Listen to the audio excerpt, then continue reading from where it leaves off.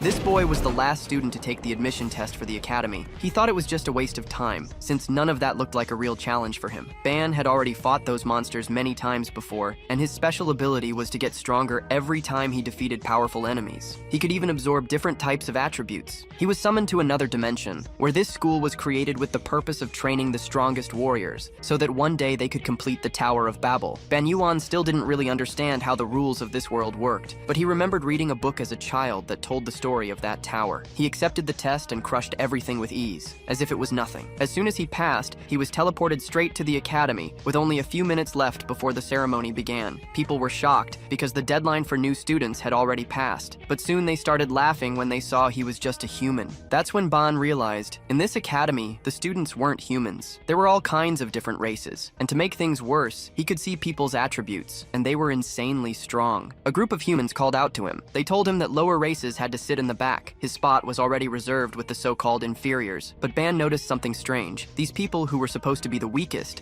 actually had monstrous attributes. That guy was dangerous. That girl was a monster. And the other one had stats even higher than anyone else around. Up until now, Ban thought he was the monster. But now he realized he would have to grow a lot more to reach their level. He introduced himself to a girl named Ruchel. She was so cute that he couldn't resist her beauty. Then he greeted another girl. But unlike Ruchel, she had sharp, intimidating eyes. The truth was, she was curious about the artifact hidden on the protagonist's arm. He revealed it was Ava, a conscious artifact. The girl's name was Doko Yeon, daughter of a Murin master. That made Yuan wonder if she used martial arts and controlled ki to cause explosions. Everyone laughed at his words. The girl blushed and admitted that he wasn't completely wrong. The blonde boy was named Slight, and it seemed that only he and Ruchel were actually humans there. But before they could talk more, a strong light interrupted them. The ceiling above opened, and a loud sound suddenly echoed. Everyone's bodies were crushed by an overwhelming tension. Ruchel, Slight, and Ban felt true terror. The pressure was insane. Yuan knew it was coming from the sky, but he couldn't understand what it was. This marked the beginning of the 2557th ceremony for admission into the Union Academy. Congratulations to all. Later, the 4 special admission students are gathered in Professor Yumina's office. She asks if they found the principal's speech interesting, and an awkward silence fills the room. Breaking the ice, Yuan says it was amazing and asks, "That giant eye? Was that the principal?" The surprise on Yumina's face is genuine. Dako Yeon thinks to herself that the principal's presence was hidden by powerful magic. How did this newcomer manage to see him? Yumina confirms that yes, that was the principal, an entity who rarely shows himself. And then, she turns to Yuan and informs him that he'll have a private meeting with the principal later. Next, she addresses everyone, formally introducing herself as the professor assigned to their special class for the next 5 years. Her message is clear. Their success is her success, so they should do their best. She advises them to be careful of the envy and hostility from the regular students, who would see them as outsiders who don't deserve to be there. Stick together, she warns, because from today on, you are a team that will climb the tower side by side. To finish, she announces that the academy has prepared a welcome gift for them. A bright light fills the room, and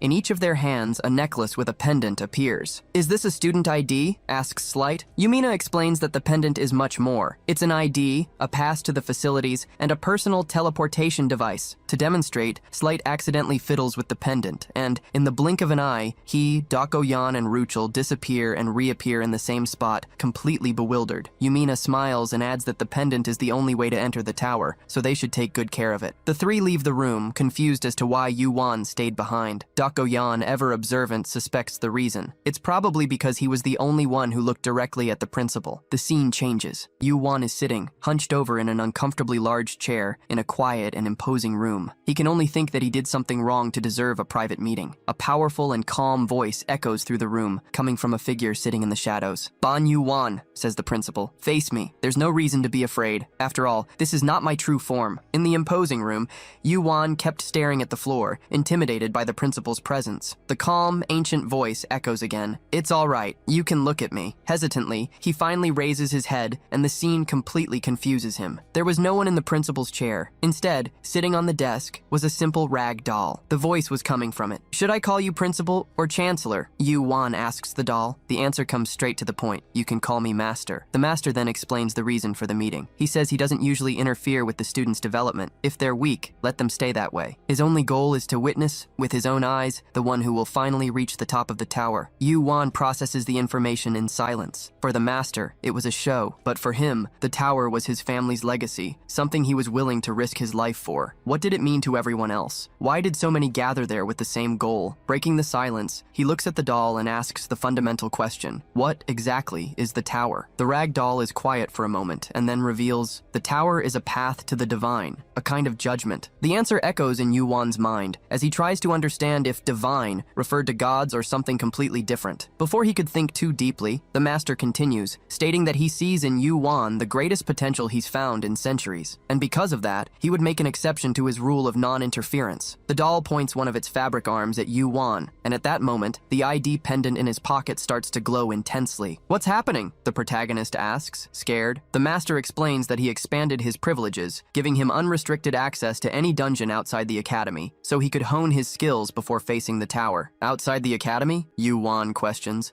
but his question is cut off by a portal opening beneath his feet, starting to suck him down. As he struggles to keep his balance, the master gives him one last instruction. If your progress is remarkable, I will unlock more privileges. What privileges? He yells, already being swallowed by the darkness. The last thing he hears is the doll's voice. The privilege of exploring the tower, alone. I'll be waiting eagerly. The journey is instant and disorienting. Yuan falls from the portal and lands on something unexpectedly soft. How is the meeting with the principal? A gentle voice asks. Looking up, he finds himself in the lap of a professor with flowers in her hair, which makes him jump to his feet, his face completely red. She laughs and says the principal always dismisses his visitors that way. She then takes Yuan's ID and her eyes widen. Unbelievable, she whispers. The principal gave a student permission to leave the academy. She explains the immense luck he had, the chance to explore dungeons freely and get stronger without the school's restrictions. Only then does he understand. It wasn't a punishment for being weak, it was a gift for being promising. The professor sighs with a hint of envy and, with a bright look, recommends that he visit a city called Ronica, famous for its beautiful temple. Sometime later, we see Yuan walking down a long stone road with a huge city on the horizon. He remembers the professor's request for 1 or 2 bottles of alcohol as a souvenir and smiles. The exchange of information was worth it. His mind then drifts to the last conversation he had with his grandfather. In the memory, the old man hands him a small bag,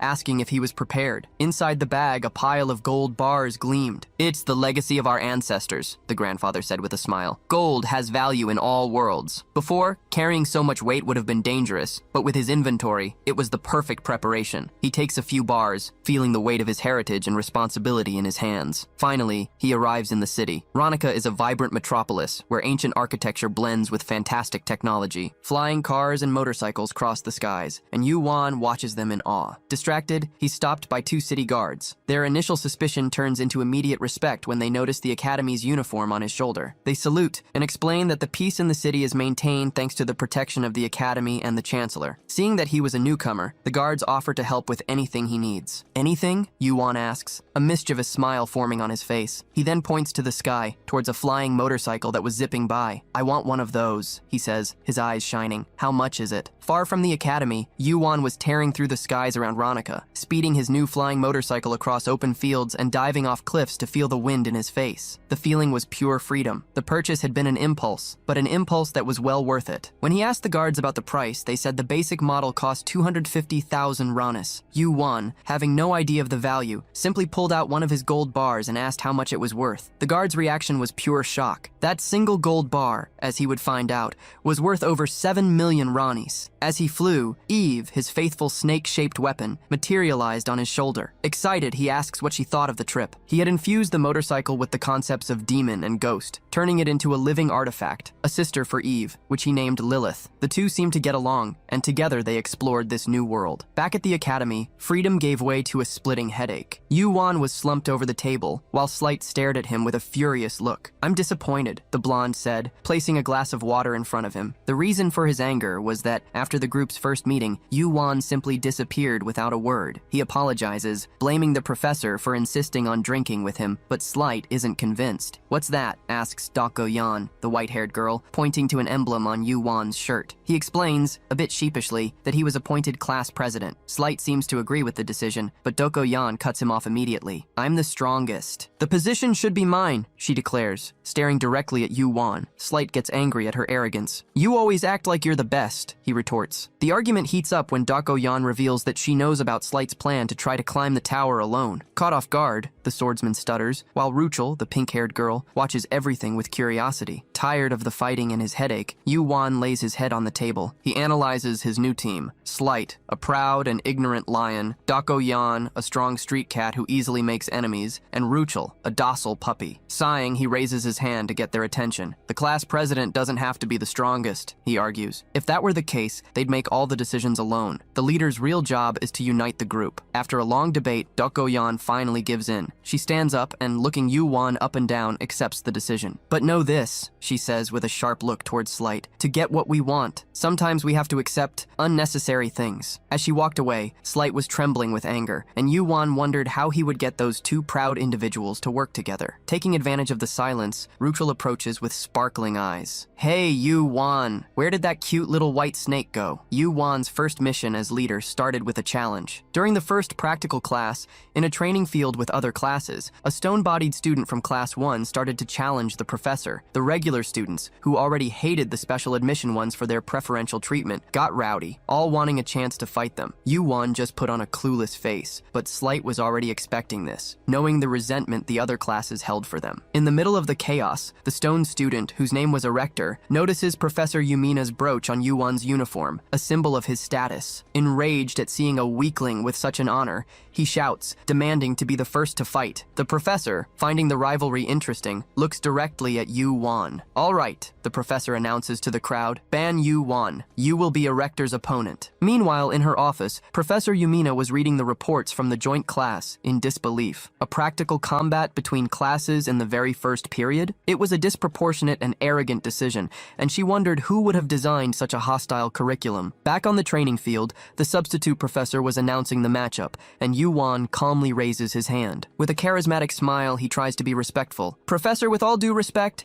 my skills aren't suited for combat. The professor adjusts his glasses with a sneer. Nonsense. -3 points on your grade for flimsy excuses. It was clear the professor wanted to humiliate him. Thinking fast, Yu-Wan tries another approach. I was accepted into special admission for unique skills, which don't involve direct fighting. The attempt to dodge only irritates the professor more, who yells that he won't tolerate disrespect. -5 points. Yu-Wan raises his hand one last time. All right, I'll fight, he says to everyone's surprise. But give me a week to prepare. I guarantee I'll be ready. The statement is met with a shocked silence, followed by whispers and contemptuous laughter from the stands. To them, it was the confession of a coward. A young woman with blue hair and a witch's hat watches him, skeptical, doubting he could do anything in just 7 days. The professor, however, sees a golden opportunity. With a venomous smile, he agrees. Excellent. The fight between Ban Yu-Wan and Erector is set for 1 week from now, and to ensure everyone can enjoy it, it will be broadcast live on the Academy's website. It was exactly what he wanted, a public humiliation. Yu-Wan stares at his opponent, the stone giant Erector, and activates his eyes. The stats were brutal: 5 times more health and 10 times more physical strength than him, an overwhelming difference. Even so, in his mind, a plan was beginning to form. As he calculated, he noticed the worried looks from Slight and Ruchel. He needed to get stronger to keep up with these monsters. Suddenly, he sees Dako-Yan stretching on the side of the field. She turns to Class 1 and announces with a cold voice, You wanted to see the skills of the special admission? Fine. I specialize in combat. Who's first? Yu-Wan analyzes her and is stunned. Her stats were so absurd that his eyes could barely process them. She was a double S-rank powerhouse. The arrogance of Class 1 vanishes in an instant. The crowd that was once screaming for a fight was now in a terrified silence. Tired of waiting, Dako-Yan points directly at Erector. With a predatory smile, she beckons him with a finger. You, the one who was barking the loudest, come, I'll crush you. The stone giant freezes. Sweat drips down his rocky face. His target was the seemingly weak newcomer, not this calamity in the form of a woman. Yu-Wan realizes that if that fight happened, his opponent wouldn't recover in time for their showdown in a week. Despite having no sympathy for Erector, Yu-Wan runs to his classmate. Don't fight him. He's my opponent next week. Dako-Yan looks at him surprised. I'm just defending you, she says. He thanks her for her concern, but states with conviction, I need to prove my worth with my own hands. Please, understand. An intrigued smile appears on her lips. I thought you were just a guy with a few tricks. Maybe I was wrong. Satisfied with his response, she turns to the crowd one last time. Anyone else? She asks, but everyone avoids her gaze. You bark like rabid dogs, but when the cage gate opens, you run with your tails between your legs. While Yu-Wan and the others breathed a sigh of relief, the humiliation inflamed the hatred of the regular students. silence. From the stands, a new powerful and arrogant voice echoes across the field. "Who are you calling a dog, girl?" Everyone turns to a blonde man with imposing horns,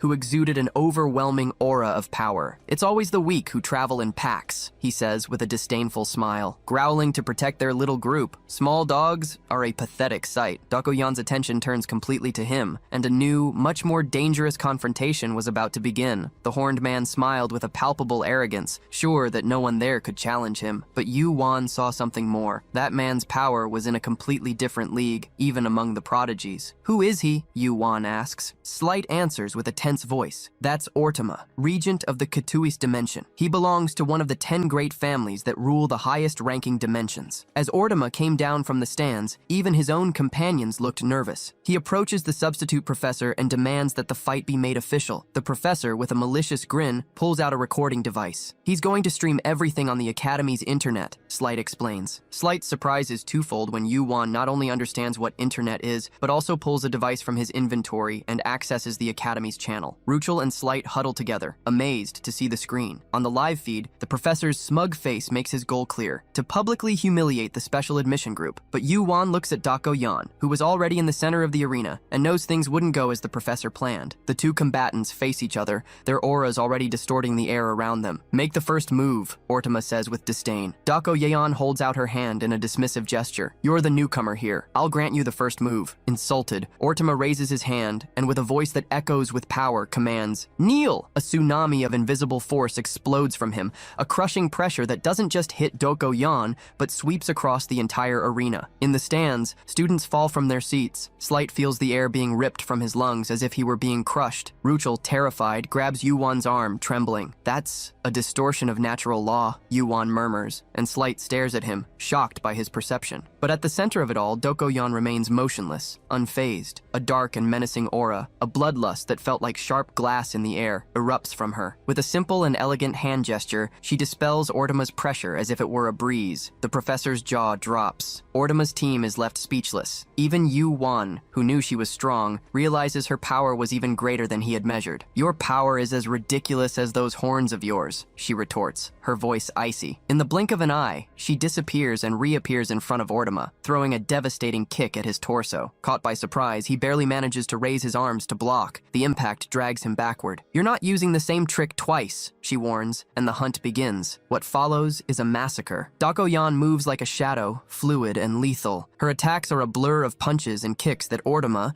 used to fighting with his overwhelming power, can't keep up with. He tries to counterattack, but his movements are slow and predictable. She dodges with ease, responding with a clean kick to his chin that makes him stagger. "She's dominating a regent," Slight whispers in disbelief. Yu Wan watches it all, not with surprise, but with a cold analysis. His ability suppresses the opponent's movements, but it doesn't work on her. He's not used to fighting with his body. Slight turns to him, impressed. How could he notice these details in the middle of that frantic fight? Ortama felt more and more humiliated with every blow he took. "Is that all you can do? Run your mouth?" She taunts him as she dodges another desperate swing. Pushed to the limit, Ortama's reason shatters. With a scream of pure fury, he unleashes his entire aura. His eyes glow with fire. "How dare you humiliate me like this?" he roars, energy exploding around him. "I will never forgive you. You will pay for this insult with your life." Facing the storm of power and hatred, Dokoyan just stares at him with the same cold, challenging look, ready for whatever came next. Facing Ortima's blind rage, Dokoyan remained calm, a predator waiting for the right moment to strike. "That's a concept someone like you shouldn't discuss so lightly," she says, as her own menacing aura begins to condense, ready for a counterattack. She prepares to move forward, but is interrupted. The sound of clapping echoes through the arena. It was Professor Yumina who had entered the battlefield. With her mere presence, the hostile auras of both fighters dissipated, and a vast field of flowers sprouted from the stone floor, filling the air with the sweet scent of spring. Surprised, the two combatants watched the petals floating around them. With a serene smile, but with unquestionable authority, Yumina scolds them. "The Academy does not encourage unnecessary fights. Save that strength for the tower." Furious and humiliated, Ortama clenches his teeth, turns his back, and leaves without a word. "You're very strong, Professor," Dokoyan comments with a rare tone of admiration. Pleased with the compliment, Yumina smiles and Dokoyan returns to her group. "What did you think of the fight?" she asks Yuwan. He replies that just watching was a great help, but his sentence is cut short short by a headbutt to his back. Startled, he turns around and sees Ruchel, who was trembling with fear, using him as a shield to hide from Dakoyan. He calms her down, while the white-haired warrior watches them, oblivious to the panic her aura was causing. Still on the field, Yumina was publicly scolding the assistant professor, making it clear that his attitude was unacceptable, and that a simple apology wouldn't fix the situation. Then, she gracefully walks over to Yu Wan, points to the representative's pin on his chest, and with a flick, adjusts it. For a class representative, dignity is everything, she says with a wink. The gesture, so casual and intimate,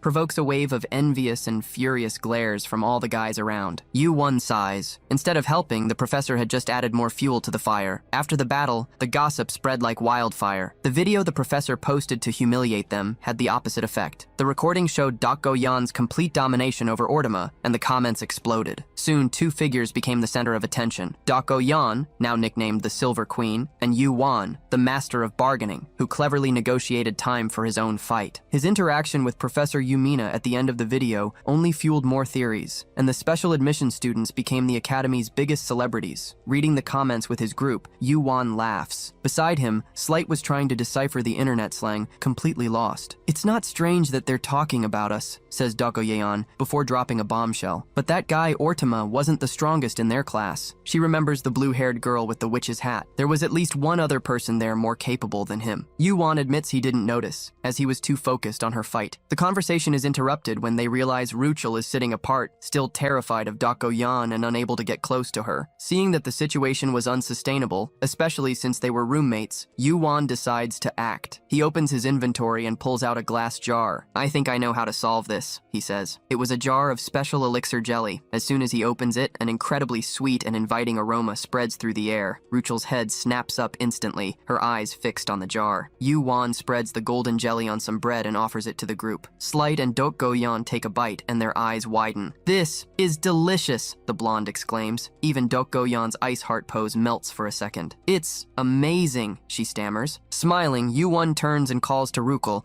who was already practically drooling. "Come eat with us." Hesitantly, she approaches and asks for a piece of bread. As she takes the first bite, her eyes fill with pure happiness. The delicate flavor and the calming effect of the elixir begin to melt her fear. As Ruchel savors her bread, Yu Wan hands another piece to Dakoyan. "Consider this a favor," he says casually. Hearing the word favor, Dakoyan's expression changes. She stands up, with a sudden decision in her eyes. Before Yu Wan could react, she grabs him by the tie, pulling him close to her face, while he was still holding a piece of bread in the air. "In exchange for the jelly," she says, with a sudden seriousness, "I'll give you a private martial arts lesson." Before Yu Wan could answer, the world around him dissolved. They were in a Spartan training room, a reflection of the focused and disciplined environment of her mind. Dakoyan picks up a wooden sword. "Don't move carelessly," she warns, and with a simple swing, the blade cuts through the air, creating a small gust of wind. She settles into a battle stance, and in the next instant, an intense pressure emanates from her. She charges forward. The movement is a blur, a perfect thrust, so fast that it pushes the air in front of it, stopping the tip of the sword millimeters from Yu Wan's nose. He stares at her, with a blank expression, processing what just happened. "This," she says, "is a thrust, a strike without a hint of doubt or hesitation." For him, it was hard to believe a human could execute something with such perfection. But in that brief moment, his power did more than just observe. It learned. A new concept emerged in his mind: penetration. As he got lost in thought, trying to understand why he had learned that specific concept, Dakoyan calls him back to reality. Focus. A thrust doesn't just have one form. She begins to execute a series of strikes in the air, each one subtly different from the last. How many times should you thrust? With what force? What should you imitate? There are countless variables, she explains. But the ultimate foundation is one where only a single thrust is needed. Never forget that. Her words and actions, which mastered a concept to its purest form, carried the essence of truth. She hands him the sword. "Your turn." Holding the wooden weapon, Yu Wan asks her not to laugh at his imitation. "If you copied me perfectly on the first try," she smiles, "my 10 years of training would have meant nothing." He moves, imitating the stance and the strike she had shown. The moment his thrust cuts through the air, Dakoyan's smile vanishes. She couldn't believe it. He had, somehow,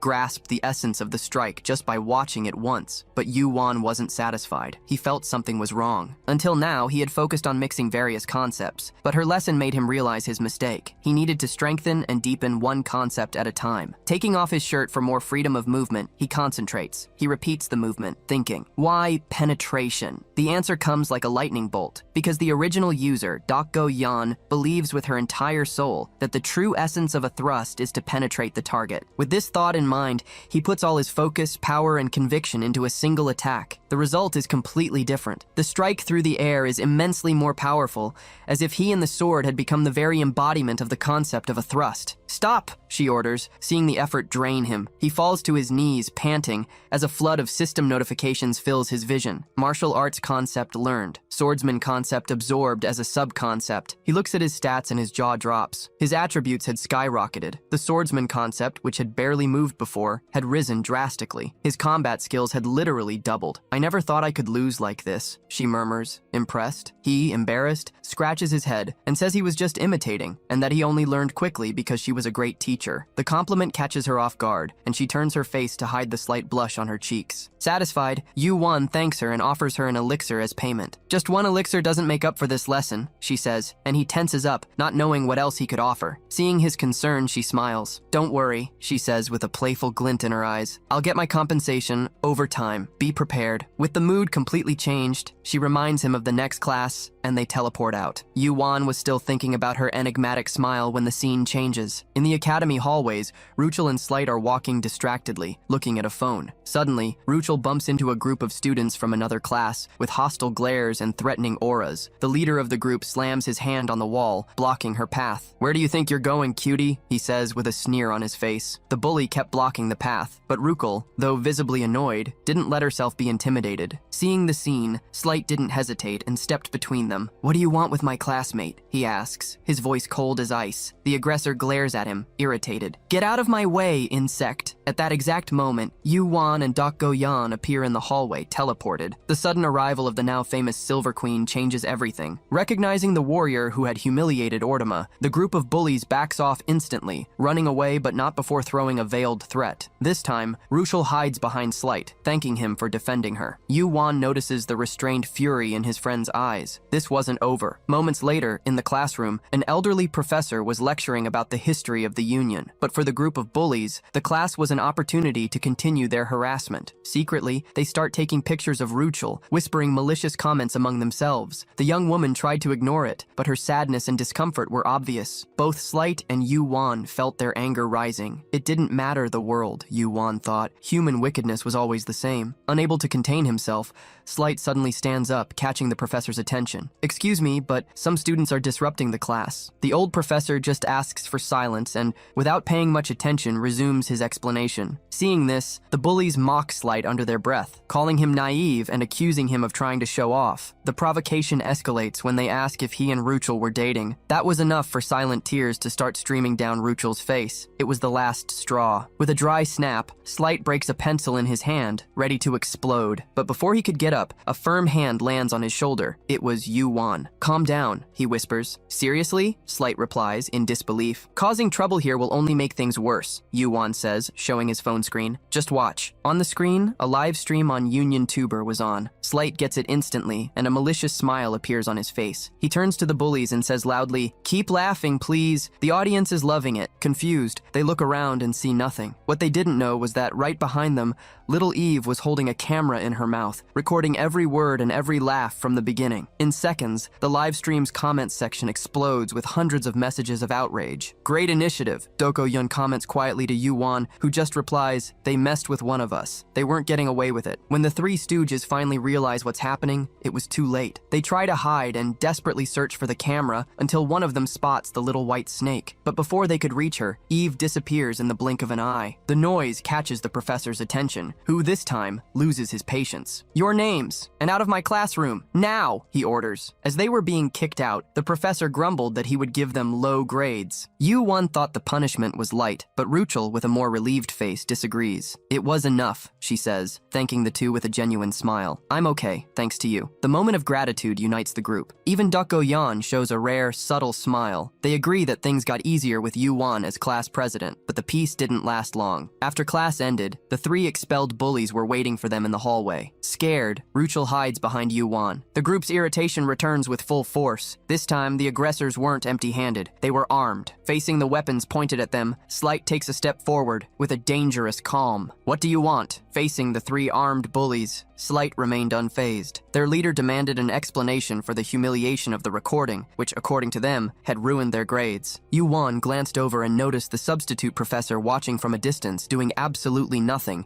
even seeing that his students had drawn weapons. It was contempt for the lower dimensions in its purest form. The shouting started again, but Slight, with a frightening calm, just stared at them and said a single word: barbarians. The offense was the trigger. The leader lunged forward, his sword pointed. "What did you say, you inferior creature?" In response, Slight unsheathed his own sword. With a casual, almost careless movement, a fan of golden light cut through the air. The bully's sword split in two, the blade flying off. The shock was total. Yu-Wan, analyzing the strike with his eyes, saw the golden energy that enveloped Slight's blade and learned a new concept. Meanwhile, the aggressor was trembling with fear. Slight advanced, placing his golden sword on the boy's neck, who fell to his knees, terrified. "If you had asked politely," Slight said, his voice cold, "I would have talked." His personality seemed to have completely changed, becoming cold and authoritarian. As the bully's friends cursed, Slight turned to the professor. "What's the punishment for students who attack classmates with real weapons?" The professor, caught off guard, looked away and said the academy encouraged fighting practice. "But I never agreed to a fight," Slight retorted. The professor tried to turn the tables, accusing him of drawing his sword first and lying about not having seen the previous insults. Slight's fury exploded, and the golden aura on his sword intensified. Before he could do anything, he felt a flick on his cheek. It was Dako Yeon. With a simple touch, she dispelled Slight's aura, bringing him back to reality. Stunned, he made his sword disappear, while the professor, seeing that he had lost control, left muttering. Dako then scolded Slight, and Yu-Wan realized that the golden sword seemed to affect his friend's personality. Later, during a meal, Yu-Wan reprimanded Slight for his impulsive attitude. Regretful, the blonde apologized, insisting he could control the sword. Dako interrupted the argument, reminding everyone of Professor Yumina's warning. If they continued to show off so much power, the hostility from other students would only get worse. She then turned to Yu-Wan. "You're the representative. What's the plan?" Yu-Wan thought for a moment. The problem was the academy's system, based on prejudice and birth status. He asked the group, "What does it take to win the favor of the masses?" "Power," they suggested. Yu-Wan smiled. "Something else. Something we already have." He made a square with his fingers, imitating a camera. "Looks." The plan was simple and brilliant. Create a channel on Union Tuber to show their daily activities, build a positive public image, and change the perception people had of them. The first recording was a training fight between Dako Yan and a reluctant Slight. To force him to fight seriously, Dako attacked him for real, throwing him to the ground and taunting him until he finally fought back with everything he had. While filming the spectacular fight, Yu-Wan explained to a worried Ruchel that showing their true skills was the best way to intimidate future aggressors. The channel was an explosive success. The fight video went viral, and other videos showing the group in casual moments, playing games, having tea with Professor Yumina, Ruchel making funny faces while trying new foods, won over the audience. They became the biggest celebrities in the academy. The next step, a live stream of their first climb up the tower. On the scheduled day, a crowd gathered to watch them. Yumina praised the initiative, and the group prepared. Yu-Wan, still in his school uniform,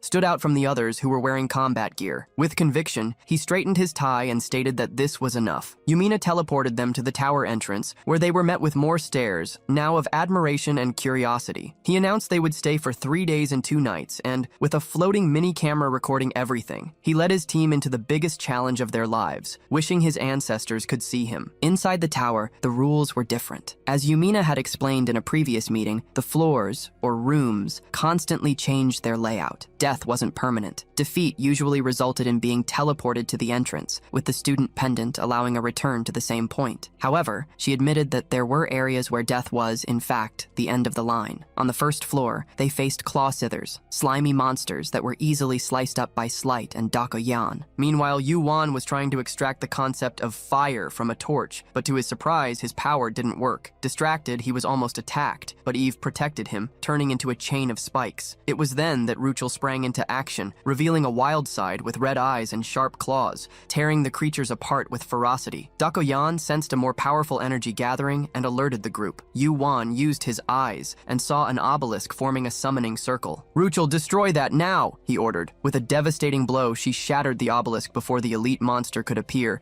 getting its core as a reward. At that moment, Slight noticed something. Ruchel's hair, once light pink, now had multicolored streaks. Yu-Wan explained that this was the manifestation of Ruchel's furnace heart concept, which burned emotions to generate power. Worried, the girl asked if she had been scary. Dako Yeon, with her usual coldness, said that if she lost control, she would stop her herself, which only made Ruchel more uneasy. Yu-Wan intervened, promising to help help her control her power, and the group was transported to the second floor. The new scene was a green field. Yu-Wan took the opportunity to analyze the core Ruchel had obtained, learning the concepts of acid and fusion. He fed Eve with the acid and infused the fusion into his own weapon. Monsters, in the form of evil spirits, began to appear. Dako Yan destroyed one with a blast of energy and provokingly suggested that Yu-Wan take care of the entire floor by himself to speed up his growth. After a moment of hesitation, he accepted the challenge. Stretching his arms, he summoned Eve, who, upon passing through a magic circle, transformed into a massive firearm. With a command, the weapon began to fire continuous barrages, annihilating the spirits in seconds. Slight watched, shocked, wishing his kingdom had such firepower. Doko Yan, though impressed, noted a flaw. The weapon was useless in close-quarters combat. As if to prove her point, a spirit silently slid up behind Yu-Wan, opening a gigantic mouth, ready to swallow him whole. His friends screamed a warning. The protagonist, noticing their reaction, turned around and came face to face with the abyss of the monster's jaws. Ignoring his friend's concern, our main character made a sword appear out of thin air and faced the evil spirit. With a single vertical slash, he dispatched the monster that tried to attack him. His two companions, who had their hearts in their mouths, could finally breathe a sigh of relief. Light, however, was left with his jaw on the floor when he saw the protagonist holding a sword. After all, he himself had strengthened his own sword with various attributes, preparing for when things got serious. As for the pink-haired girl, she had no idea the protagonist even knew how to fight with a sword. He, very humbly, explained that it wasn't quite like that. He said he was still far from being as good as Slight or Dako. Hearing this, the young woman smiled, finding his humility well-deserved and feeling proud of how much he had improved. But the protagonist didn't stop there. He kept advancing, alternating between shots with his weapon and sword strikes,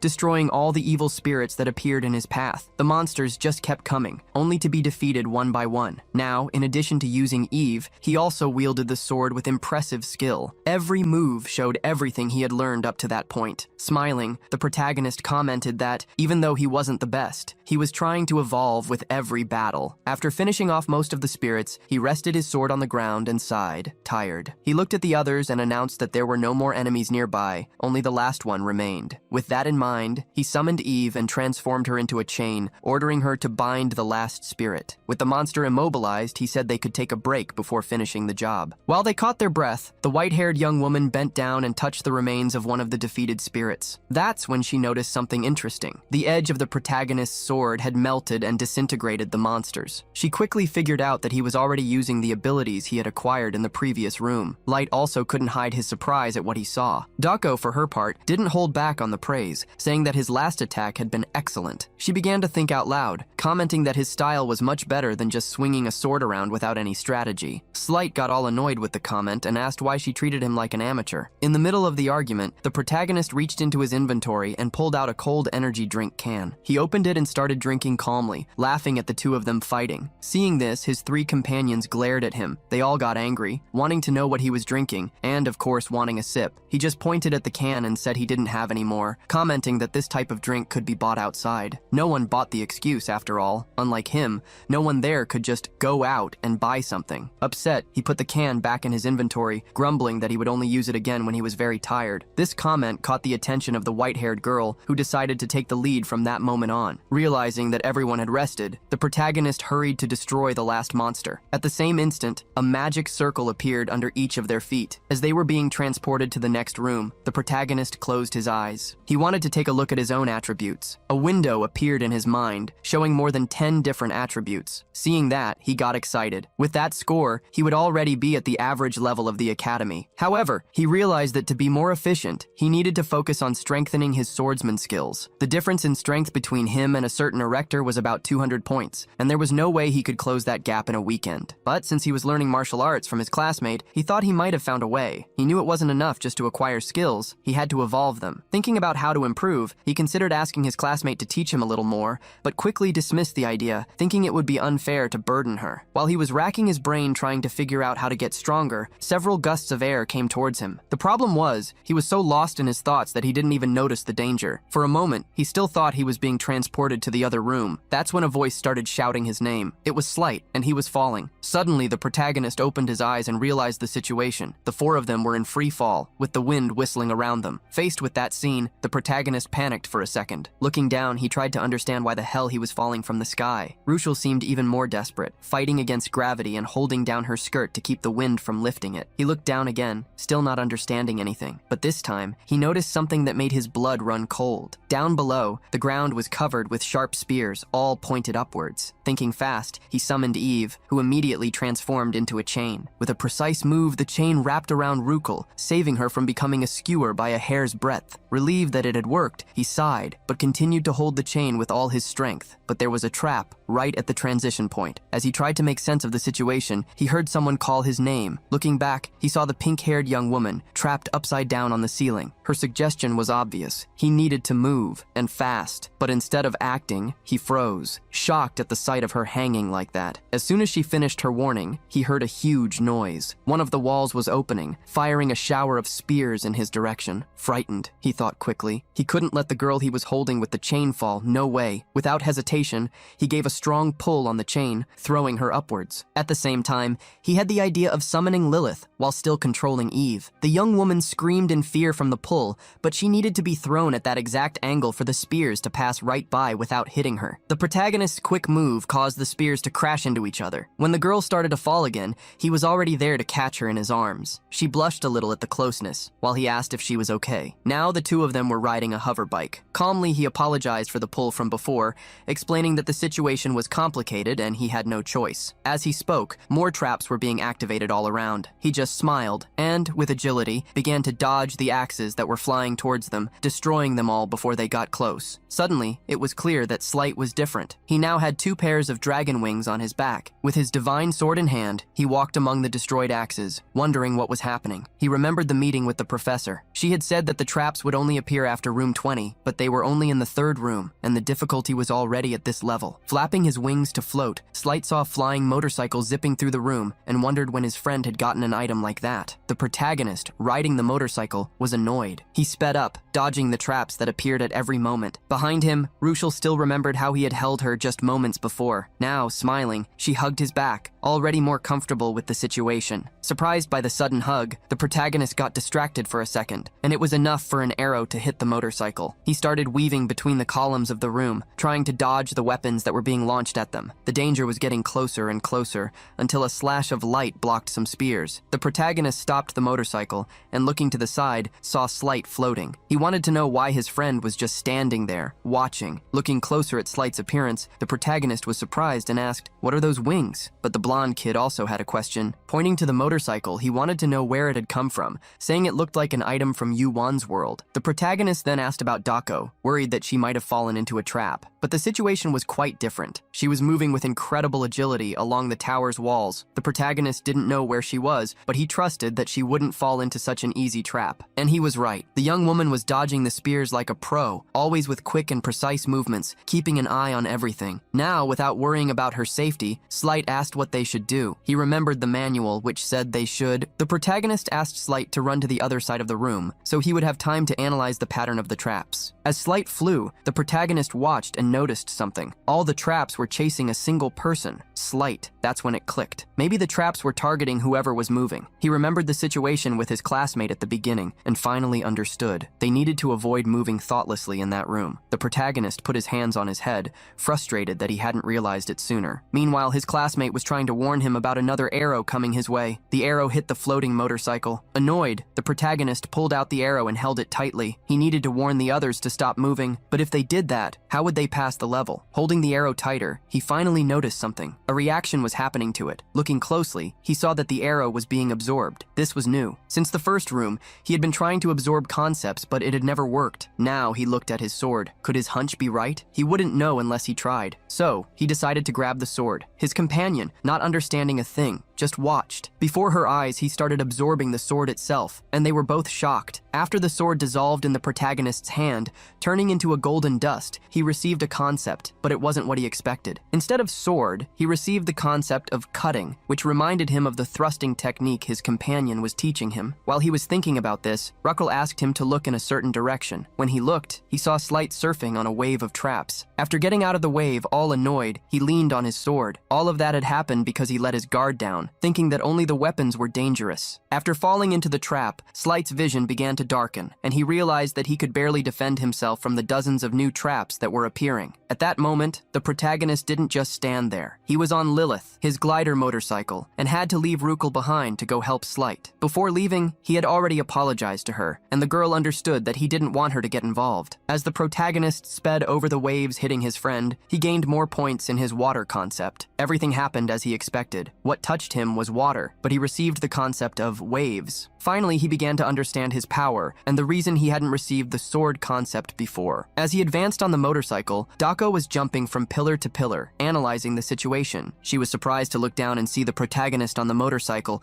with waves of energy coming out of the sides. He was heading towards Slight because he had realized that the state of the substance at the moment it manifested determined the concept he acquired. Just like the trap that had aimed at his neck earlier gave him the concept of beheading. With that in mind, he advanced toward the activated arrows and spears, all of them falling on Slight. He shouted to Slight, telling him he would take care of the situation, and sped up on the motorcycle. It was at this moment that he hoped his all-seeing eye ability would deepen. The arrows were getting closer and closer to Slight, who was screaming for help. The protagonist closed his eyes, stretched out his hands toward the weapons, and activated his power. When he opened his eyes, a written word appeared on the tip of each blade, a concept he could understand. The intention of each weapon was revealed, and now they were all aimed at him. The little blonde guy was in disbelief at what had happened. He was saved. However, now the protagonist was the target of all those weapons. He grabbed one of them, but didn't want to take them one by one, afraid that the concepts would mix and lose their essence. So, he released a huge amount of energy, connecting the concept in his hand to all the other concepts of the weapons. When he finished the process, an intense golden glow appeared and surrounded him. The plan to infuse the concepts had been a success. On the other side of the room, the pink-haired girl watched everything. The remnants of the golden glow made the scene even more beautiful. Calmly, she stretched out her hands, letting the golden dust from the destroyed weapons land on them. With a light smile, it was obvious that she was satisfied with Yunwan's progress. He finally stopped the motorcycle, a few feet away from Slight, who ran toward him. The protagonist was happy to see that his friend was okay. Slight looked surprised at what he was carrying in his hands and asked what it was. The protagonist admitted he didn't know. He just said that it appeared when he gathered all the weapons. While the two of them were talking,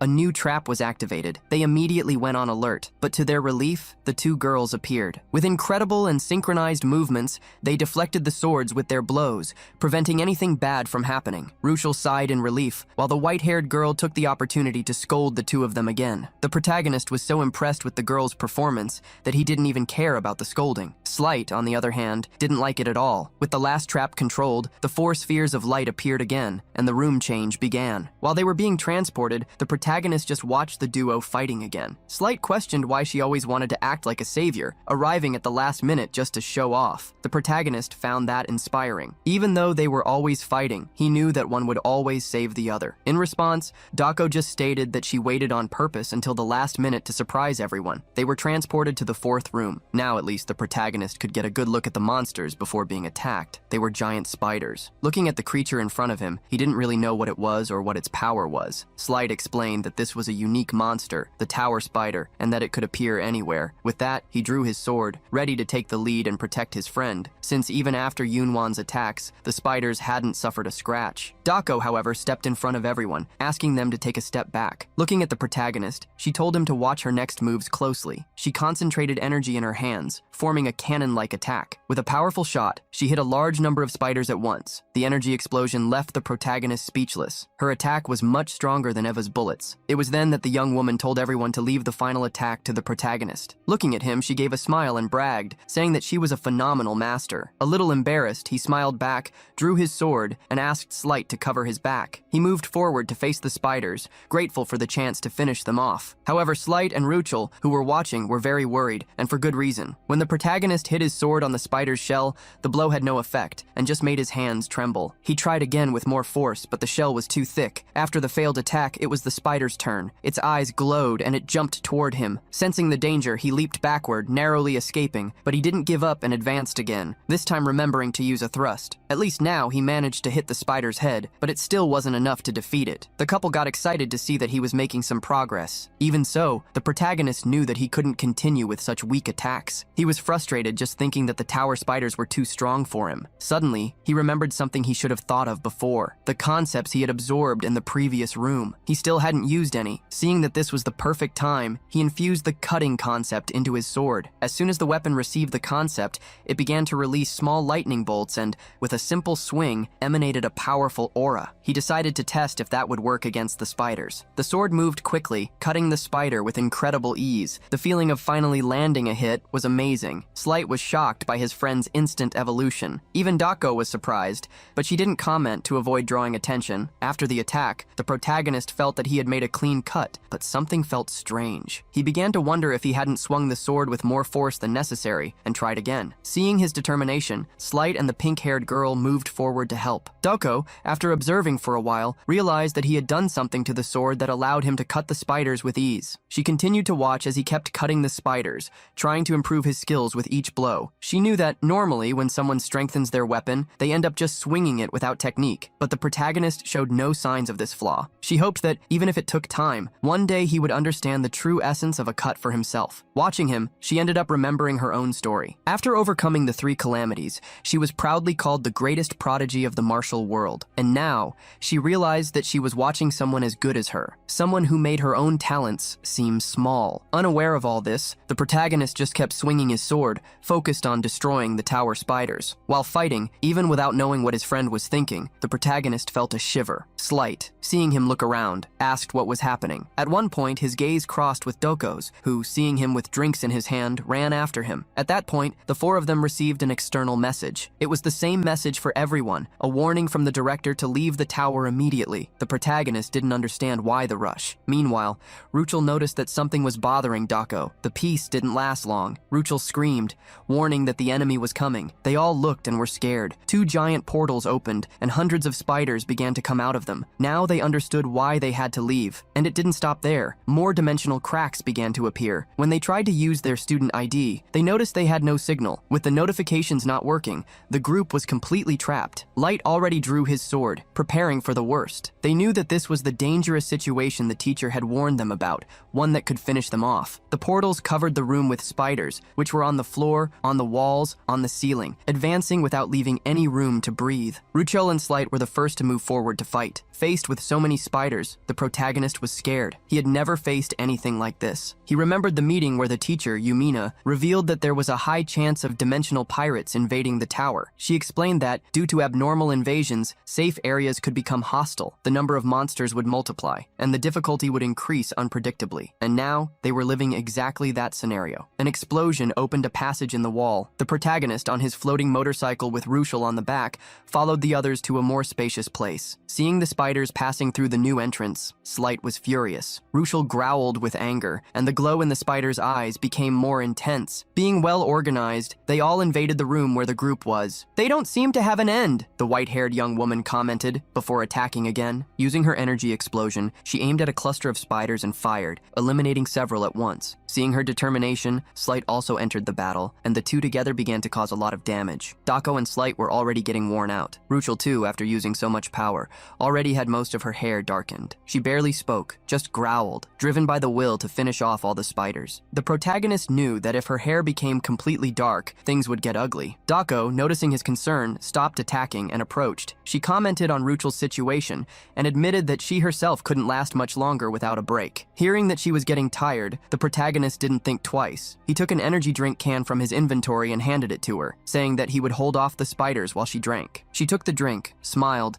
and asked if he really thought he could handle it alone. "You bet," he replied, taking a grenade out of nowhere, showing that he was prepared. He pulled the pin and got ready to throw it. "Check this out," he said. He threw the grenade, which flew over the spiders. A power surrounded the grenade, which exploded in the air, creating a wave of fire that swallowed most of the monsters. The explosion was so strong that the hot shockwave forced Slight to retreat and protect himself with his sword. While protecting himself, he saw the protagonist fly past on the motorcycle and asked what that power was. "I put a lot of effort into this weapon," he replied, asking Slight to rest. He knew that Dako must still have a lot of energy, but he couldn't rely on her alone. He kept advancing advancing, not knowing how long the spiders would keep appearing, trying to buy as much time as possible for his friends. Suddenly, he received a notification. The blood poison on his sword had increased to 15, and the cutting concept had leveled up to 2. Surprised by the speed, he looked at the sword in his hand and noticed that it was turning red. Although he didn't know how the blood poison worked, he kept advancing, imagining he would find out soon. When he used the sword against the spiders, a large amount of energy was released along with the cut. Something surprising happened. The trajectory of the cut seemed to have changed, becoming longer. He noticed that the cutting concept increased the sword's strength, and the blood poison increased the attack's range. The problem was that, for this to happen, the sword needed to suck his blood. The protagonist was a little scared of the weapon, realizing that he couldn't use it too often. Light approached, confessing to be impressed that he was showing something interesting again. Seeing Slight and Dako arriving, the protagonist asked where Rukel was. The two of them said she should be around, eliminating spiders. He wanted to insist that the two of them rest, but they said they had already recovered. As they prepared to switch places with the protagonist, Slight realized that the number of spiders had decreased. Hearing this, they looked at the passage and saw that the flow of monsters was diminishing. This could only mean two things. Either the battle was ending, or something much stronger was coming. And Ruchel felt exactly that. A strange energy made her growl. She stopped in front of a specific place, just in time to see a portal, larger than all the previous ones, begin to form. It was then that the elite tower spider monster entered the room. The protagonist was shocked to see the enormous spider, several times larger than any other there. While he watched, Slight shouted for his attention. Should there be more than one elite monster? He asked. This caught the protagonist's attention, who turned and understood the reason for his friend's despair. There wasn't just one giant monster, but two. They were surrounded. Light became extremely nervous, asking what was happening. While he was freaking out, Dako continued to drink her drink calmly. Unlike everyone else, Ruchel was getting angrier and angrier. Baring her fangs,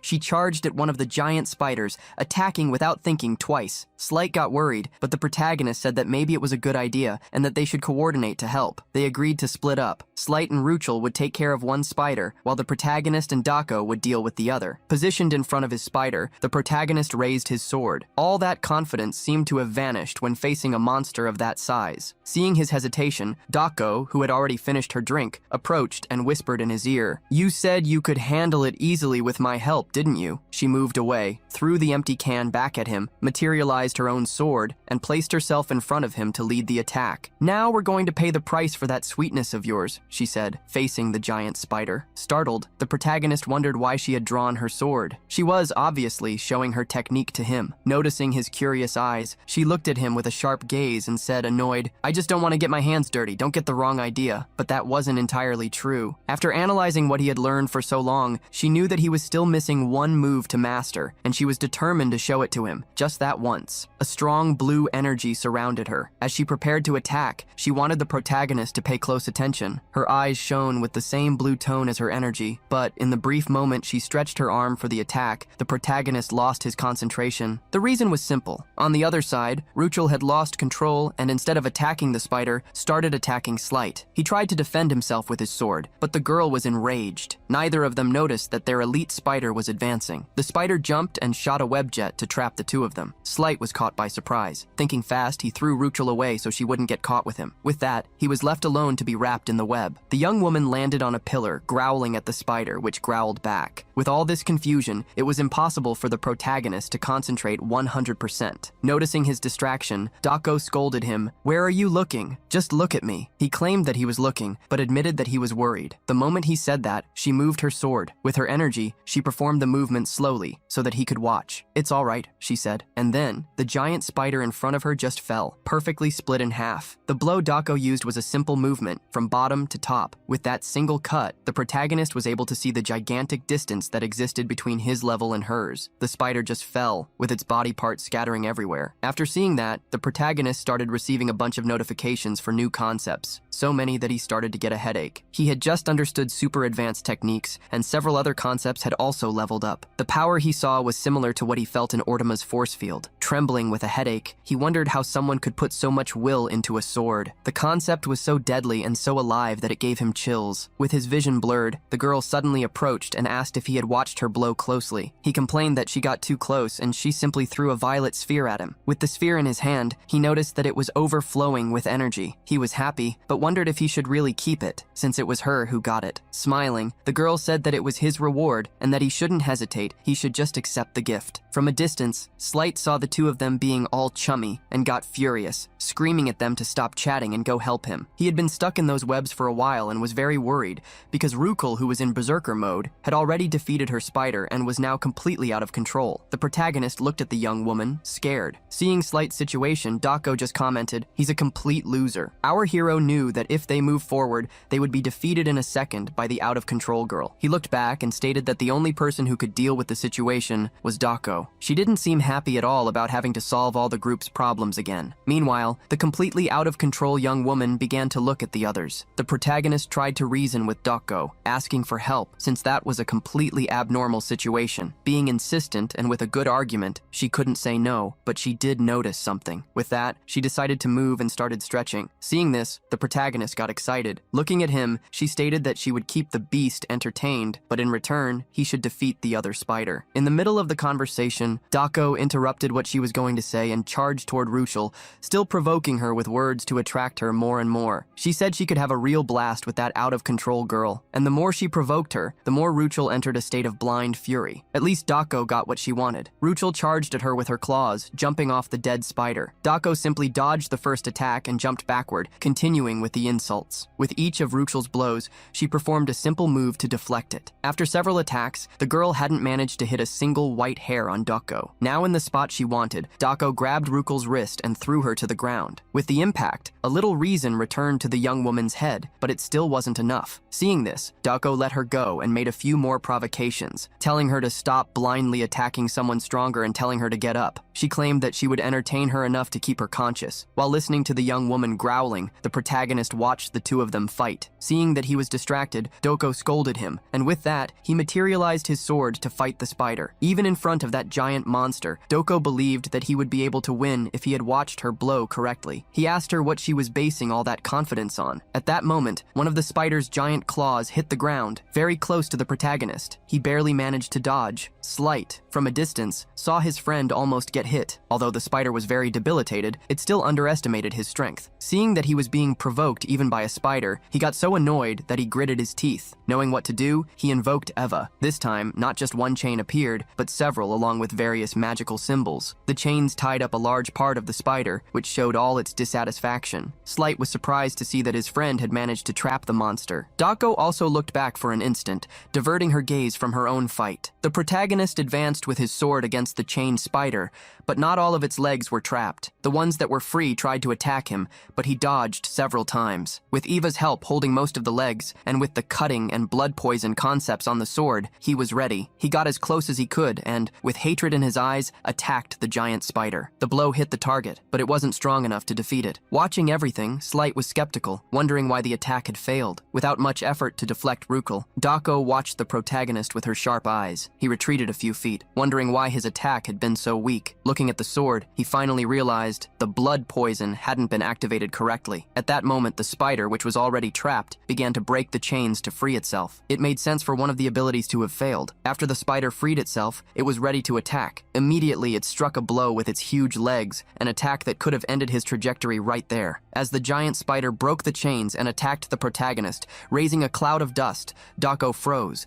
leaving an opening to be attacked. However, when the dust settled, everyone could see the spider fallen on the ground, while the young man was holding his sword. Immediately after, the sword fell, and he also collapsed, exhausted. Caught by a mental exhaustion, he recalled what had just happened. As soon as the sword and the spider's leg met, he changed the angle of his attack at the last second. He was trembling as he recovered the sword, knowing that if he had taken the blow head-on, both he and the weapon would have been destroyed. He wondered how he managed to perceive the movement. For an instant, it seemed that a fraction of a second had turned into an eternity. It was then that a notification appeared. By dodging the attack, he had mastered the concept of flow. Understanding what happened made the protagonist struggle to get to his feet, praising his friend in his thoughts. As he approached the spider again, he understood that he wouldn't be able to perfectly imitate her swordsmanship, but he knew what he needed to do to improve. With his sword in hand, he faced the spider, challenging it. Sensing the hostility, it raised its legs to attack again, but this time, he swung the sword continuously, defending and deflecting the attacks. While watching, Slight remembered a swordsmanship concept called parrying, which involved deflecting or redirecting enemy attacks. If applied correctly, it could create an opening in the opponent's defense. Slight knew that this was just a tactical concept, and the reality was very different, but his friend seemed to be doing the impossible. Even without having experience, he was already showing an impressive ability. Watching how he dodged the attacks, Slight wondered if he had really never held a sword before. After deflecting another attack, the protagonist finally found the opening he was looking for. Using the deflection concept for frontal attacks and spinning the sword to defend against a side attack, he managed to continue advancing. Little by little, he began to see the path to victory. But there was another fight that was still dragging on, the girls. Ruchel was still out of control, but at one point, she was disarmed by tripping over Dako's feet, who calmly knocked her down, while she continued to watch the protagonist's fight, thinking that it was unbelievable. She thought he would learn something from her technique, but it was he who was showing her something new. She remembered that there was a martial art that used flow as its essence, but few people dared to use it, as it was an ability that required capturing a brief moment, something almost impossible, but she was watching the protagonist do it repeatedly. Now, it was the spider that was being pressured. The white-haired young woman knew that using this technique continuously was risky and required an enormous effort. That's why most people, like Slight, looked for easier techniques. But she always wanted to master the martial arts, and now she felt as if he was offering her that opportunity. While Dako was entertained, Ruchel got up again. In the meantime, already with a little reason, she took a few flicks while Slight asked to be freed. Dako didn't want to know about either of them, she just wanted to go back to watching the fight. She realized that just reflecting the attacks wouldn't be enough for him to win. At one point, gritting his teeth, the protagonist advanced toward the spider. Even being threatened by one of the legs, he continued his movement. Dako watched as he used the enemy's strength, spinning quickly and combining two abilities. And before her eyes, with the sword spinning in a horizontal movement from bottom to top, he managed to cut the giant spider. The blow was perfect and hit the target. The spider began to howl in pain. Watching the scene, Slight was speechless, while the white-haired young woman, slightly blushing, was thrilled with emotion, seeing the protagonist's success, who had overcome that arduous battle and now just watched the giant spider fall. With the defeat of the giant spider, its body slumped to the ground. Soon after, it was Ban Yun-wan's turn, who also collapsed, defeated by the stress and fatigue of the battle. As the protagonist sighed, system notifications began to arrive, informing him that his external and internal concepts had been temporarily synthesized. He felt the great changes occurring in his internal code. At the same time, he heard the call from Slight, who was trapped in spiderwebs. The situation became complicated when Dako also asked for help to contain an uncontrollable wild beast. The protagonist felt overwhelmed. He had barely defeated an elite, and everyone was already trusting him to solve everything. Amidst the chaos, Slight explained that the webs required magic to be undone, while Dako warned about Ruchel's seemingly infinite stamina. Seeing the two of them arguing about who should be helped first, the protagonist had an idea. His solution was to absorb the concept of the web that was holding Slight. With that, he acquired the web concept and immediately used it to feed the little Eva. Using this new power, he created net-shaped chains and threw them in Ruchel's direction, immobilizing the uncontrollable girl on the ground. The protagonist then warned that it was impossible to break free, as the chains drained magic. As she writhed to escape, the chains pressed her body more and more until the scene made both he and Dako blush. Embarrassed, Slight quickly covered the protagonist's eyes, who was upset that he was the only one who couldn't see anymore. Although the situation had been resolved, the room transition didn't happen. The chains, however, worked, and Ruchel's hair began to return to its original pink color. The protagonist realized that his student ID was active again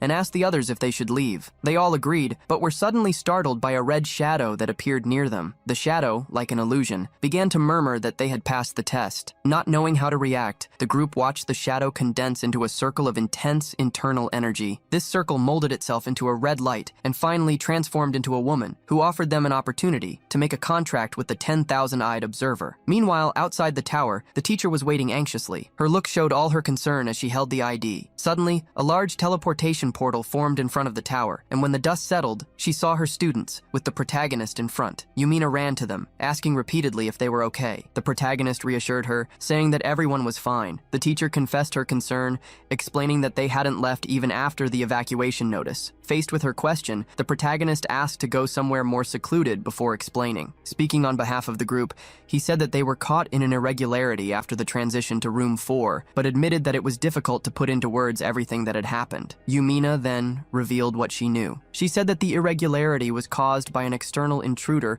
who had finished off a student. She explained that these intruders are dimensional pirates who hunt new students to steal their IDs, which prevents resurrection and traps them in the tower forever. Regarding the invaders' fate, she revealed that they managed to escape. The white-haired girl, Dako Yan, intervened, questioning if these events didn't didn't seem like a test. She argued that if intruders could invade the essence of the academy, the tower, and nothing could be done, then the institution couldn't claim to be the best in the multiverse. The teacher Yumina disagreed, explaining the harsh reality. The academy protects the students, but inside the tower, they are on their own. If the tower chooses the invaders instead of the students, the academy cannot interfere. That was the will of the tower, and should be respected. Exalted, Dako repeated the teacher's words with disdain. Grabbing her ID, she stated that she didn't like that situation at all, and preferred to teleport than to continue the conversation. And so she did, disappearing in front of a helpless Yumina. Seeing what happened, the protagonist intervened. He asked the teacher to understand Dako's reaction, as something very bad had happened in there. Intrigued, Yumina asked him to tell her exactly what it was. He thought for a moment, looking for the best way to explain that before they returned, they had an encounter that made Slight and Ruchel visibly uncomfortable, and that he himself didn't know how to express in words. Banyun-won revealed to the teacher that they had met the constellation. It was known that the constellation was made up of transcendental patrons or observers who were attentive to various dimensions. When they found someone who interested them, they formed a contract with those people. They were transcendental beings who exerted influence in this dimension. They could offer powerful magic, as well as special abilities and powerful artifacts. However, they demanded a lot in return, but until then, no one refused. Everyone knew that, in a world where power is valuable, there was nothing sweeter than their tempting offers. The constellations would be attractive partners, which is why the teacher couldn't believe that the observers were in the same world as them. The protagonist revealed that the thousand-eyed observer had spoken. He also said that this observer had a strange voice and promised power in exchange for the fulfillment of his demands. The teacher, not really knowing the real story, found everything very incredible, with a radiant expression as she spoke. Even with the teacher so excited, the pink-haired girl, as well as Slight, were not excited at all. After the protagonist asked the teacher if that was really incredible, and she confirmed it. He asked a difficult and sudden question, but he wanted to know what the academy's position was on this. At first, the teacher was surprised by the student's question, but stated that the academy officially valued neutrality. When she said that, deep down, they encouraged the contracts, the protagonist understood that point. Hearing all this internally, the protagonist couldn't believe that a place like the academy had no defense at all. Returning to reality with the teacher's insistent questions, who wanted to know what the observer's request had been. That question made Banyun-won even more tense, and he revealed that the request was an elimination. The teacher was shocked by what the protagonist had said. She was confused and wanted him to be clearer in his answer. It was then that he revealed the full story. The observer had promised to contract 2 of them if they agreed to eliminate the other 2. So, that was the reason the group was so annoyed. He told them that back in the tower, the constellation's strange voice had talked to them, making a weird proposal and swearing loyal love. The man reached out to the 4 of them, waiting for one of them to move first and quickly fulfill his request. Our main character remembered grinding his teeth at all that nonsense talk. He wasn't going to join, and he hoped Dako wouldn't either. Looking to the side, our protagonist noticed his friend was building up energy. The girl's deep eyes were shaking from the amount of power she was exuding. He told Yumina that Doko was asking them to leave her alone, but the professor got sad. She understood that the young woman had released her energy to force the constellation to leave. After he finished telling the story, the professor asked if that meant they couldn't enter the tower. Our main character was counting on the tower for his duel against a rector,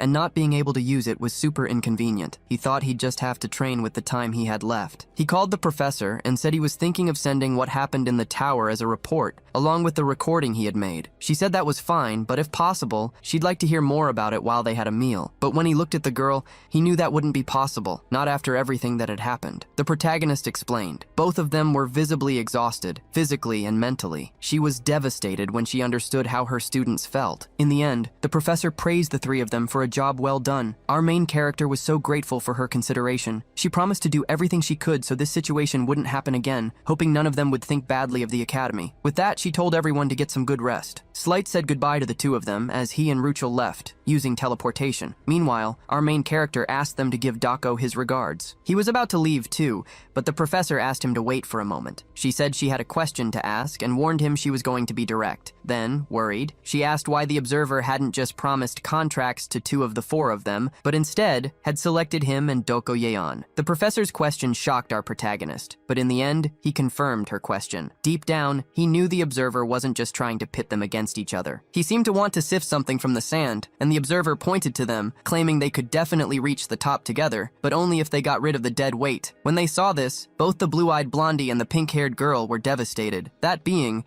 who had appeared out of nowhere and had seemed like an enemy before, was now trying to make their two friends fight. Our protagonist and the white-haired young woman were surprised by the proposal. The being was promising that, as long as they eliminated the other two, all climbers would get more treasure radiant, and that they should take advantage of it, because that was just how the world was. After telling her everything and recalling things with Professor Yumina, he went back to his dorm, finding her sitting in a fetal position. He looked at his companion, wondering if Slight hadn't even bothered to shower. Our protagonist approached Slight, trying to break the ice, saying that the way he was sitting was impressive. Pina, he turned to go to the bathroom while his companion tried to say something. Slight asked if he was trying to humiliate him. Rolling his eyes, the protagonist was scared by the question, not knowing why his companion thought that. His companion apologized, saying he actually just wanted to vent a bit. He said the protagonist could insult him if he wanted, since he was nothing. All of this made the protagonist feel bad about being close to Slight. A few minutes later, for the first time since he entered that room, Slight lifted his head to look into the protagonist's eyes. He said he hated him, which left the protagonist not knowing how to react. Even though our protagonist also wanted to express his hatred,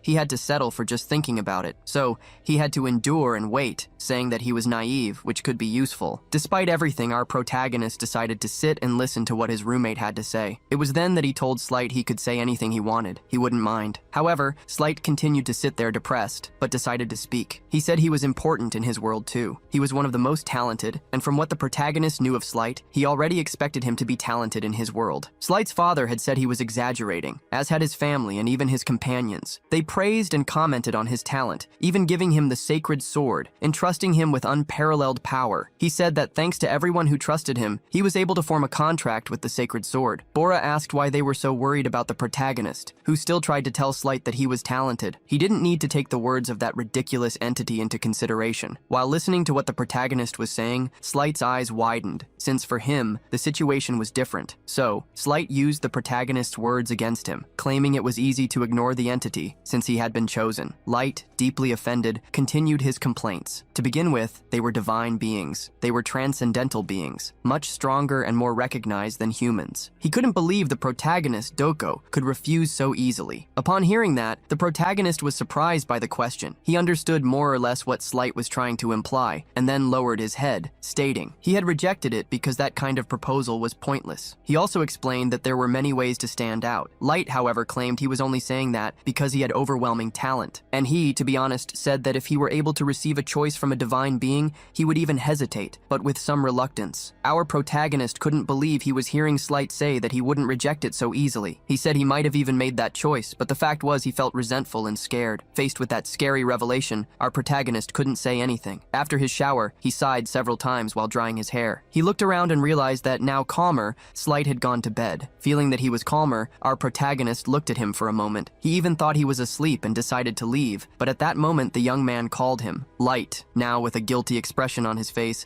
apologized to our protagonist for crying like that. He also said that what had happened wasn't just his fault, and so he apologized for acting that way. Since his friend was calmer and apologizing, our protagonist gave a light smile. He said it was okay because they were friends. After all, hearing those words, Slight had to try hard not to cry. Our protagonist said he could listen anytime, and then warned him that he'd have to leave for a while. After that, he opened his inventory and took out a mug of hot chocolate, planning to leave it for Slight. As he put the cup there, he said that things they wouldn't like would go away after they ate something sweet. After leaving the room, the protagonist thought for a bit. He felt that he had changed there since the first time. While he was still thinking, the white-haired young woman approached, and he didn't even notice her presence. She quickly approached him, her eyes shining, and said that he was back now. She also said she was relieved she didn't have to go in. When the young woman quickly approached him, he was startled. He asked her what she was doing in the boys' dorm. She told him to be quiet. She said it wasn't a crime if no one found out. Before he could say anything, the girl grabbed him by the collar. Now, sitting on a bench in an area of the academy, our protagonist asked her if she had come there just because the attached cafe was too crowded. She said she had only gone there after wandering around a bit aimlessly. However, she said she was curious about how the useless Slight was doing. Our protagonist told her off for talking like that. She questioned whether he wasn't just telling the truth, and the problem, according to her, was that everything came from his sword. She asked if Yuan didn't feel that too. She said that so much strength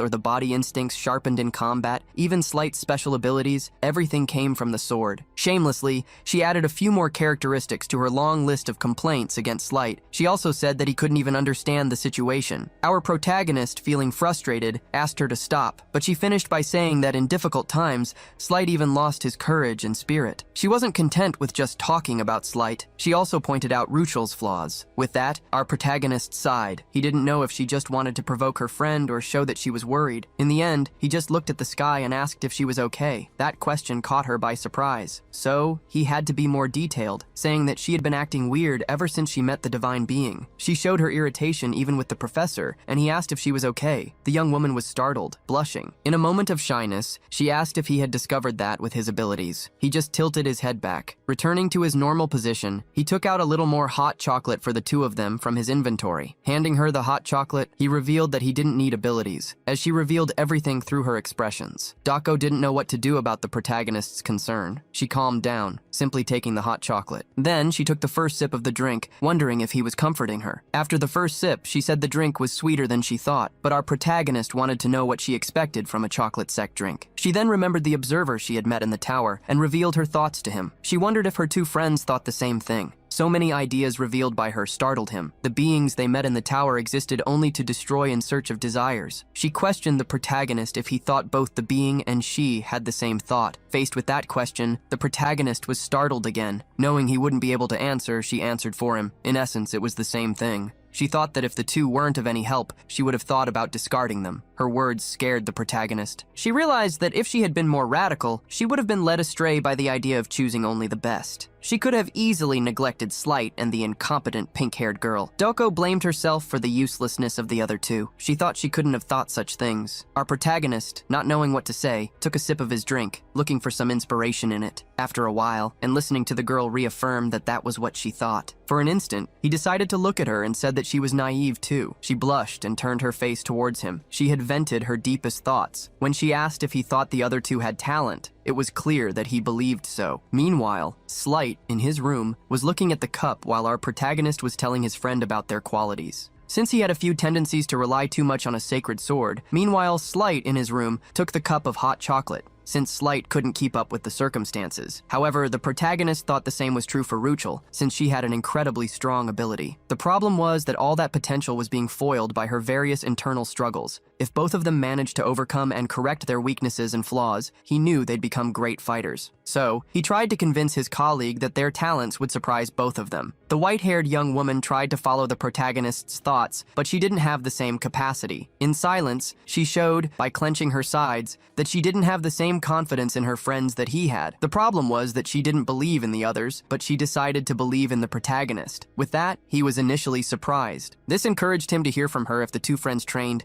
they'd get stronger. The boy suddenly stood up, saying that if it was as he was saying, that if the duo managed to overcome the challenges and grow, she would admit that he was right. However, if the result wasn't to her liking, he would have to take responsibility. Our protagonist didn't like what she was saying about him having to take responsibility at all. However, the young woman left him behind with all the surprise and doubts he still had. While she jumped down, she warned him that if he wasted even a single minute of her time, it would be his fault, and he would be held responsible. However, she said goodbye and asked him to meet up with the other two naive people the next day in the morning. The next day, an intense battle was already taking place in the training room. Our protagonist watched the battle with a distant look on his face. Light even tried to advance against Dako while they were trying to fight with their bare hands. However, not even all his efforts prevented the girl from throwing him straight towards our protagonist. Light was trembling on the floor, looking for his friend in a completely opposite direction from where he was. Dragging himself towards him, Slight was crying while questioning the protagonist about what was going on. He insisted, because he was just the only one hit by that barbarian who insisted on hitting him so insensitively. When she approached the two, snapping her fingers, she scared them all even more. She said that they were doing physical training, so it was normal for some hits to be stronger. In a reality check, she reminded Slight that he wasn't like Ban, who learned things quickly. Light then said he would need his sword, but his friend, his trainer, didn't allow it. The blondie, upset, asked the protagonist to give him his sword. However, our protagonist insisted that he get it by his own means,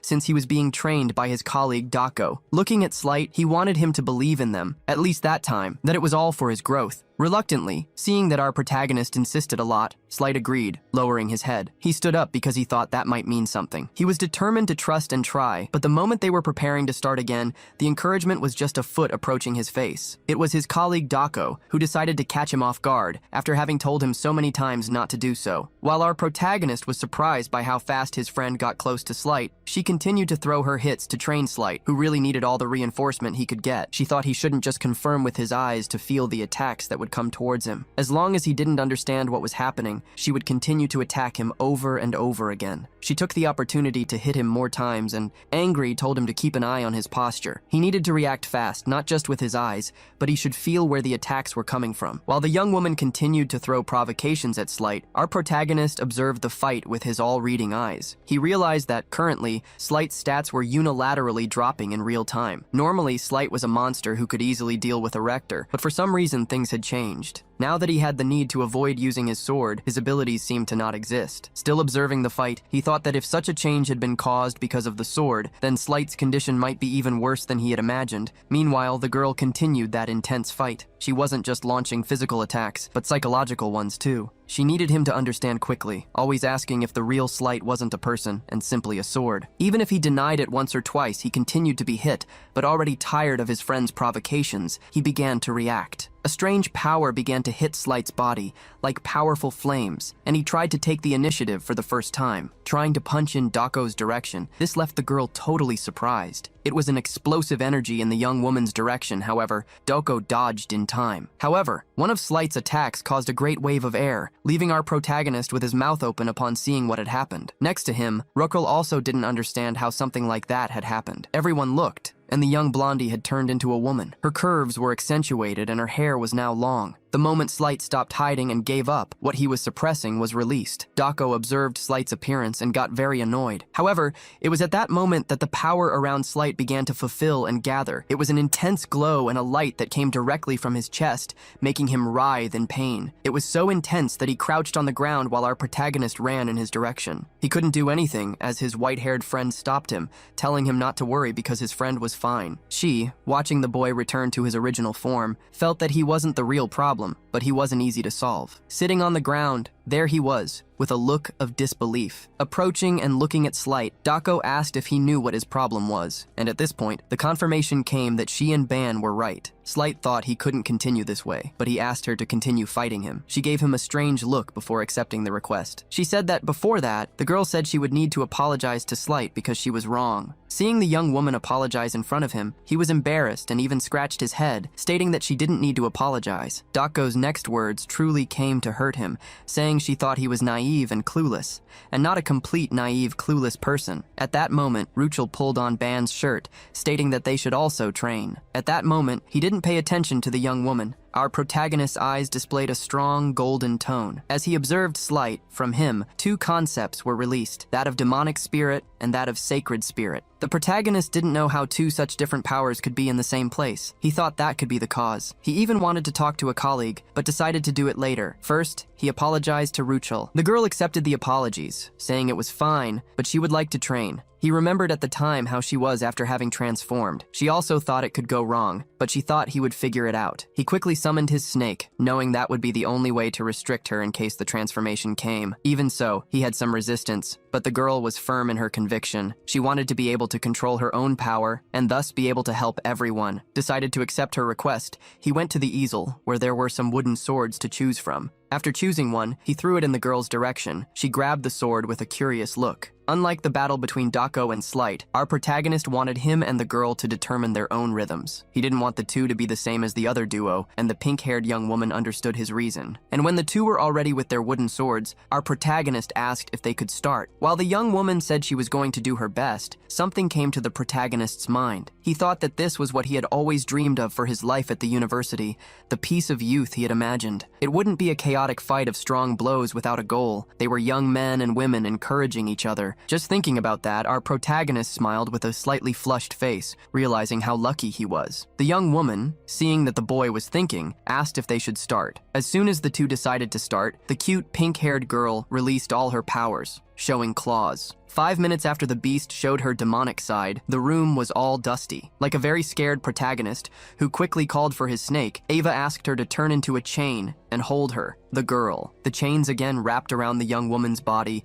draining her energy and leading to the exhaustion of her power. Shortly after, her power was dispersed and she regained her consciousness. You could see how relieved he was. He now seemed to be falling apart. She ran to him, worried, asking how many times that had happened. He said he had gone through that more than 10 times. The young woman was sad, regretting having left him so devastated in the way he was. But he didn't want her to feel bad about it. He gave her a light head pat. He showed her a bright smile and reminded her that he had promised he would help. Still with his hand on the young woman's head, he stated that he was already prepared for that, and at that moment, the duo was scared when someone approached. From the white-haired young woman's face, you could see how annoyed she was with the protagonist. You could see her look of contempt as she held Slight by the legs, angry, because while she was training hard, the protagonist was talking softly to the beast. He was surprised by her comment. Ruchel tried to defend the protagonist, and hearing that, Doko bent down and asked if she had obscure intentions. Then, she said that training with scattered thoughts was rude to her opponent. While the young woman, still sitting on the floor with her head down, feeling guilty, Doko took advantage to make her feel worse. After all that, our protagonist turned and saw that the young woman was depressed. Looking at the young woman so sad, he noticed that she was very soft when it came to Dako. He knew that Ruchel hadn't had enough time to take care of her mental health. Even so, she was trying to do her best. With that in mind, he stated to everyone that it was all fine. Dako was curious about what he was trying to say. Answering her, he revealed that he had recently made a request to the professor so that when he left the floating island, he could take a rabbit, and the professor accepted. Dako, thinking that he would choose her, thought his request was great, but his words broke her expectations, telling the pink-haired young woman that from that moment on, he would take her with him. Not only the white-haired young woman was scared, but the blue-eyed blondie didn't like it either. Ruchel could hardly believe that he had chosen her. The next day, our protagonist went to a women's clothing store. He was sitting on a bench while explaining some things to people on the communicator. He had already said that he wasn't going to spend the night out,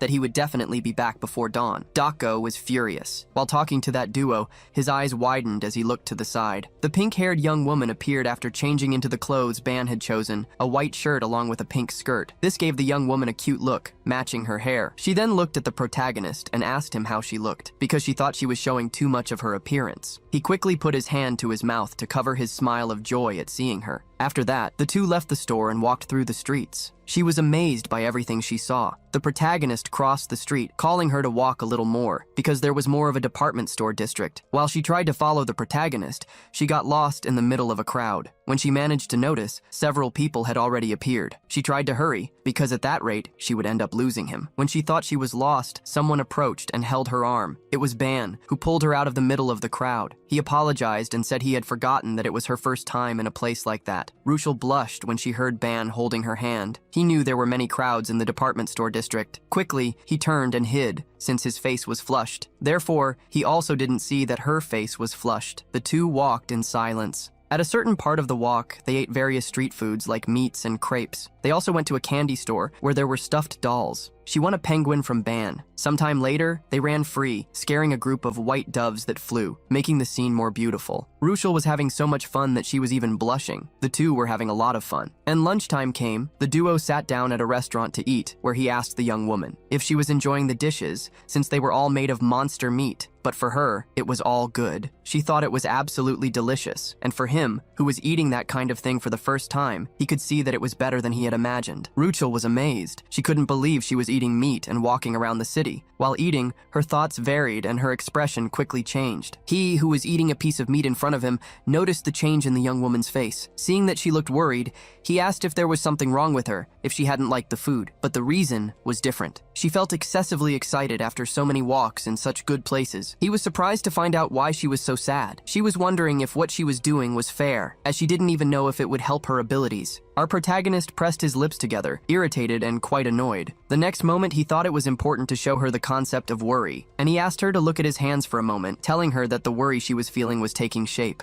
He said that until recently, his ability could feel the fury in her, but now, he said it was different. Just by spending some time together, he could capture those emotions. Ruchel agreed with the protagonist's words, thinking about the problems they had at that moment. He thought that, finally, she could see the symbol above his hand. At that moment, the protagonist closed the hand that held the worry, along with the other hand. Dispelling the concept of worry with a big smile, he showed her his empty hands, stating that the worries had gone away. The young woman was amazed by the glow dispersing, like tiny stars before her eyes. She wasn't just excited about the glow, but also about the words she heard when Ban promised to always solve her problems. She, hearing his request, agreed because she found everything he said fascinating. It seemed like magic, as if it were becoming reality. Our protagonist's head went back to remembering their last battle when she attacked him so aggressively. The young woman then changed the subject, speaking more shyly. She said she wanted to meet the best. Our protagonist was curious to know who Ruchel was talking about. Of course she was talking about Doko Yan. Ruchel smoothed her hands in a calming gesture. She said that Doko could be scary, but it seemed like she liked Ban a lot,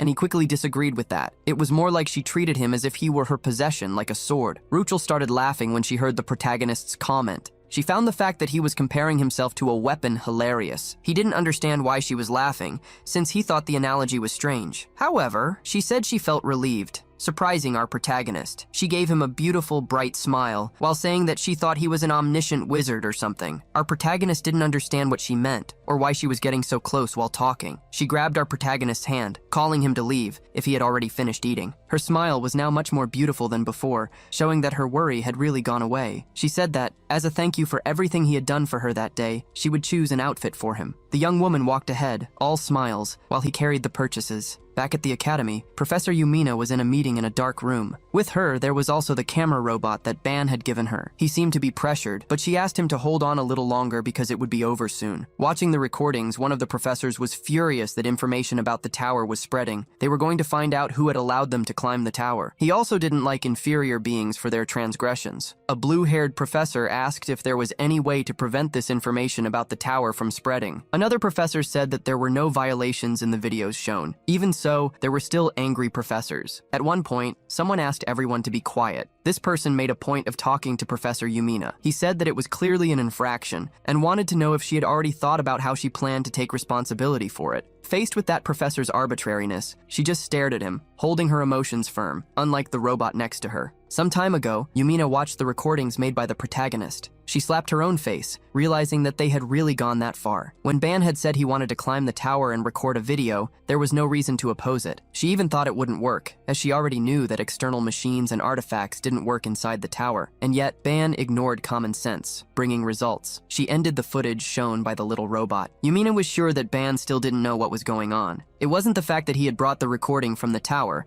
but the fact that Ban had created a tool that worked inside the tower, something very difficult. The complications didn't stop there. He wanted to publish the video on his channel, because he knew that this theme would attract attention. That form of rebellion would make his group gain more favor from the academy students, and she got a little worried about that. The information about the tower, which they had worked hard to obtain, would be carelessly spread. She wanted to know if he wouldn't regret it. However, he stated that hard work was shared. Besides Tick, his filming robot, there was no other way to record videos. So, he would practically monopolize. He planned to edit and remove some subjects like the constellation, but before the video was published, he believed she used to be by his side and thought that his progress would be incredible, but it would have some repercussions. But he already knew that, and it was just as Yumina herself wanted, talking to him before. That incident would attract both big and small people. So, Ban stated that he wanted to stabilize his position and asked the professor if she didn't think she would feel safe taking care of them. She secretly smiled, not believing he was so admirable. Responding to the protagonist, she said that if he wanted to feel safe, he should avoid causing accidents. She had already created great expectations. She felt that the things Ban had created would generate something immense. So she remained silent, and the professor in the meeting asked what she was thinking about. About the things that Ban had done and accomplished, she decided that she would support him. So she asked the professor. Filming and publishing a video of the tower was just a personal matter, so it was not their problem to discuss that. She made it clear that she wasn't understanding what he was saying when he wanted to hold her responsible. Professor Alex Cantoni had been the one responsible for pressuring the professor, acting against her students. He started laughing, calling her a beautiful liar, raising his voice, trying to instigate the other professors, asking if he was the only one who felt as if her point sounded like an attempt to defend the student. At that moment, the blue-haired professor told Cantoni to be quiet. She, Talia Liriana from the Artifact Creation Department, asked Yumina to tell her who this student was, stating that he was just a common student. However, another professor couldn't accept it, being from the Aura Combat Studies Department. He stated that there was a limit to selfishness,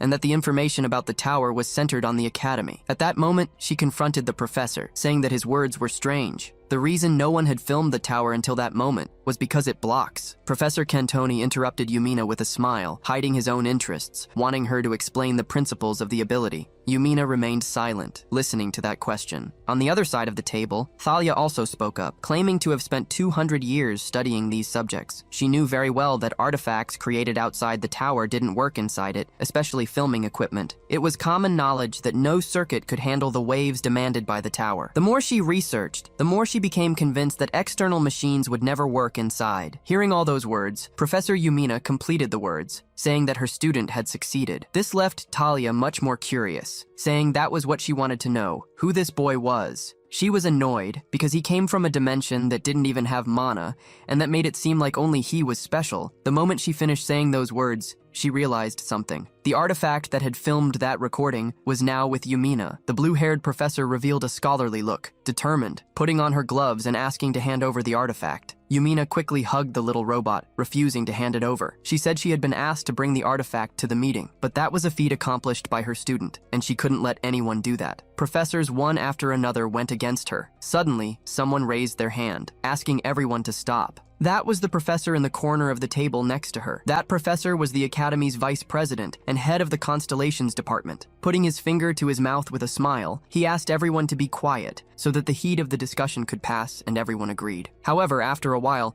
he himself broke the silence by calling Talia suddenly. The professor was extremely shy upon hearing the vice director praise, thanking her efforts for putting 200 years into the research, and recognizing that she was a person apt to judge. It seemed that the artifact made by the student was special. The professor stammered. After hearing the professor's confirmation, the vice director said that this should be a difficult fact for the professors to accept. When the professors questioned what he was saying, he made a point of explaining, summarizing the student in question had been recognized by the tower. After that revelation, the professors were stunned to hear such a statement, because the student had entered the tower for only one day. A professor tried to fight with him, saying that the statements were reckless, even though he was the vice director. But he didn't care about the uproar, shrugging his shoulders. He said they could believe it or not. He also said that there was one more reason for him to be special, so he asked the student's professor to explain, asking if she wouldn't like to reveal something more in the videos so that the professors could understand. The situation got worse, as they were furious to hear that the professor was hiding something. The vice director then said that he would tell them everything. He said that he and his colleagues were the only ones to be chosen by the constellation. The professors noticed the anger Talia was feeling. She couldn't believe someone had climbed the tower for the first time. It was at that moment that Yumina told the vice president that she would make contact with the constellations, a student achievement too. Answering the professor's request, he asked her to respond truthfully to the question he would ask as vice president. Had her 4 students signed contracts with the constellations? She thought for a moment about why he was going so far. Still, she told the truth. None of them had signed the contract, which generated great curiosity in the vice director. Making a decision, Xenon informed everyone present that he would also consider Ban Yuan and all the other students in Class 11 as his students. Upon hearing this, the professors quickly asked him to reconsider. They reminded him that he himself had said that none of the students had made a contract with the constellations. The vice director, seeing that they didn't understand, made a point of explaining. For him, it didn't matter if the contract had been signed or not. The important thing was that they had been chosen by the constellations, which already proved they were exceptional, leaving Yumina surprised. After stating that other constellations also wanted them, he began to pressure the other professors. With that, no professor could refute Xenon's words, not even Alex Cantone. So Xenon continued by saying that he was the professor who guided the students chosen by the constellations, and if Ban Yuan were chosen, he would also be his student. In the end, he faced all the professors with his golden eyes. Now that all the professors had accepted, the vice director followed his agenda and presented the new topic. The beautiful Yumina was lost in her thoughts, head down, seeming to understand that that meeting wasn't to decide how to treat Ban. The vice president's words conveyed the president's intentions, and he continued talking about the students. Everything became more evident the more he spoke, addressing topics that confirmed his message. He was transmitting the president's warning, stating that the professors could make requests to understand the students' abilities. After hearing the vice director say that Ban was untouchable, the professors remained silent until the end of the meeting. After stating that he hoped they had understood and wishing them a good weekend,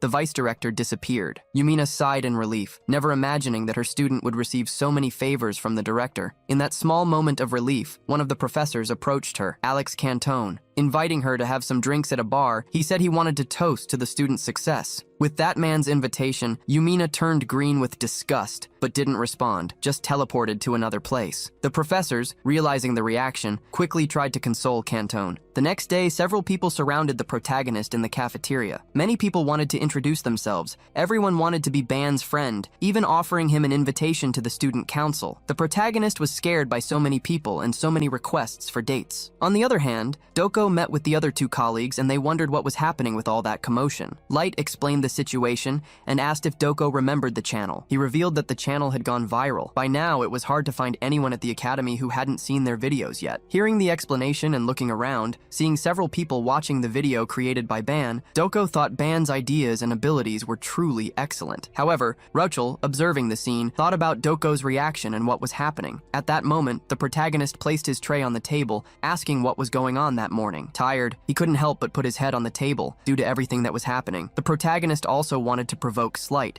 saying that he had several fans and should be nicer to them. They were surprised by a loud voice that caught Ban's attention. Someone was saying that it was a joke to make a fuss with manipulated images. Some boys were bad-mouthing the protagonist's group. They looked in Ban's direction, saying that he should wait because the next day all his lies would be exposed. The antagonist then remembered that the next day would be the day of the scheduled duel with Erector. It would be the day he would face the stone boy, Erector. After listening to all the insults from those boys, he realized that they were the exact ones who would root against him in the duel. Light also agreed with the protagonist's assumption, while Ruchel offered him support. Wiping her mouth after eating, the white-haired young woman said that he should respond in the best way, especially for those who were watching and supporting the protagonist, and gave him a beautiful smile. The next day, the protagonist went up to the arena, and the assistant professor was there, informing him that the duel would be broadcast live. If the two agreed to the fight being recorded and broadcast live, they should sign the document that appeared in front of them. To their surprise, there were several precautionary terms for the duel. If someone became incapacitated or surrendered, the duel would be ended. Big Guy approached the protagonist, suggesting a negotiation. The protagonist, surprised by the request for negotiation, thought the man was a subscriber to the channel and had watched the videos. However, the stone man asked Ban if he was scared, stating that he could surrender. For that to happen, he would have to crawl between his legs and bark like a dog. Only then would he accept the surrender. Hearing that, the protagonist was surprised. Although the fight was broadcast to the whole school, there were only 2 classes in the arena. The troublemakers who were part of Erector's class were rooting for him, hating Ban. Ortima, who had been beaten by the white-haired young woman last time, looked at the arena with a curious look. However, his gaze was not on the people who were going to fight, but on Dako. She was with the other 2, trying to check with Slight what the reactions were like. He informed the girl that the spectators of the broadcast had already reached 10,000 and many were cursing Ban. Dako already expected that. In the best-case scenario, the people who liked him, thanks to the videos, would only be a few. So she wanted that now. While many people were watching, Ban would prove if he had the strength to reach the top. The protagonist was thinking about Erector's words about crawling and barking. This made him secretly smile. He never imagined he could actually hear something so pathetic. It was so ridiculous that it seemed to have come out of a third-rate soap opera, so he called Erector's attention, and he gave him a look that seemed scary, asking if he had prepared a lot to provoke him. Erector returned the same smile to the protagonist, asking how long he would be able to act so calm. The protagonist shrugged, stating that if he was acting calm, or Erector should find out by going against him. Saying that, the protagonist drew his sword and called Erector in a provocation. He was annoyed, grinding his teeth due to the provocation. Now he seemed to be boiling, asking the assistant professor to declare the start of the fight soon. Hearing him and granting his request, the assistant professor raised her hand up and said that now it was Ban against Erector. Already having permission, he almost instantly advanced against the protagonist, relying only on his superior size to win. Erector's steps made the whole arena tremble, throwing his big fist in the direction of the protagonist, who remained still. When the fists were almost reaching Ban, he just moved. His legs moved quickly, while his eyes were focused. The protagonist internally praised Erector for taking the initiative, but his sword moved, and he passed by the big guy. While wondering what Erector could do being so slow, Ban's blow hit the opponent's face as if crushing a sheet of paper. With that blow, Ban knocked Erector down, taking the advantage in the battle for a few seconds. He thought that to face that stone, he knew it was more efficient to use the reverse method. The protagonist and the others met in the training room the day before his meeting with Ruchel. They all told the protagonist that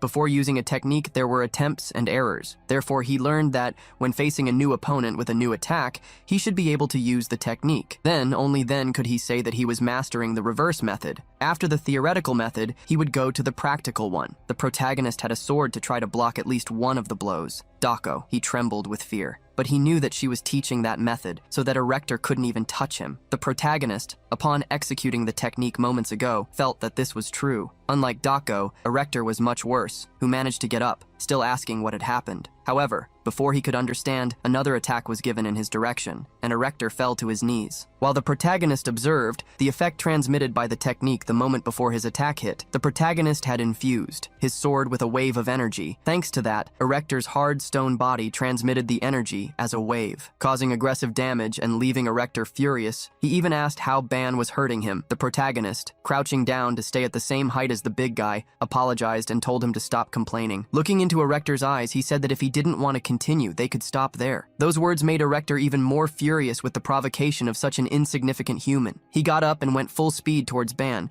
but the protagonist was very quick to dodge. Erector was furious. He couldn't believe that a mutt from a lower dimension was looking down on him. Erector shouted these words furiously. The more he shouted, the more it bothered the protagonist's ears. Who understood what was happening after those shouts? Several concepts emerged around Erector's arm. They were stretched upwards, becoming much larger. Erector's hand hit the arena floor, causing a loud bang. Even so, the protagonist internally mocked Erector, thinking he was too naive. He thought he should at least try a different method after failing the first time. He didn't want to know about any strategy. His eyes showed the fury he was holding. He tried to crush the protagonist with his big body. Luckily, Ban was quick to dodge his attacks. Erector continued to attack the same way, stretching his hand to try to hit the protagonist. However, the protagonist's sword cut quickly when it was fused with concepts. The big stone arm cracked, and now it was being cut by the protagonist's attack. Faced with several equal attacks, Ban had no alternative but to counterattack. In the same way as the first time, receiving great damage, Erector shouted in a mixture of pain and hatred. While the fight was happening, many people were watching and following the live broadcast. Among them, even the directors were keeping an eye on what was happening. Even being an irrelevant fight, he was watching. Just like the vice director, several people were watching and couldn't understand what was really happening. Light told the pink-haired young woman that everyone's reaction was expected. They didn't believe it even when they saw it with their own eyes. Now everyone had to accept that. Compared to when he appeared at the academy, the protagonist was times stronger, and that was undeniable. The students of Class 1, the same as Erectors, couldn't believe it, because their companion was being taken out at the very beginning of the fight. Now they were wondering if the abilities shown in the channel's video could be real. Even the substitute professor was fearful to see how easily Erector was defeated. He knew that, a week ago, that boy was feeling weak, so much so that he asked for a week to train. The professor didn't know for sure what had happened to the protagonist in just a few days. While the professor dealt with the message he received from the professor's assembly,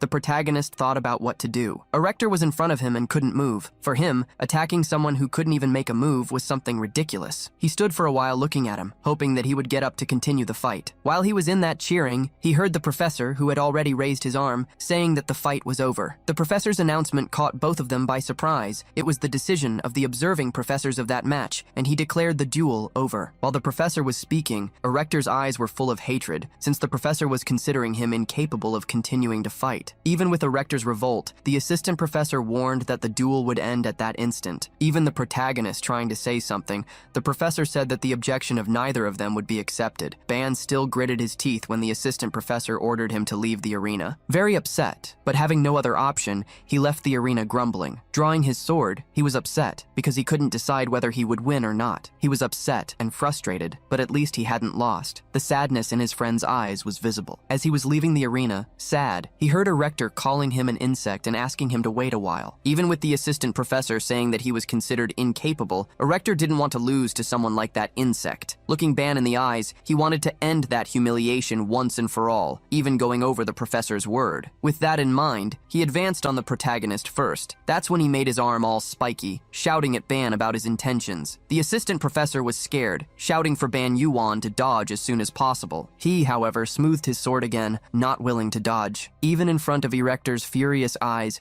he remained calm and still while the big guy shouted. He knew that the opponent had already been told to stop, but even so, he wouldn't stop. He thought he was superior because of the dimension. He thought he was untouchable and wouldn't need to follow the rules. With that thought, Ban infused some concepts into his sword. Observing everything, Ban knew that the fight had only stopped at the professor's whim, and now that man was moved only by his pride. So, he raised his sword and was willing to put an end to everything as quickly as possible. Now, with his eyes in a different color and with a determination not seen before, he was willing. As soon as the opponent tried to launch a blow against him, Ban Ban just retaliated. Erector's eyes were rolled with rage and pain, and the protagonist thought he had done the right thing. After so many insults, he wouldn't be able to take anything else in silence. Erector only stopped shouting when he noticed what had happened after that blow from the protagonist. Erector had lost his arm. The people from Erector's class put their hands to their heads, all with their eyes wide, unable to believe it. Not even Ban's friends believed what they were seeing. Everyone started talking loudly their opinions. Meanwhile, a system window appeared for the protagonist, who looked at it suspiciously to see what it was. The system message said that if he wanted, he could keep the strength of the monster from Erector's arm. Meanwhile, the assistant professor was telling the stone man not to move. He would be removed to the medical room. The big guy was fallen on the ground, trembling and grinding his teeth from so much pain. Now he felt the price of humiliation. The assistant professor was taking the initial measures,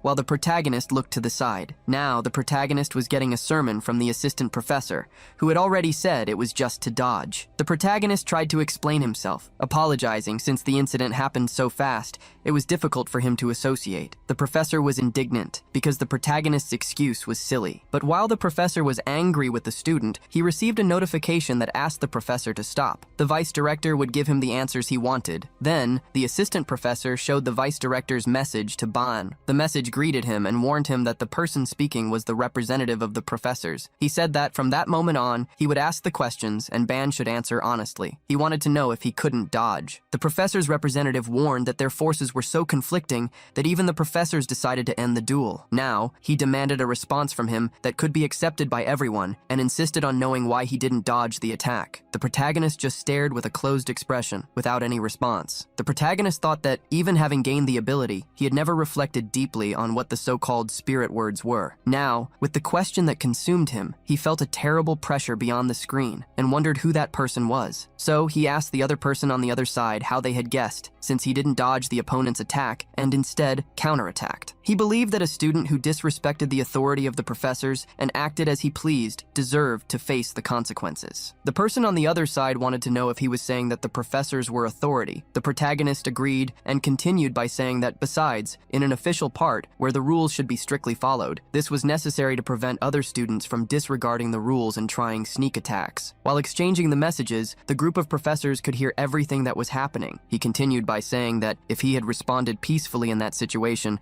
the impression that he was weak could have spread, and that the rules wouldn't need to be followed when dealing with a student from lower dimensions. It wasn't just the professors or the director and vice director who could have access to Ban's words, but the whole academy. Several people followed the screen where he talked about the rules and about people from lower dimensions. He continued by saying that even if he had taken the attitude in a short time, he thought his actions were justified. The vice director found it interesting when the student said that he acted to defend the academy's principles. The vice director knew that he was responding intelligently, knowing that there were many ears spread out. He noticed that the boy had a superior intelligence, as he had expanded the problem between two people to the whole school. Also trying to act intelligently, the vice director said that the student's words were correct, notifying that students who disregarded the match rules deserved to be punished according to the norms. However, punishing a student for a mistake was his and the academy's function, not something that a student like him could deal with. The protagonist noticed that he was dealing with someone of equal or superior intelligence. The assistant professor smiled upon hearing Ban's conversation, and the vice director thought that, no matter the nonsense they said, his opponent was strong. With that, the student said that if the director was right, and if he had infringed on the authority of the professors, he apologized, and he concluded by saying that, in any case, he was willing to accept the punishment for what he had done. The vice director was satisfied to hear that. The director said it was all fine and that he wasn't asking to discuss punishment in the first place. Those words left the protagonist relieved, but the assistant professor was speechless. Zenon, thinking he had understood, believed that that young man had enough eloquence to win the favor of a constellation. He announced to everyone that he would accept Ban Yuan's self-defense as justified. Those words made Slight and Ruchel happy. The assistant professor even tried to argue with the vice director, who told him to stand still and stop that embarrassing behavior. In addition, the assistant professor also got a scolding for not having acted correctly with the students. He had not shown the necessary vigor during the match and said that the right arm was something easy to solve, ending the matter. A warning was given for the students who were watching the match to return to their places. While the warnings were given, Dako was relieved as everything ended without further incidents, and Slight agreed with her. The director also said that the student ban had dedicated himself a lot and could leave at that moment. Showing education, he bowed to the assistant professor, who was dying of rage at that moment, and left. He was turning to leave when he seemed to notice something. The communicator still said, "See you later." However, when he turned and looked, there was no message on the screen. Ban felt that it was happening again. After the incident, he joined his friends, who were happy for him to be back. Light said that the swordsman blows he used at the end were incredible. The protagonist said that this must have been because of the tower. Dako praised, saying she liked to watch, since he had gotten stronger. She asked him what it felt like to gain a new power and if he thought it was useful. A little embarrassed, he put his hand to his head and said that all of that was because she had trained him very diligently. Dako made the protagonist awkward when she brought up the stone man's arm. She made him even more scared when she said she knew he had absorbed it. This made him remember when he was in the arena, and the message appeared. He didn't think that was possible. The system message showed several possibilities in which he could choose. For safety, he took just a little bit, and when it worked, he thought what was happening was unbelievable. He took a little of each and saw that all the traits were incredibly strong. Until that moment, he could not manipulate the concept of living people at will. He told his friends that he could now take specific parts by cutting them. His expression became sad when he said that he ended up absorbing the strength of the opponent's right arm. Dako asked him if it wasn't a good thing and why he was pretending not to be. He said that at first he was happy to be getting stronger,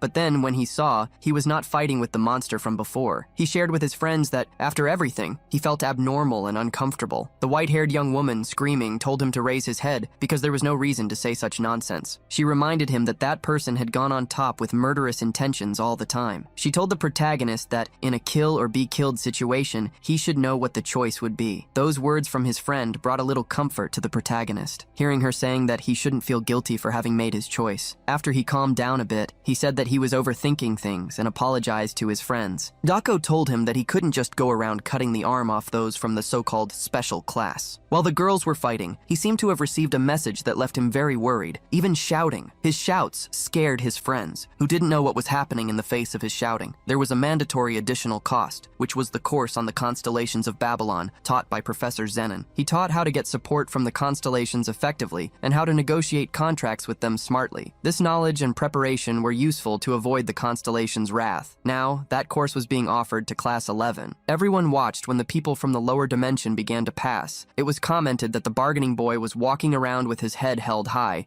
and the protagonist felt uncomfortable with the looks. While the protagonist and his friends went up the stairs, they heard several comments from people who were for and against them. He, looking back, saw that all his friends were upset and apprehensive about the comments. Making a mysterious expression, he told his friends that the more people were cursed, the more they lived. While walking, he was pulled by the wrist by Rushel, who seemed to want to say something to him. She was worried about what had happened the day before and feared that more people would start to dislike them. Upset, she said that everyone said what they wanted without even knowing what kind of person he was. Seeing the sadness in her eyes, the protagonist tried to calm her down, saying that it was all good. Putting his hand on her head, he asked her not to worry so much about these things, and he thanked her for all the affection she was showing him. However, those who were watching them were not liking that intimacy at all. Light and Dako thought it was unnecessary. They had already gone out together on the weekend, and now they were in perfect sync. Dako asked the pink-haired young woman if she had liked the clothes she received so much. Rushel, who always kept quiet with the provocations, asked Dako if she was jealous, making the protagonist awkward. Dako got angry and mentioned to Ruchel, asking if she wasn't tired of getting beaten by her. Ruchel made it clear that she knew the young woman would continue to beat her one way or another. Standing at the door, they checked if that was the same classroom for the constellations of Babylon. Light was sure that there was a class last week, but he didn't know what would happen if people like them mixed with the others. He was afraid of what the senior students might think, but the protagonist asked them not to worry about that. Gathering courage, he held the doorknob to open and start participating in the course. He replied to Slight that everyone would think that talented juniors would join them, but upon opening the door, even the protagonist showed to be quite nervous about the amount of people. All the people looked back when the door opened, seeming to stare at each of them. Dako thought that, because they were older and more experienced, even she couldn't ignore their abilities. The pink-haired young woman was visibly intimidated, as was Slight. The protagonist also didn't feel comfortable with all those people around him. Zenon, as soon as he saw the students,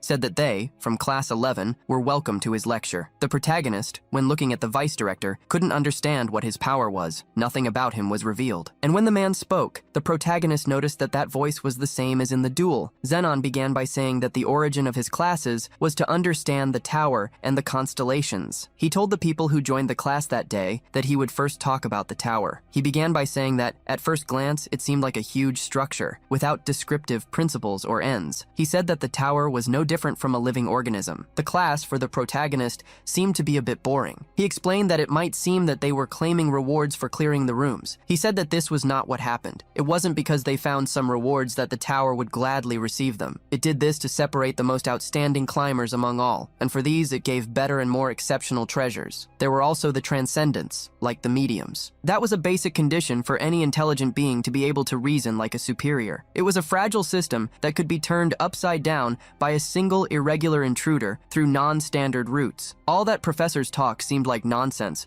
The protagonist didn't believe in anything. Although he remained silent, he was always thinking about something. That was the moment when the Chancellor's mass email was sent. The protagonist remembered that this happened shortly after the intruder entered the tower. What if he assumed that the irregular phenomenon with the spider swarm in room 4 had been caused by the intruder? The problem was that the difficulty seemed strange in room 1 too, those things that were definitely elite monsters. It was strange if the tower had started in a strange way after they arrived in room 4 and the introduction began. With that, the strange things that happened in rooms 1, 2, and 3 could not be explained. Now, with the professor saying that the tower could be a living organism, things seemed to fit better. If you change the perspective, it could be that the tower didn't change the difficulty only because of the intruder. And yes, because everyone started climbing. This solution seemed easier. Now he didn't know if the insane difficulty was really the tower thinking for itself and putting difficulties. There was a moment when the protagonist's fight with his thoughts was so great that the friends next to him began to notice, as did the professor, who, although he didn't say anything at first, opened a smile, thinking that he was getting to his purpose. The protagonist was already sweating from so much thinking, but he still insisted, thinking that if the tower were a system, it would choose those people. As Professor Zenon was saying, with that, he looked to the sides and thought that there was no better place. He thought that his class had found difficulties and situations incomparable to the others. He thought that if so, the second phase would be even better, with more gold, more events, and magical items. He was reflecting on the concept of what happened in the tower room when someone asked if he had already found out. The professor, having caught the protagonist's attention, said that there was a barrier around and many students had not yet discovered it, and he congratulated Ban and Ruchel for finding an orb on the first day of class. With that, he told everyone present in that class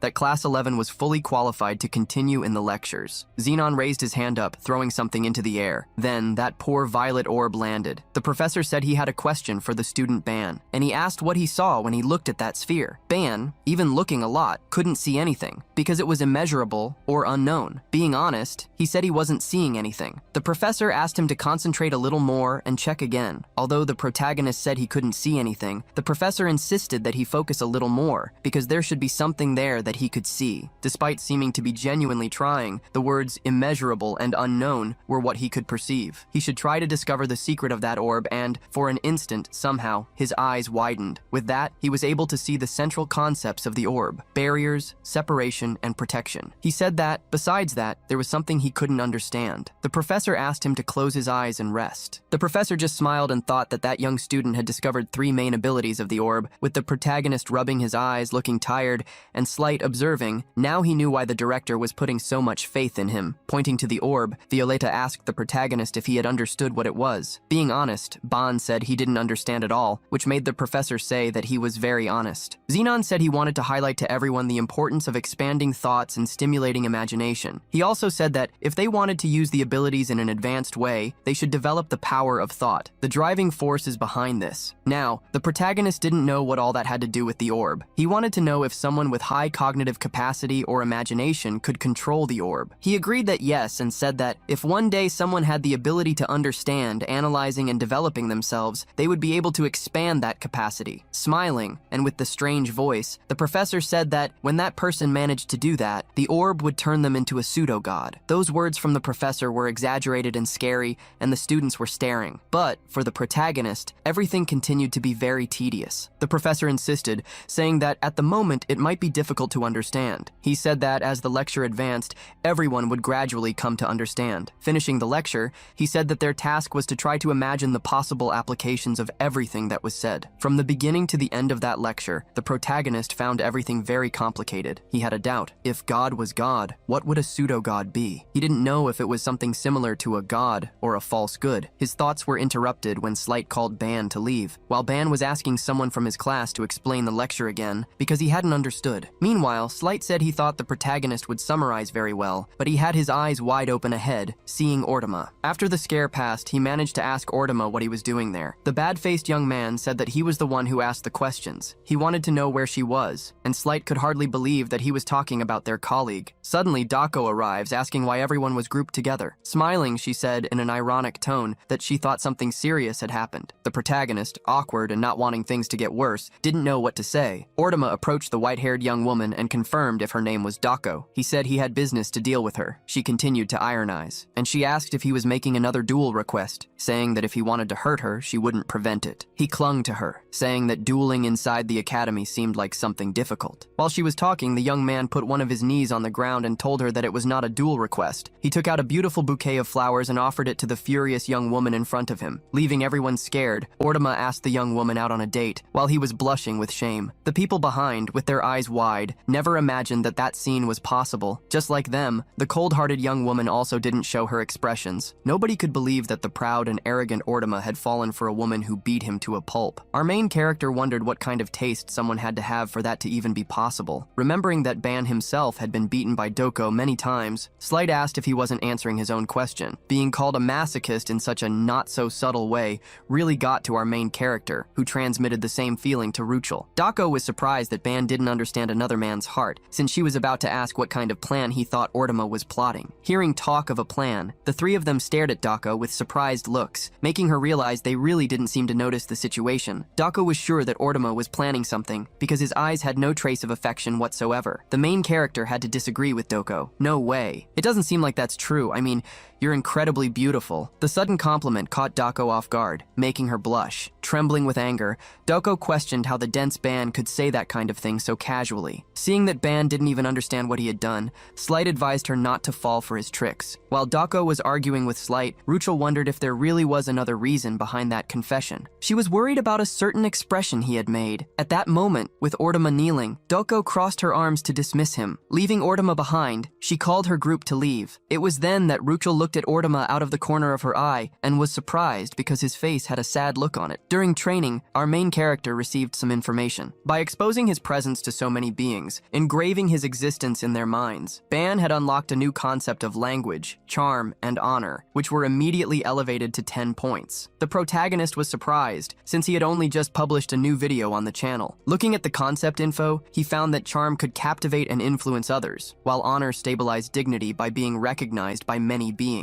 Even though he couldn't complain, Ban wondered how these two concepts could help him climb the tower. Ruchel, who was in front of the main character, was startled to hear him ask if his own face had changed in any way. Shyly, Ruchel lowered her head to answer, "Ah, well, I think Ban is very handsome." The main character choked with surprise, stating that he wasn't asking in that way. On the other hand, Dako, who was hearing the whole conversation with her super hearing, was starting to get annoyed. Suddenly, Ruchel heard Slight scream, who was training with Dako, and felt a strong gust of wind hit her back. Stomping on the ground, Doko got the attention of the two who were flirting. "Train, focus on training, and when you're resting, just rest." Poor Slight, who after a beating, was being carried by Doko. The main character also tried to ask Dako about his face, but the girl, in a hurry, slapped him on the face while blushing. "Seriously? Didn't you just hear what I said? Focus on training. If you keep it up, I'll make you two train until tomorrow." With Dako's threats, Ban and Ruchel went back to training, while the tired Slight cried for rest. Ban and Ruchel started sparring immediately. As they exchanged blows, the two moved around the entire training room, using all the space they could. Ruchel's claws hit the main character's sword, and after images of energy were left behind. Trying to rest a little, Slight commented to Dako that Ban seemed much stronger, and was curious to know if he shouldn't stop focusing on dungeons and go back to the tower. Dako thought Slight was being too hasty. In her view, even if Ban had improved, he was still way behind Slight and the beast Ruchel. She could tell that from the beginning, the sparring between the two was only working because one of them, Ruchel, was going easy on the other. Anyway, Dako remembered that the next day they would return to the tower tower. She wondered if Ban had already figured out how to deal with the beast inside Ruchel, because otherwise, nothing would be different from the last week. Ban was also aware that if they didn't find a solution quickly, they would end up repeating what had happened last time. In the middle of his battle, he activated his all-seeing eye. Over the last week, he'd been observing Ruchel, which had helped him discover a few things. Her violence was activated using any emotion as fuel. Depending on which emotion was used, her state changed drastically. When an intensely negative emotion was used as fuel, it burned until she lost control. But when positive and calm emotions were used, the violence inside Ruchel decreased and her emotions stabilized. Knowing this, Ban continued to fight Ruchel to observe her even more and learn more about how her power worked. In battle, intense emotions were naturally amplified, making violence something inevitable. The more emotional fuel was spent, the more aggressive Ruchel became. However, Ban wanted to try to change that fuel. He wanted to use something more positive. The sparring continued until Ban got an advantage and used the back of his sword to push Ruchel, whose hair was completely dark. The duo who weren't fighting watched the two's combat. Ruchel had been pushed, falling to sit on the ground, and due to tiredness, Ban fell to his knees. However, the fury in Ruchel was at its peak. Gritting her teeth, she refused to give up. Seeing that it had come to this, Ban realized it was time to try to use his plan. To show that he hadn't just been messing around these last few days, the main character held out his hand, creating a magic circle. He was going to prove that the time he spent with Ruchel served to collect parts of her emotions, whether she was happy, having fun, or at peace. Ban had not only collected these emotions, but copied them directly from their essence. Immediately, upon releasing the essences of joy, happiness, and laughter,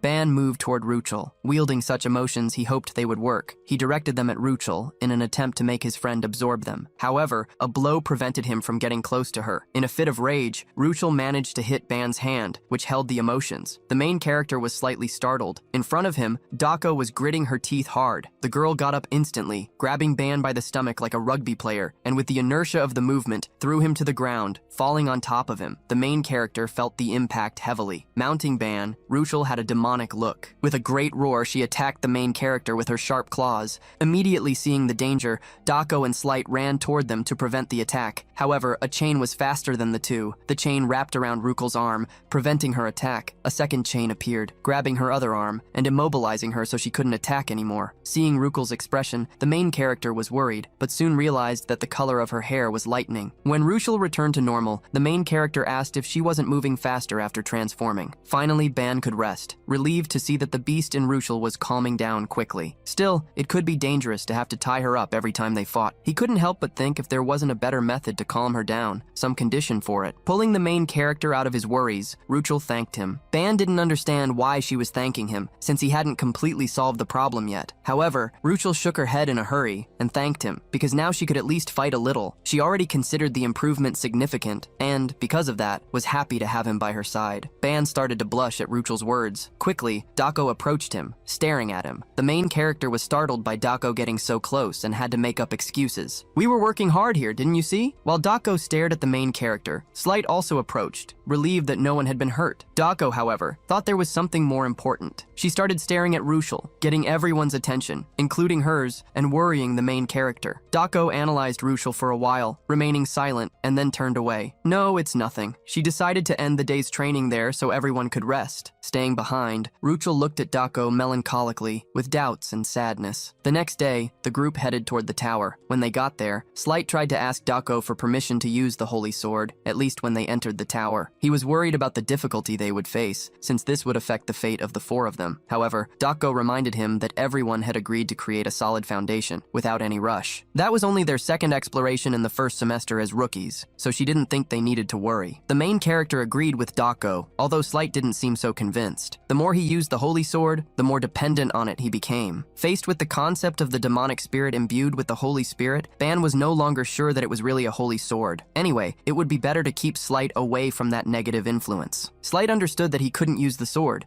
but asked her not to blame him if he collapsed in the tower. However, faced with the request, he met a demonic Dako. Just like her, Ban also showed his cruel side. "We're not gonna blame you, but don't forget, millions of subscribers are watching the video." While Slight cried, the main character accessed his internal codes. His stats appeared, as did the points of his skills and learned essences. With everything making sense, he also got his Snake Eve and the recorder tyke ready. He would count on the two of them on this journey. Before they went in, Ruchel approached the main character. "I'll do my best in there, and I'll listen to everything you say." The main character thanked Ruchel for her dedication, asking her to believe in him, since he was also getting stronger in combat. With a bright smile, Ruchel was ready to count on Ban. Jealous, Doko looked down on Ruchel. "I just hope you last at least until Saturday night. If anyone gets eliminated, I'll punish them severely." While Slight tried to insist that they give him the sword, Doko called the main character aside. The main character was curious to know what she wanted. Doko wanted to clear some things up with him before they went in. Doko's words started harsh. "Today is the first evaluation. To be honest, I'm quite disappointed in you two. You haven't forgotten the promise you made to me, right?" In one of the first times she smiled, Doko had promised that he would take responsibility if things went wrong. Ban tried to be positive. "Of course I haven't forgotten. Besides, both of us have already started to change. You don't have to wait for the results because they're going to happen exactly as I said." Doko got ready to change the subject and talk about Ruchel, who showed up hiding behind one of the pillars. Before Doko started talking, she snapped her fingers. As soon as the sound echoed, Ruchel felt a strong pain in her ears. Hearing her scream, the main character turned around startled. Seeing Ruchel trying to listen to the conversation, Doko got annoyed and continued to snap her fingers. "Trying to listen to our conversation, aren't you? You're getting more and more daring in front of Ban and Ban." The main character was surprised because Doko's finger snaps seemed to be at a frequency he couldn't hear, probably something only perceptible to Ruchel. Getting back to the point, Doko asked the main character if he knew the meaning of submission. The main character replied that it meant being dominated, but that wasn't the correct answer for Doko. From the perspective of someone who is being dominated, it can be uncomfortable, but some people find stability in front of strong leadership. In that sense, that beast seems to genuinely like someone who can completely dominate and control her. Since Ban didn't seem to understand what she was saying, Doko tried to explain better. In other words, when that beast becomes uncontrolled, trying to communicate without emotion is useless. Even with this new explanation, Ban's mind was full of doubts, which annoyed the girl. Gritting her teeth, she told him to stop trying to understand and just memorize her words. Sighing, the main character agreed to keep that in mind and saw Doko turn her back to join Slight, who was already waiting for them to enter the tower. With the main character in the lead, the group approached the entrance. Putting his hand on the door, Ban asked if everyone was ready. Light was the first to nod, followed by Ruchel and Doko. With excitement, the main character started recording. "First years from the special admission, Class 11, the second exploration starts now." And so, he opened the doors of the tower, releasing a powerful light that enveloped them. Immediately, they were transported to a place where the floor seemed to be melting, attacking the labyrinthitis crisis of anyone who had it. Looking at the northern lights in the sky and the various square walls, Ban wondered where they were. After being caught by so many strange situations, Doko thought they would start on the first floor, but realized that wasn't the case. If you could get a view from above, you'd notice they were inside a gigantic labyrinth. While Slight investigated the place, the main character looked at his pendant, checking that they were on the 5th floor. Slight was relieved that they were on a normal floor, which made Doko question if he had become complacent. While the two were arguing once again, the main character noticed something. Ruchel was staring fixedly at one direction of the labyrinth. From there, she was sure she smelled a monster. Hearing that instead of finding the way, she had found a creature, Ban felt a certain nervousness, but what happened the next moment shocked him. In the direction Ruchel was looking, something started to appear, as if computer data were being transported. Immediately, Slight grabbed his sword, asking Ban what that was. The main character knew that was something different from what they had found on the first floor. It emitted an unpleasant crackling noise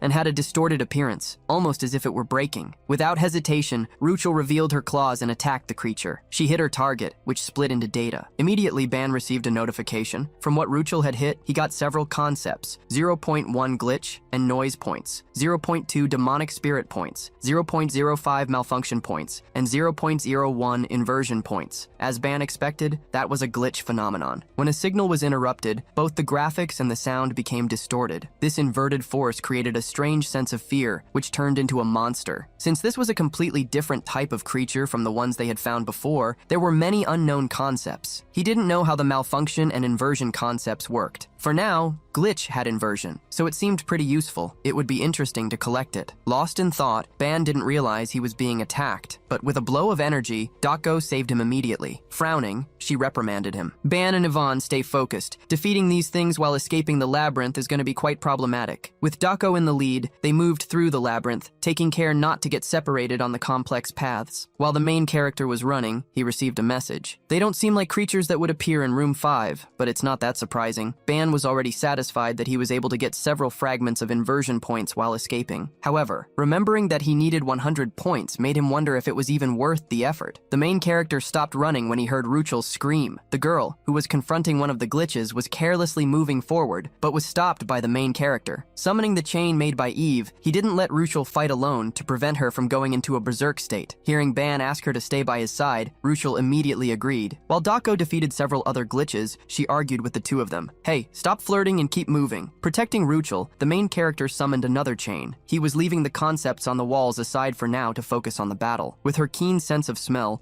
Ruchel was able to warn the main character when monsters were about to appear. Using the chains, the main character managed to collect inversion points by defeating the glitches. After running for several minutes, they still hadn't found an end to the labyrinth. Dako then revealed that she had memorized the entire path they had taken while running, and both she and Ban felt that, although the place seemed different, they had been there before. She concluded that it wasn't a normal labyrinth, but one that modified itself in real time. Faced with this situation, Dako assumed that the only option was to destroy it completely. Seeing her take a battle stance, the main character noticed something with his eye ability. He was so focused on collecting inversion that he had ignored an important detail. Dako wanted to destroy everything to reveal anything that was hidden, but the main character interrupted her, passing her by. Placing his hands on the walls of the labyrinth, he explained his reasoning. Logically, a path that's constantly changing doesn't make sense. That means there must be some trick hidden inside the walls. The main character felt the entire wall until he found a spot that sank when pressed like a hidden button. Ban received half a point of illusion for discovering the secret button, a concept that couldn't be owned by humans. With the wall in front of him disappearing, the main character smiled, celebrating that he was right. His gamble had paid off, and a path in front of him was revealed. Ruchel was curious to know how Ban had done that. With slight thinking, it was incredible that he had discovered the labyrinth's secret. The main character scratched his nose, trying to hide his pride. In fact, he had noticed it a little earlier, but ended up not saying anything because he had forgotten while collecting concepts. To hide this fact, the main character made up an excuse. I don't like to waste time. I just noticed a part of the wall that looked weird after we'd been walking for hours. Dako found Ban suspicious but didn't say anything. She was more surprised by the fact that he had found a flaw in the magic that even her own power hadn't detected. Watching the main character take the lead to guide the way, Dako told herself that, as she already expected, Ban wasn't just a common talent. The quartet continued to move through the labyrinth while defeating the glitches. This time, they found a giant elite glitch, even though they were only on their second exploration. For Slight, this only confirmed that their experience was different from the explorations of the other groups. Ruchel thought the same. Even after defeating the elite monster and gaining many concept points, the main character stood still, staring into the void, which worried Ruchel. She thought he might be injured, but Ban soon reassured her. The truth was that he was worried. He was 1,000th of a mana point away from reaching 200, but that number refused to go up. Even after absorbing more than enough concepts in the last 3 hours, his mana didn't reach 200 points, a problem that the concepts of life and body had never faced. Noticing his state, Dako approached and whispered in his ear, "What's going on? What's wrong with you? You don't look hurt." The main character was startled by Dako's sudden approach, something he had already asked her to avoid. However, it wasn't just Dako who was worried, but everyone else too. The main character revealed the problem he was facing with his mana growth, which confused Dako. Suddenly, Doko giggled, as if she were happy. Hearing Ban ask why she was happy, Doko asked if he had hit a wall. Faced with Doko's words, the main character was shocked. She remembered that he was expanding his energy quickly, as if he were sucking everything around him, which made his growth rate gigantic. It would be like continuously watering a plant without giving its roots time to grow, causing him to hit a growth limit. Hearing Dako's explanation, the main character asked what he should do. Dako didn't think it was a good method to defeat monsters negligently, as he was doing. Thinking of a more efficient method, she looked around. Her gaze was directed at Ruchel, who was in doubt about why the girl was staring at her. Dako huffed, annoyed. That must be great for someone. Getting some fresh air during the weekend instead of being locked up in school, eating delicious food, and going to clothing stores. Seeing how Dako was treating him, the main character tried to convince her. Hey Doko, if you teach me, I'll learn diligently. I'll think about the trip, the food, and the shopping, so Dako finally agreed to help him, just because he quickly understood the situation he was in. Looking at her companions, Doko asked if it would be okay, since it would take a while. Ruchel didn't mind if it was to help Ban. Likewise, it was okay for Slight, since they had just fought an elite and hadn't changed rooms yet. Seeing how everyone was understanding, training, the main character thanked them. So, Dako explained that the best method would be for him to receive the basic transmission of the mystic body art. The main character was confused, so Dako explained in detail. Despite the big name, it's just a basic martial art, so it's not difficult. Even so, Ban was worried. So far, he had only learned the basic principles with Dako, but had never learned a martial art directly. This time, it would be a martial art. That's why he wondered if he could learn it properly. Before they started, the main character asked if he should perform something like the 9-bow ritual, a master and disciple ritual. Dako couldn't believe he was trying to cause a commotion with just a martial art that even children learned. She asked him not to worry and just get ready. While Ban took off his shirt to have more mobility in training, Dako was lost in some thoughts. She was surprised to see an outsider quote the ritual. She had acted as if it were nothing, but her mystic body art was something that couldn't be taught, even if the student venerated someone as their master, because that was a divine family art, passed down strictly through bloodline. Dako knew how shocked her father would be if he found out she was passing on the martial art to someone, especially to someone she had met recently, someone from another world. While Dako was lost in thought, the main character called her. Having taken off his shirt and revealed his buff body, Ban asked if he really needed to take all that off. Dako couldn't believe she was teaching this shameless guy a secret technique of her family. She couldn't do that unless he became her husband. Oblivious to Dako's thoughts, the main character tried to hide his body, embarrassed. Slight, who was looking at the main character's body with wide eyes, tried to ask Ruchel not to look. He thought that for him, as a man, it was okay to look, but not for her. Seeing the two gossiping, Dako shouted at them to be quiet. Starting the training, Dako instructed Ban to sit down and calm his mind. So, the main character did it. Going behind the main character, Dako extended her hand. From the moment she had met him until now, she had a strange feeling that kept growing. The feeling that she wanted to nurture this man with her own hands. Ban was different from any other man Dako had ever known. She didn't even need to mention Ban's exceptional talent for martial arts, but what surprised her most was the potential he had to possess the abilities. She believed that if he, who possessed great qualities and abilities, grew systematically, he could become something unimaginable. She wondered how fast and how far he could go. At the same time, she wanted to see his talent,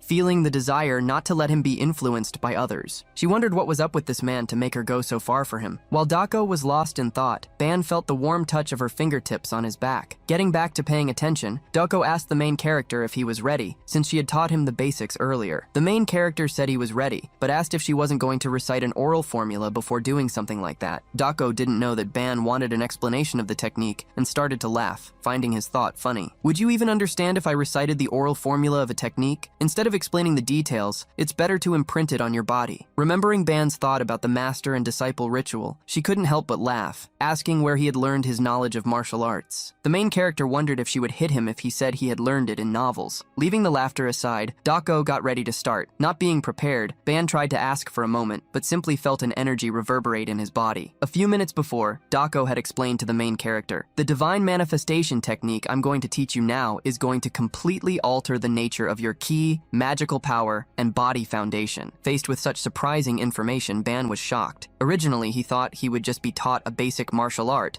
so he planned to learn it calmly, but now he realized it wouldn't be that easy. Dako, however, reassured him. "Don't worry, when you train your kai, it's natural for its nature to change. The magical power altered by the divine manifestation stimulates the body, and the continuously stimulated body consumes magical power to create a pure ki. As long as both body and magical power are trained, the paths will grow naturally." Ban still had difficulty understanding, even after the detailed explanation, so he tried to simplify. Magical power is filtered and converted into a pure kai. While Dako passed the technique to his back, Ban felt his body burn. From the moment she touched him, the feeling of becoming a fireball ran through his body. He felt that the magical power in his veins was being devoured crazily. It was as if a path that didn't exist before was being forcibly created. While the main character gritted his teeth, afraid his body would catch fire, Dako placed her hand on his shoulder. "Ban, calm down." She taught him what he should do. "Follow the paths engraved inside your body and move the divine kai constantly. Move the flames. This is the beginning of the divine manifestation." Ban closed his eyes to hear Dako's last support. "If you succeed in this training, the next path will be found by you, eventually." When he closed his eyes, Ban saw the blue flames inside his body moving constantly. In a lotus position, Ban made the flames flow freely under his direction, running through every vessel and concentrating on his heart. After some time, Ban sighed. He was starting to feel a little more comfortable. With the technique taught by Dako, he discovered that using raw magical power wasn't always the best way. When Ban opened his eyes, a notification appeared in front of him. He was surprised to read it. "You You have discovered the new concept of martial arts, divine manifestation. The depth of the divine manifestation has reached 20 points. Due to the training in divine manifestation, some of the negative concepts inside your body have been eliminated. A positive excess of life was created. This potential excess will promote the growth of other concepts. Receiving the confirmation that he had acquired the ability was sensational. More than that, Ban also had the attribute depth of his soul increased to 440 points. In addition, the resistance attribute in his body increased, as Dako had said would happen after his body was filled with divine Kai. The more Ban trained that blue flame, the more he felt the power of the concepts increasing. Next to the main character, since she had already finished passing the technique, Doko investigated. And so, are you satisfied? Ban couldn't help but give a thumbs up for the divine manifestation technique. It's amazing. Now you can think about what gift you want to get. Ban almost regretted it when he heard Dako's maniacal laugh. I'm looking forward to it. However, Dako wanted something at that moment. Throwing Ban's shirt back to him, she told him to wipe the sweat and get dressed, unless he wanted to climb the tower alone. Ban hid behind a wall while wiping himself off. While getting ready, he felt something strange. He felt that if he focused a little more on the training,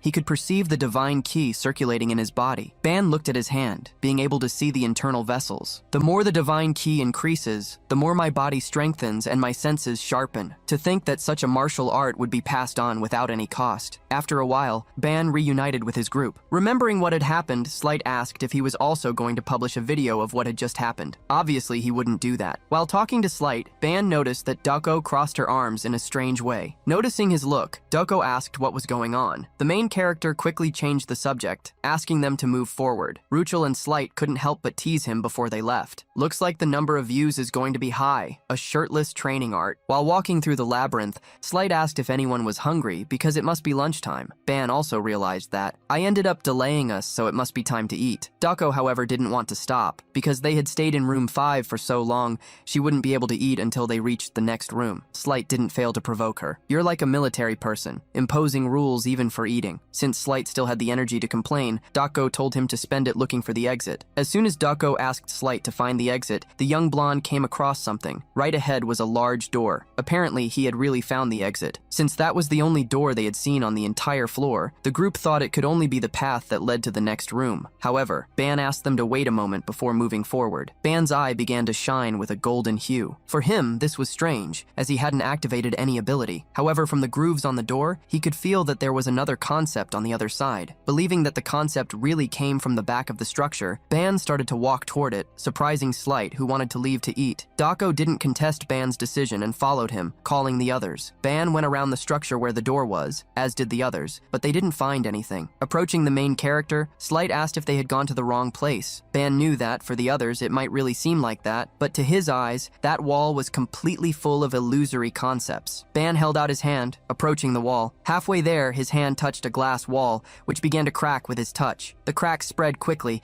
extending across the entire invisible wall. It was then that the wall completely fragmented, surprising everyone. Slight was shocked. What was that? What happened? The girls realized that Ban had found a new path. In front of them, through the wall that had been broken, they could see a spiral staircase, a shortcut to the upper floors. At that moment, Ban received a notification. You have absorbed 50 illusions. The absurd amount surprised him, as it showed how well that path was hidden. Although it was hard to believe he had found the place, Ban smiled forcedly. That was incredible. Showing the shortcut to the group, Ban asked what they should do. Slight couldn't believe Ban was still asking that question. Next to him, Dako had already made the obvious decision. As if they understood each other, the quartet ran into the shortcut area. While climbing the stairs, Ban fed his little snake Eve with the 50 illusions so she could grow and become stronger. During the climb, Ban shared a thought. It seems that the floor change is happening around here since there's no exchange mechanism. Dako completed Ban's theory. Maybe the stairs themselves are the mechanism. She argued with Slight. Make sure you walk straight. Going up sideways, Slight asked what would happen if a monster jumped on them. Dako didn't understand why he was worried about that, since they could simply fight. Using the identification stone, Ruchel found that they were already on the 8th floor. Ban couldn't believe they had jumped 3 floors at once, but Dako complimented him. You found a great shortcut, didn't you? Ban couldn't help but reveal after the compliment. Actually, I didn't know so much about the shortcut either. Light, who read the manual, remembered that it said finding a shortcut was great luck. What made Slight afraid was that the more floors they skipped, the more difficult the next one would be. He didn't understand why no one was worried. Dako, for example, thought more about the reward than the difficulty of the next floor. In tears, Slight complained and pleaded, Ban! Don't find any shortcuts next time! The main character couldn't help but laugh as he agreed. Slight's complaints really stood out. out. Ban didn't understand why Slight was so scared, since he didn't behave like that on the previous expedition. Holding the spear in his hands, Slight complained sadly, "If the difficulty increases more, it'll be dangerous. The holy sword, if only I could use it." Slight seemed mentally lost, mostly because he was extremely dependent on his sword. Seeing how much he complained, Dako asked if she should break the sword. This only made him even more nervous. While the two were arguing as always, Ruchel found something from where she was. Looking up, she saw the end of the stairs, leading to an exit. As the student identification stone indicated they were on the 8th floor, Ban believed the exit led to the 9th. Since he was ahead, Ruchel asked him to be careful. "I feel a hostility coming from there, just like that time." Hearing Ruchel mention the feeling of when the irregularity appeared, Dako and Slight stopped arguing. Dako then did something unexpected. "It doesn't hurt to be careful. Light, as soon as we enter that floor, draw your sword." Slight was surprised to receive Dako's permission. He immediately drew his sword, changing to a confident and excited attitude. "Guys, leave everything to me! Ha ha ha ha ha!" The instant change in attitude honestly annoyed Dako a little, although she couldn't do anything about it. As soon as they passed through the luminous gate, they arrived on a floor with stone walls and columns. Ban looked around and didn't see any monsters, just a high ceiling. This made Slight imagine that they were in a rest area. Ban doubted that, since there was no mention of this area in the guides. They then began to explore the place where someone armed was hidden. Suddenly, this person fired. Their weapon launched an energy explosion that created a magic circle. Hearing the noise, Ban was surprised. Suddenly, a gigantic sphere was fired in Dako's direction. When she noticed, the sphere was already glued to her.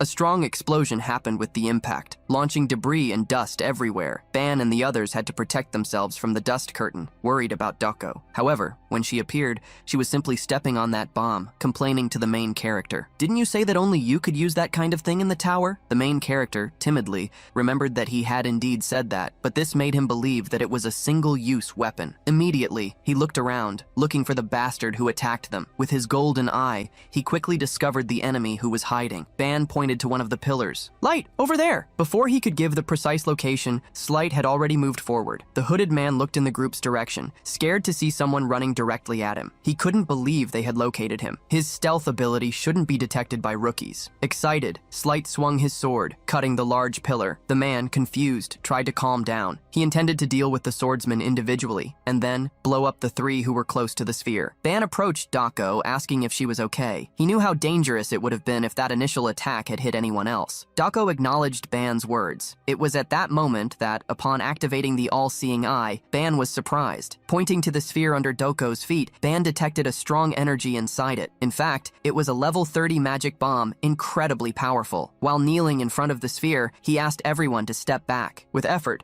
Ban managed to turn off the bomb's energy. He sighed, not believing that someone had used an artifact of that level, but was sure that this person would pay for it. He knew this because Slight was attacking the enemy intensely, with blows that flashed as they burst against the opponent's weapon. Needing to defend himself all the time, the invader gritted his teeth, seeing that the young man he was fighting was really good, but he expected something else to happen. The invader had already moved far enough away not to be caught by the sphere's explosion. He looked in the direction of the group around it, but was surprised to see a boy throwing something in his direction. He didn't care because the detonation would happen in 3 seconds. Saying goodbye to the group, the invader pressed the detonator. It was then that he noticed a sphere coming in his direction. With his jaw dropped, he wondered why the sphere was there. Slight also noticed the sphere and moved quickly. Desperate, the man screamed, waiting for the explosion. The sphere didn't hit him, but instead hit a pillar behind him, ricocheting. He, who was paying attention to the sphere, was surprised not to see it explode. It was then that he was startled. The boy's sword was approaching. Slight calmly warned, "I don't know why you're shocked, but you shouldn't look away during a fight." With a quick, unblocked blow, Slight won the battle. That man hadn't been completely defeated. Holding the wound on his shoulder, he commented, "That's weird." Light was the one who thought the situation was weird. "You're a human, aren't you? So why are you attacking us? How did you get here?" At that moment, Ban approached to retrieve the sphere. "Since I saw through your stealth, didn't you think I'd notice the bomb hidden in the sphere?" He revealed the man's mistake. "You were too confident in your tricks. That's why you're in this situation, betrayed by a defective product. Are you perhaps stupid?" The man, unable to retaliate,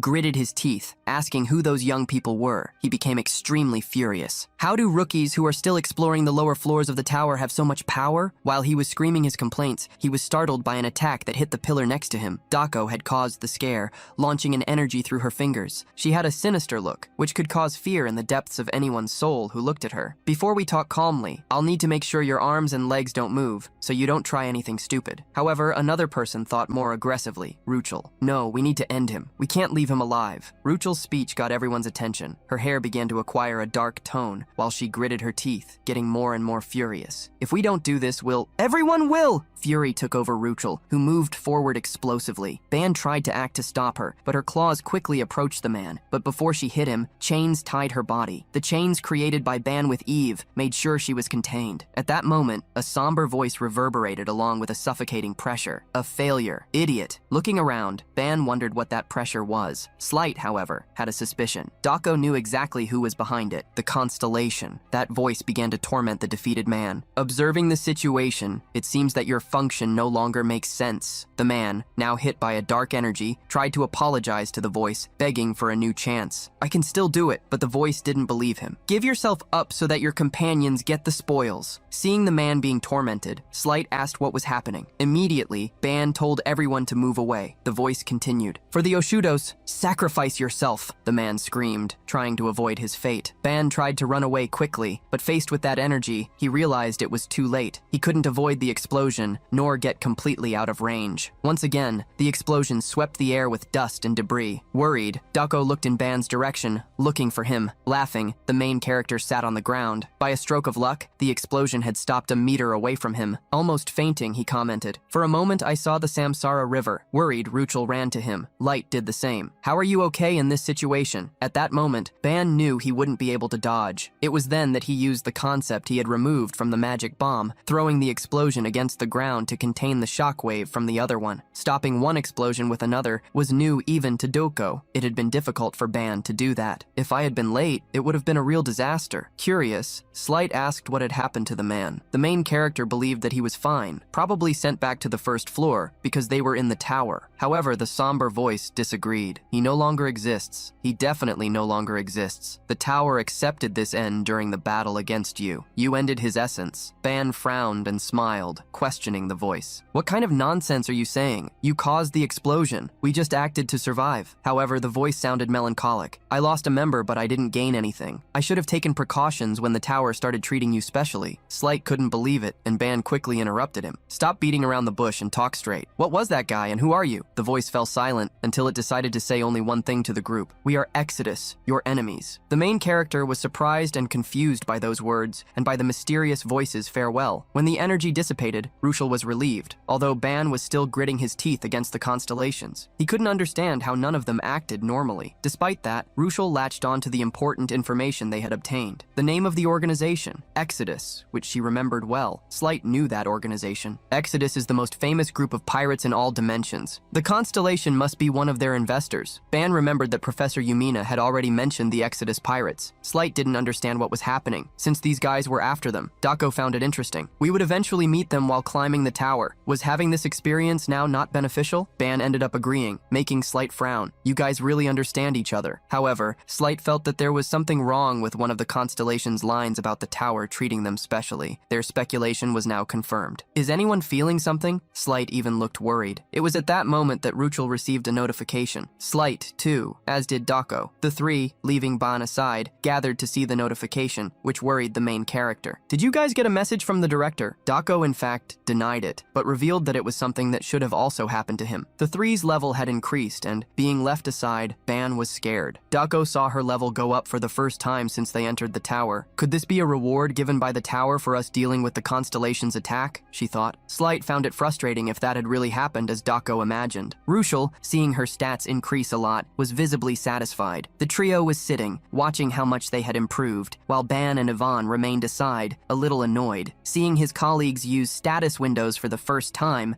the main character realized that they just hadn't evolved yet because their average was already too high. Going back to thinking about himself, he wondered if the tower was ignoring him since he hadn't received any notification or reward. To be sure, he activated the all-seeing eye ability. He then realized he was wrong. In the middle of the crater, later, left by the explosion, he saw a concept hovering between the smoke and dust. A strange concept was floating exactly at the point where that enemy had disappeared. The main character approached the concept with a gamble in mind. Believing that that was his reward, he touched the concept. Immediately, upon touching the spiritual item, a strong glow of energy spread. Words and more words ran up Ban's arm, transmitting him large amounts of stats. Ban was surprised to see himself gaining 79 life points, something insane. In addition, among the concepts, there were some he had never seen before. The first was the concept of metamorphosis, something that normally couldn't be applied to humans. The other was star scar, a trace of the brightness of a pure star that remained even after all individuals had been swept away. The main character imagined that the first represented a superior force of transformation, while the second was related to constellations. While Ban tried to understand how he could use these concepts, Ivan appeared, hissing his tongue at him. When Ban asked Eve if she wanted the metamorphosis concept, the little snake wiggled effusively with a happy look. Sighing, the main character recovered the concept. Okay, it's not like I'm gonna use this anyway. Come on,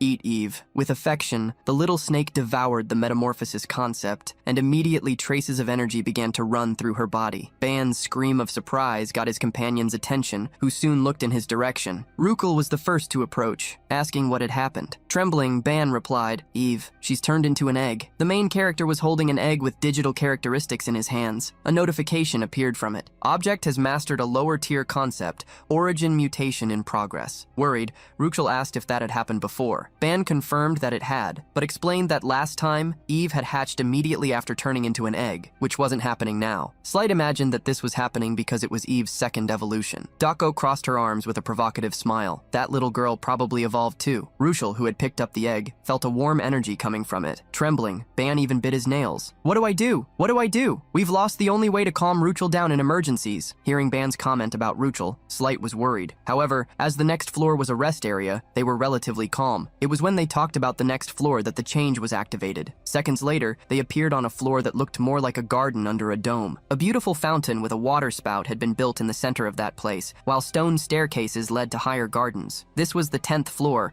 about which they had only heard stories. It was said that sometimes there would be no food or drink if the climbers were unlucky, but that place was completely different. Walking through the place, Ban commented, actually, it seems like we got pretty lucky. Slight went to some trees and collected some fruits called Eden fruits. Fruits that could recover fatigue and increase each individual's potential. You absolutely have to eat them during the rest zones. Hearing his colleague's advice, the main character took one of the fruits and took a bite. As soon as he ate it, he was amazed by the sweet and citrus flavor it had. Next to him, Dako had also tried a fruit, and she herself almost melted with that flavor. Ban couldn't help but compliment. It's delicious! I've never tasted anything so amazing. Dako followed his line of reasoning. This is the sweetest flavor I've ever tasted. I can feel a slight increase in my internal energy. Sitting on a bench, Rukel ate some grapes peacefully. Her hair had even lightened because of it. Provocatively, Dako asked if they should eat all the fruits on the floor before moving on, or even pack some. But Slight reminded her that they weren't allowed, and that the fruits would disappear when they left the floor. As Dako got frustrated with the rules, Ban tried to investigate if there was a way to take those fruits with him. It was then that notifications appeared. You've eaten a fruit of Eden and the unique fruit, the fruit of knowledge. From now on, the all-seeing eye can distinguish sins. The protagonist was confused. Looking at the fruit in his hand, he wondered if it was really called the fruit of knowledge. So this fig-like fruit is called that? Despite having gained a new power, he tried to imagine what exactly distinguishing sins meant. At that moment, Rukel got everyone's attention, saying she had found a mysterious box. Dako crossed her arms, explaining right after, this is a reward for achievements. Even on the lower floors, there must be something interesting inside, right? After all, we haven't gone through common experiences so far. Everyone finally remembered what they had faced in the last few days. They had faced constellations twice, besides several elite monsters and a trap zone. Ban, recalling those difficulties,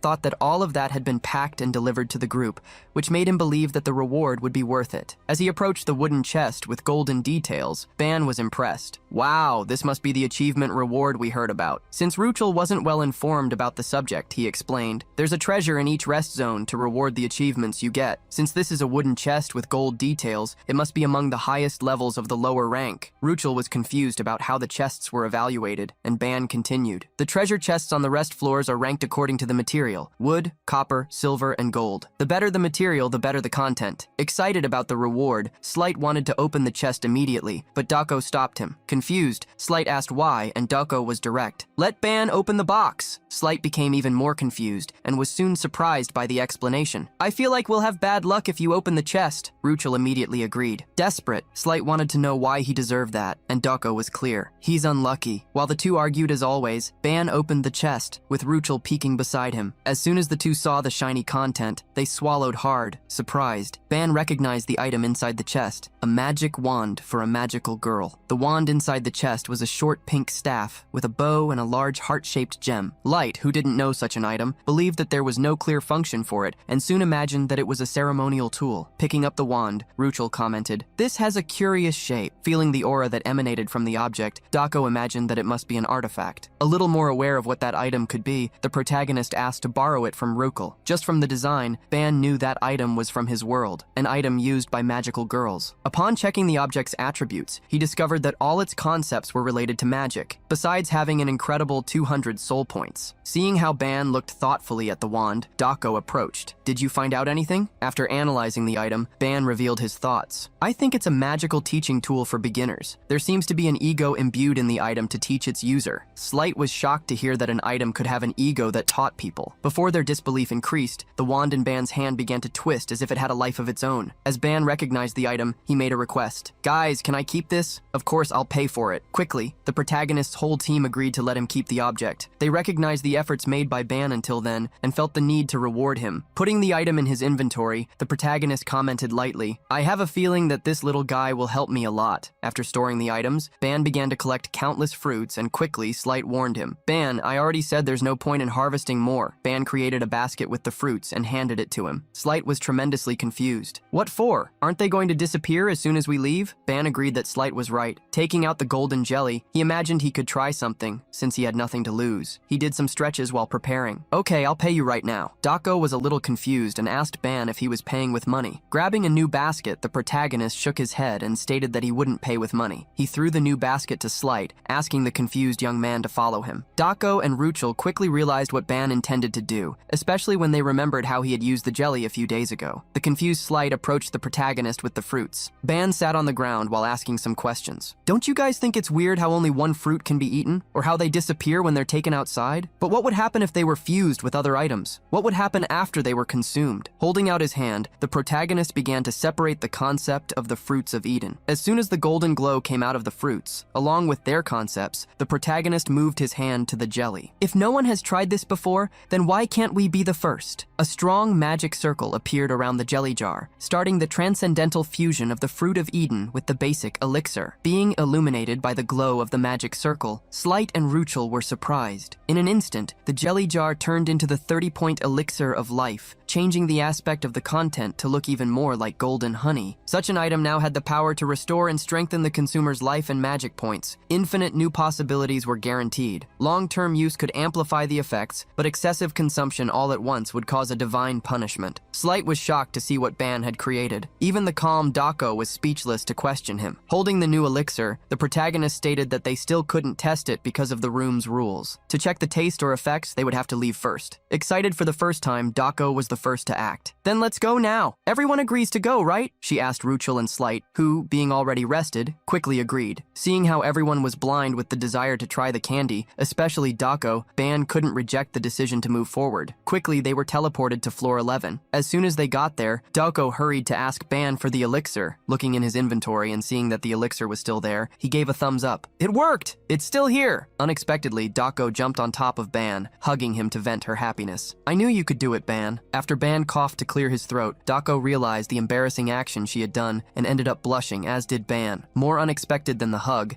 she threw him away with an attack. "You're too close!" Slight tried to defend Ban, reminding her that it was Dako who had hugged him, but she quickly told him to be quiet. While Ruchel was grinding her teeth with jealousy, the protagonist got up, scratching his sore head. "I was even more surprised than you." Suddenly, Ban heard a hiss coming from a nearby place. When he realized, 3 shelled crabs had appeared. The monsters of floor 11 were there. Their bodies and shells were full of moss, and their numbers were as great as those of the tower spiders. Quickening his pace, Ban ran toward his group. "Guys, they're here!" Furious, the crabs ran after him. As soon as Ban got his friend's attention, 2 attacks passed over his shoulders, destroying the monsters that were chasing him. Furious, Dako had eliminated them. "I was already sad that I couldn't eat the elixir because I was full, but you guys served to help me with digestion. Ban was scared to see that his teammate already wanted to eat again. Before he could say anything, Dako made a challenge. Let's move forward against the monsters until our digestion is complete. Knowing how long they would spend fighting, Ban blamed himself for not having done something else in place of the elixir. 10 hours later, the group had already reached floor 14. Furious, Dako hammered the wall with her hand while complaining. Damn it, why am I not getting hungry? Dako had dragged the whole group to floor 14, even though they were extremely tired from facing monsters for several hours straight. Ban ended up sighing just like her. He didn't expect his satiety to last half a day, even after so much effort. Light felt the same. To try to get hungry, we went through 3 floors. We must be the only team that has tried something like this. But I'm still full, although I can't take another step. Seeing how the 2 boys complained, Dako crossed her arms. She thought for a moment before asking, maybe we'll get hungry when we reach floor 15. The boys almost cried when they heard the suggestion. Ban begged her to stop, while Slight tried to remind Dako that it was already approaching midnight. The protagonist advised that they should stop there,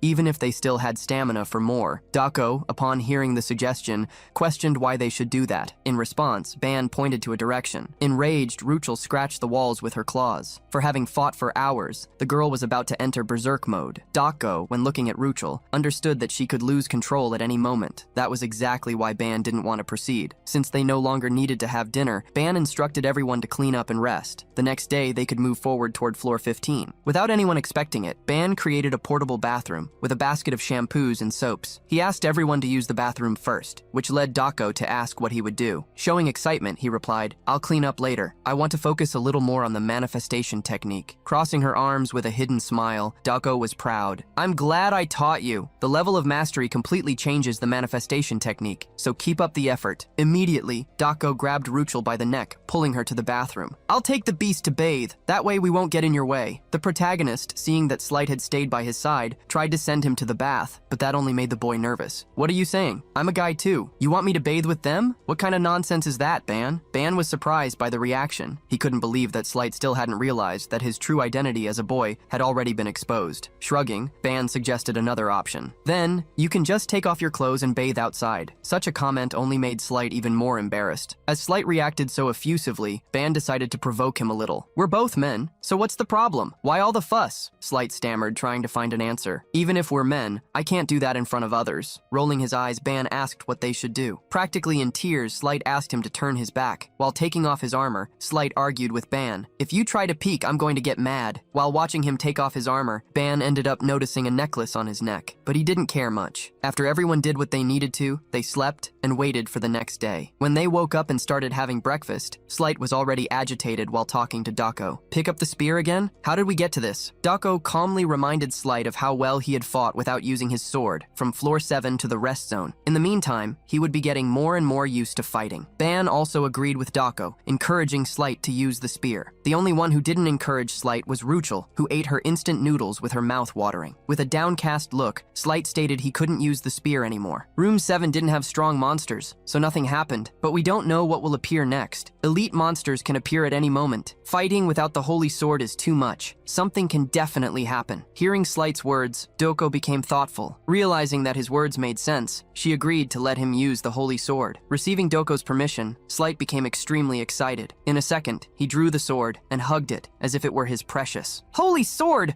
I'll never leave you again! Worried, Ban approached Dako to ask if it was okay to allow Slight to use the sword. Dako didn't think she had another choice. He's already at his mental limit. We'll need to satisfy him for now. While the two were talking, the beast in front of them roared. Holding her fork, Ruchel gritted her teeth with hunger, even after having eaten so well. Dako didn't understand why she was like that, but Ban had a hunch. Maybe she's on alert because we're both too close? Shrugging, Dako moved away while complaining. First obsession and now jealousy. I'm starting to worry about the future of this group. Sweating cold, the protagonist asked Dako if she thought they could continue, but she returned the question to him. A few hours later, the group arrived on floor 15. There, they found an army of orcs equipped with spears. Raising their arms, the orcs roared their war cry and advanced advanced toward the group. Surrounded, the students wielded their weapons, preparing for battle. The first to act was Slight, who with the holy sword regained his confidence. With a swing of the blade, he broke the handle of countless spears. "Who do you think you're attacking?" The protagonist couldn't help but be impressed by Slight's renewed attitude, something that also made him a little worried. While he himself began to fight the orcs,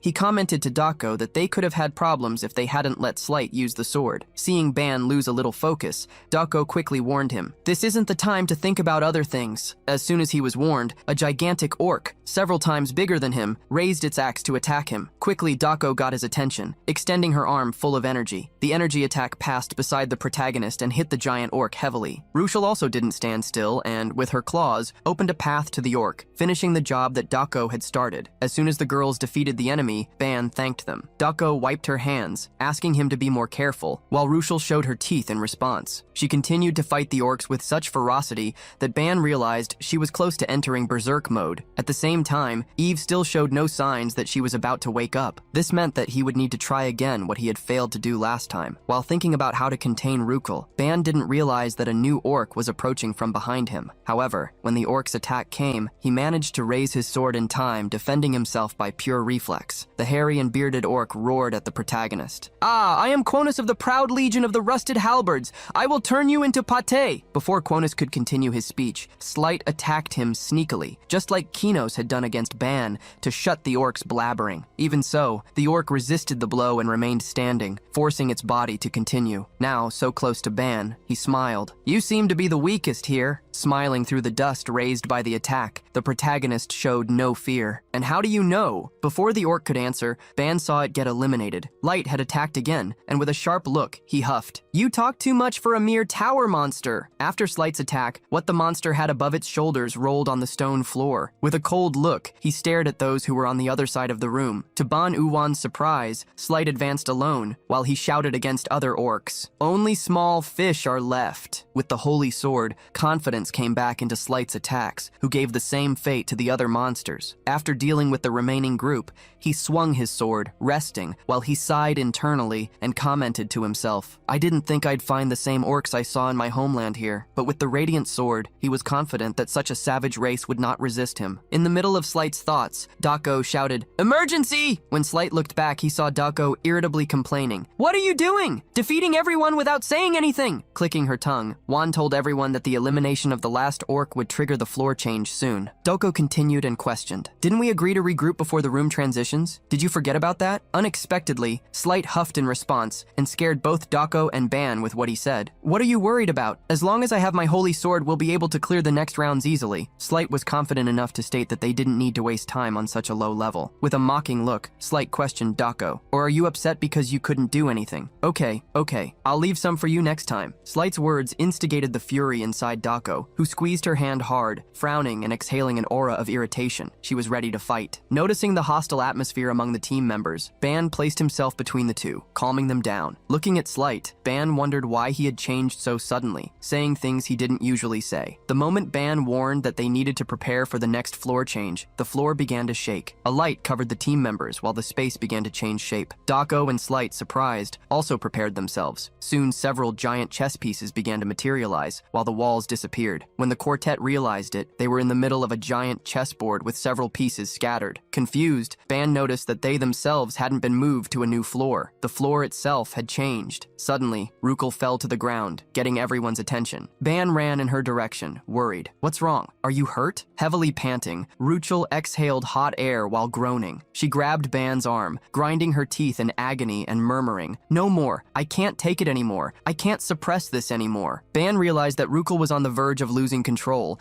and that was exactly why she needed breaks before floor transitions. At that moment, when everything was already worrying, a being appeared, shouting with a thick voice, "Was it you, humans, who eliminated my soldiers?" The orc with a big axe presented himself proudly. "I am Kurus, centurion of the great legion of the rusted halberd." The great orc swore, with eyes that showed the fury for the loss of his men. "I will honor my fallen companions with your bodies." Speechless, Ban realized that the subordinates of this orc must have been the ones they had defeated located in room 15. Confused, thinking that they could still be in room 15, or that it was connected to that floor, Ban opened the tower's information window. A small phrase was described. Rule of the 16th room. The weakest soldier goes first. Unexpectedly, the orc Curus pointed to Ban Yuan. Come on, the weakest human, step forward. He called him with his finger, provoking. I, the Centurion Curus, will teach you a lesson. Knowing that the orc was talking to him, Ban prepared to go first. However, Slight stopped him. Ban, don't worry about things like that. Taking a step forward, Slight declared confidently, you don't need to obey meaningless rules like these. Ban was surprised by Slight's actions, who used all the power of the holy sword, making fire wings appear on his back. Annoyed with the chief orc, Slight shouted, how dare a mere orc talk about rules to someone like me dressed in holy light? Slight's jump exploded in speed, moving forward against the orc, even though Ban told him not to do that. The orc watched Slight advance and asked if he was the weakest human. Ignoring the question, Slight shouted with confidence, I will finish you off in a single attack. The orc, who was watching him, concluded, you are not the weakest. Slight brandished the holy sword, attacking the orc and hitting it on the shoulder. However, against the expressionless orc, the sword didn't even cause a scratch. A warning notification appeared. Rule violated, penalty applied, a decline in an ability. All stats will decrease. Slight's sword reverberated on the great orc's shoulder. In the young warrior's eyes, surprise was evident as the blade didn't advance, and an irritated smile formed on the orc's face. Before Slight could react, the orc launched an attack, ripping him in half. Light didn't even cough, and his look only revealed the great surprise he felt before being eliminated. Ban, speechless, saw the notification appear while Slight disappeared. Player Slight has been eliminated. Trick Room. Unlike normal rooms, it was governed by special rules and orders. Such rooms were more difficult than common ones, but if the rules were followed, it would be possible to conquer them, receiving great rewards. However, any step that violated the mandatory rules would result in severe penalties. In front of Ban and Dako, these penalties were revealed with Slight's elimination. Ban felt that they were now in trouble. The difficulty of the Tower of Babel always matched the maximum strength of the teams. When the difficulty value was set, even if the group lost members, it remained the same as calculated for the initial amount. Therefore,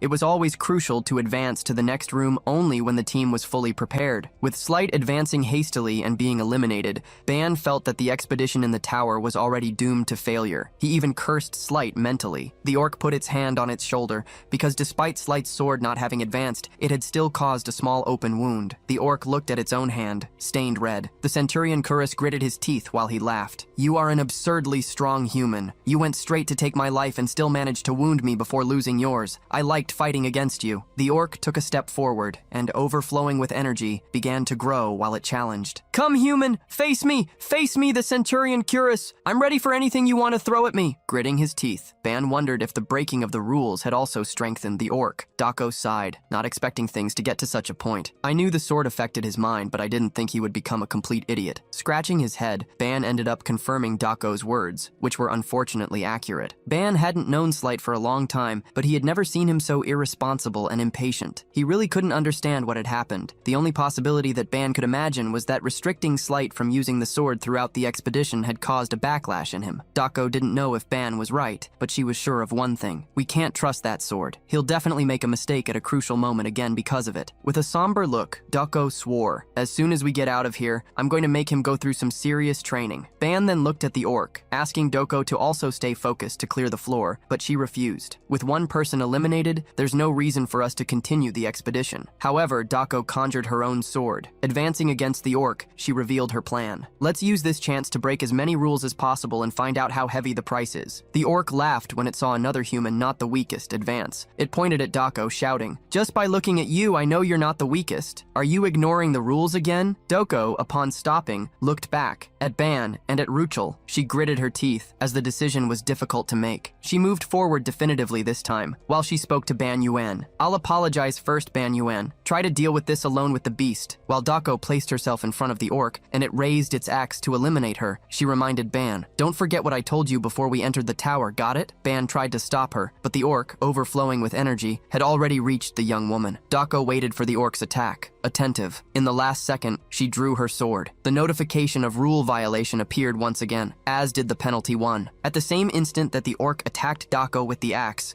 she, receiving the blow, counterattacked in the same way. Ban, speechless, faced the result of that confrontation. Dako began to disappear, while the notification that she had been eliminated illuminated, appeared. Even having defeated the second human, the orc screamed in pain, because along with the axe, its hand flew away, a result of Dakko's attack. Gritting its teeth, the orc shouted, "That scrawny human! How dare you take my arm?" It fell to its knees in front of Ban, realizing the boy's presence. The protagonist, while wielding his sword, commented, "You probably got a good strength increase because of the penalties, but of course, you're not in a condition to fight now." With a cold look, Ban declared as he raised the blade, "For the two who were sacrificed earlier, I will make sure to eliminate you and move on." Gritting its teeth, the orc asked weakly, "Is the weakest finally taking a step forward?" However, lightly smiling, it concluded, "No, I don't think so." Ban was shocked, because he felt the chaotic aura carried by Ruchel, who jumped over him, attacking the orc. Ruchel opened her claws, holding out her hand while roaring fiercely. Ban looked back, seeing Ruchel's advance, speechless to witness that she had gone completely crazy. Quickly, Ban let go of his sword to be able to stop Ruchel. The protagonist held her by the wrists, preventing her advance. Ruchel gritted her teeth in the middle of growls, trying to get past Ban, who was stopping her. "Stop, Ruchel. If you break the rules too, we won't know what kind of buff this guy will get." Ban was talking about the orc, the same one that Ruchel furiously wanted to attack. The protagonist didn't see his words reach his friend, and that only left him with one alternative. Raising one of his hands quickly, he created a magic circle. His intention, to plant positive emotions in Ruchel's mental path. Despite having been blocked last time, Ban tried once again to push various emotions into the beast's heart. Confident that he would succeed, he made his magic circle shine incandescently. As soon as the circle disappeared, Ban checked if Ruchel had woken up from her madness. Unexpectedly, she fell to her knees, panting heavily. Ruchel put her hand on her throat, as if she felt a tremendous shortness of breath, screaming in pain. Ban, faced with that, didn't know what to do. Worried, he didn't understand why her condition was getting worse. While Ban tried to save Ruchel, the orc he had ignored smiled maliciously. It gathered all the strength it had left, enduring the pain, and with the hand it still had, it grabbed the lost axe. Ban tried to lift Ruchel, who had stopped screaming, asking if she could now speak normally. However, Ruchel continued to growl. Her fury and madness had not diminished. Unexpectedly, Ban felt Ruchel grab his shoulder. Before he could do anything, she threw him to the side, saving him from the great orc's axe. Upon falling to the ground, Ban gritted his teeth, realizing that the orc centurion had attacked. The next thing he noticed was the notification that appeared. Attack failed. The rules are gone. Ruchel moved quickly, getting in front of Ban to protect him from the huffing orc. "Damn it! I wanted to eliminate both of them at once. How frustrating!" The orc, upon looking at the human woman who had appeared in front of it, was surprised and murmured, "This woman, don't tell me that! Even acting by pure instinct, she still protects him." The orc's gaze shifted to Ban, commenting unexpectedly, "Hey, human man, you're really lucky. You have the best possible partner." Before it finished, sharp claws silenced it. Ruchel didn't allow the orc to finish its words and destroyed its upper part. While she protected him, Ban put his hand on the right side of his body, feeling pain. If Ruchel hadn't acted as a shield, the orc's attack would have ripped Ban in half. Knowing that both of them would be in danger if that continued, Ban grabbed a healing potion and called out, "We need to heal our wounds before the floor change starts." However, somberly, Ruchel didn't answer. A fierce and crazed look dominated her. Turning around swiftly, she attacked Ban unexpectedly. The protagonist fell to the ground, scared. In front of him, Ruchel put her hands on the ground, releasing an extremely evil and scary aura, showing that her berserk state had never been neutralized. Ban could see that the furnace inside her was burning feelings even more intensely. While trying to understand what was happening, a glow appeared around him. The room change started, and soon the duo found themselves back in a scenario like the one before. They weren't alone. Heavy footsteps caught their attention. In room 17, they found masked goblins, a tribe with countless members armed with clubs and axes. Upon seeing such monsters, Ruchel's loss of control increased, as did her fury. Worried, Ban frowned and held out his hand hastily to try to stop her, but before that, she charged fiercely. Upon seeing the beast woman attack, the goblins raised their weapons and advanced against her. Growling like a wild beast, Ruchel extended the claws that sprouted from her fingers and showed the fangs in her mouth. In front of Ban, the battle began, exploding in ferocity. Squeezing his fist in irritation, Ban punched the ground. He felt an immense sense of failure. He didn't know why, but he couldn't stop the furnace. Even having asked with a smile on his face for Ruchel to trust him without checking things properly first, he trusted too much in his own abilities with a completely careless mentality. Thinking about everything that had happened so far, Ban Ban intensified his judgments against himself. Why didn't I think a little more? I judged and tried to deal with Ruchel's fight the way I wanted. Maybe I was just an arrogant fool. With a downcast look, Ban believed that nothing else mattered. Since Slight and Dako had already been eliminated, the expedition could be considered a failure. Ban lost the will to try to stop Ruchel. Being eliminated and sent back made more and more sense. In front of a goblin's bow and arrow, he didn't even move. The arrow was shot and he accepted his fate. However, another person hadn't accepted it. Unexpectedly, Ruchel jumped in front of Ban, taking the arrow for him. Seeing her between him and the goblins scared him. She pulled the arrow out and threw it on the ground, still prepared to continue fighting. Getting up and grinding her teeth, intimidating the goblins, she showed that she wouldn't give in. With all her instinct, Ruchel growled wildly, screaming at the top of her lungs and releasing all her feelings in the form of fury. Ban partially understood the feeling in her voice, the instinct of protection. While Ruchel advanced once again against the goblins, Ban recalled the words she had said to him with a smile before they climbed the tower. "I'm counting on you in there, Ban. I'll listen to everything you say. I trust you, Ban." Despite knowing that the expedition had already failed and that everything was already a mess, Ban took a potion from his inventory. Upon drinking it, he recovered 2 life points, 1 body point, 2 mystic energy points, and 1 charm point. With the natural healing speed increased by the potion, Ban stated decisively, "I won't let things end like this." Despite not having given up, he didn't see things getting better either. Ruchel continued to attack the goblins with all her energy. Despite needing to make her return to normal, Ban didn't know how to achieve that. Besides, recklessly messing with the furnace didn't seem to be the answer. Ban tried to imagine what Ruchel was like when she wasn't in berserk mode because of the furnace. She seemed more like a puppy, completely dependent. However, the Ruchel that Ban was seeing now seemed like a beast advancing toward her own end. It was then that Ban realized something in his own thoughts. Ruchel being a beast. Just because she's a beast, it doesn't mean she can't be tamed. Only those born purely wild were like that. But Ruchel wasn't. Ban clearly saw Ruchel's normal side as the human side. He tried to imagine why Ruchel didn't understand him. If she wasn't wild from the start, maybe there was something wrong with the approach he was taking to try to get close to her. Ban remembered a question. "Do you know the word submission, Ban?" The word said by Dako brought an understanding to Ban. At that moment, he had questioned whether submission was linked to governance, but that had not been the answer that Dako wanted. Dako had explained point by point what Ban didn't understand at that moment. From the perspective of someone who is governed, it may seem unpleasant, but some find safety in a strong leadership. In that sense, that beast seems to want someone to whom she can submit, someone strong and dominant who controls her. Staring at Ban deep in his eyes, Doko had taught him how he should act. When she stops understanding your words, you must stop trying to talk gently to her. Ban hadn't believed Dako's instructions at that moment. However, now things seemed to make sense. He realized that Ruchel could still communicate, but that his method was being too weak. His voice wasn't able to reach her. It was then that he decided to follow the only path that could really reach her and make her stop fighting. Ruchel, still with all her fury, continued to advance against the goblins, oblivious to Ban's thoughts. At that moment, Ban jumped in front of her,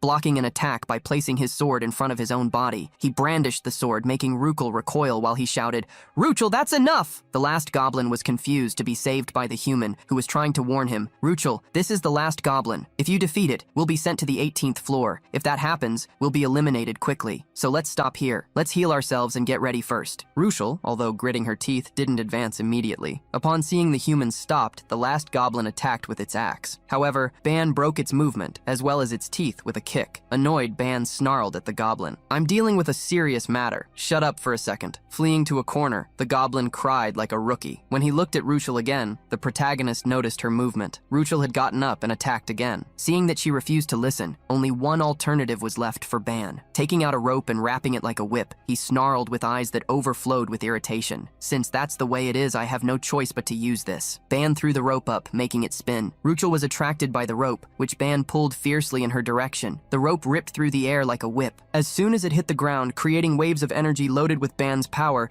he shouted, making Ruchel recoil. "Back!" Ruchel roared furiously at the attack, while unexpectedly, the tone of her hair weakened slightly. However, she was still annoyed, and she saw Ban pick up a chair. With a cold look, he placed the chair on the ground. While grinding her teeth with fear of the chair, Ruchel ended up hearing Ban's command. "Ruchel, sit!" Hitting and pointing to the chair, Ban ordered. The command made Ruchel scream even more furiously. However, she was screaming while sitting in the chair, obeying. Ban sighed as if he were in front of an idiot. Annoyed, he hit the ground with the rope, shouting, "Quiet!" Faced with the scream and the sound of the rope, Ruchel, with tears in her eyes, recoiled. Ban unexpectedly held out his hand to her and asked, "Ruchel, give me your paw!" Despite grinding her teeth, this time in frustration, Ruchel held out her hand, placing it on Ban's. When she touched his hand, he realized that she had retracted her claws. This made him praise her. "Good girl! Very good!" Extending his other hand, Ban touched Ruchel's head, petting the girl, who replaced her eyes of fury with eyes of surprise. To Ban's surprise, a glow appeared in Ruchel's hair,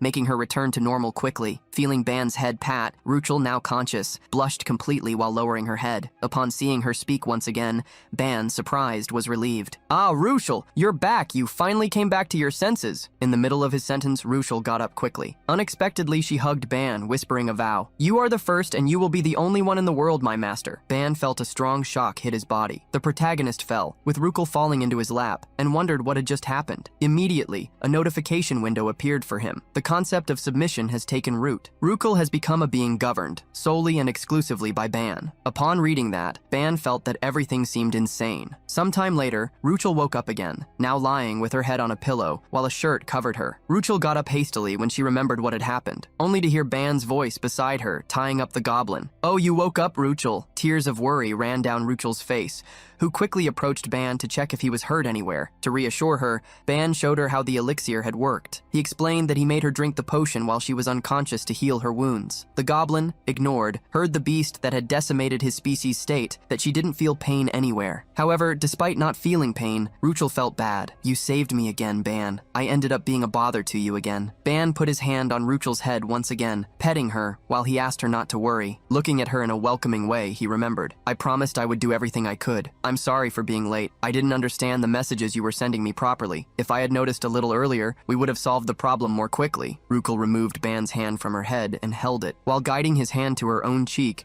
she showed a gentle smile and, with her eyes closed, whispered with affection, "It's okay. I'm grateful that you didn't forget and kept that promise in mind. Thank you for stopping me, Ban. No, thank you for stopping me, Master." Ban was shocked to hear Ruchel's words and blushed intensely. He quickly tried to correct her. "That's not right, this master thing." However, as if she didn't care about anything else besides the love for her master, Ruchel contradicted him. "What's wrong with calling my master master?" Ban put his hands to his head. There was a big problem in that situation. They were classmates. She couldn't say things that sounded like master and servant so openly. He tried to imagine what his family would do if they found out that a girl his age called him master. He would definitely be hung upside down and punished. The family's disapproval was imminent. Oblivious to Ban's thoughts, Ruchel asked if her master was okay. Stammering, he asked to talk after a break, but ended up screaming when he saw her try to snuggle up to him. In the end, Ruchel managed to stay with her arms crossed with Ban, and there she told her story. "I was born as a half-beast, but I am different from the other half-beasts. My ancestors were great, and my father was a bearer of a contract with a constellation." Ruchel revealed that her father regretted having made that contract, but the constellation had no intention of letting go of the family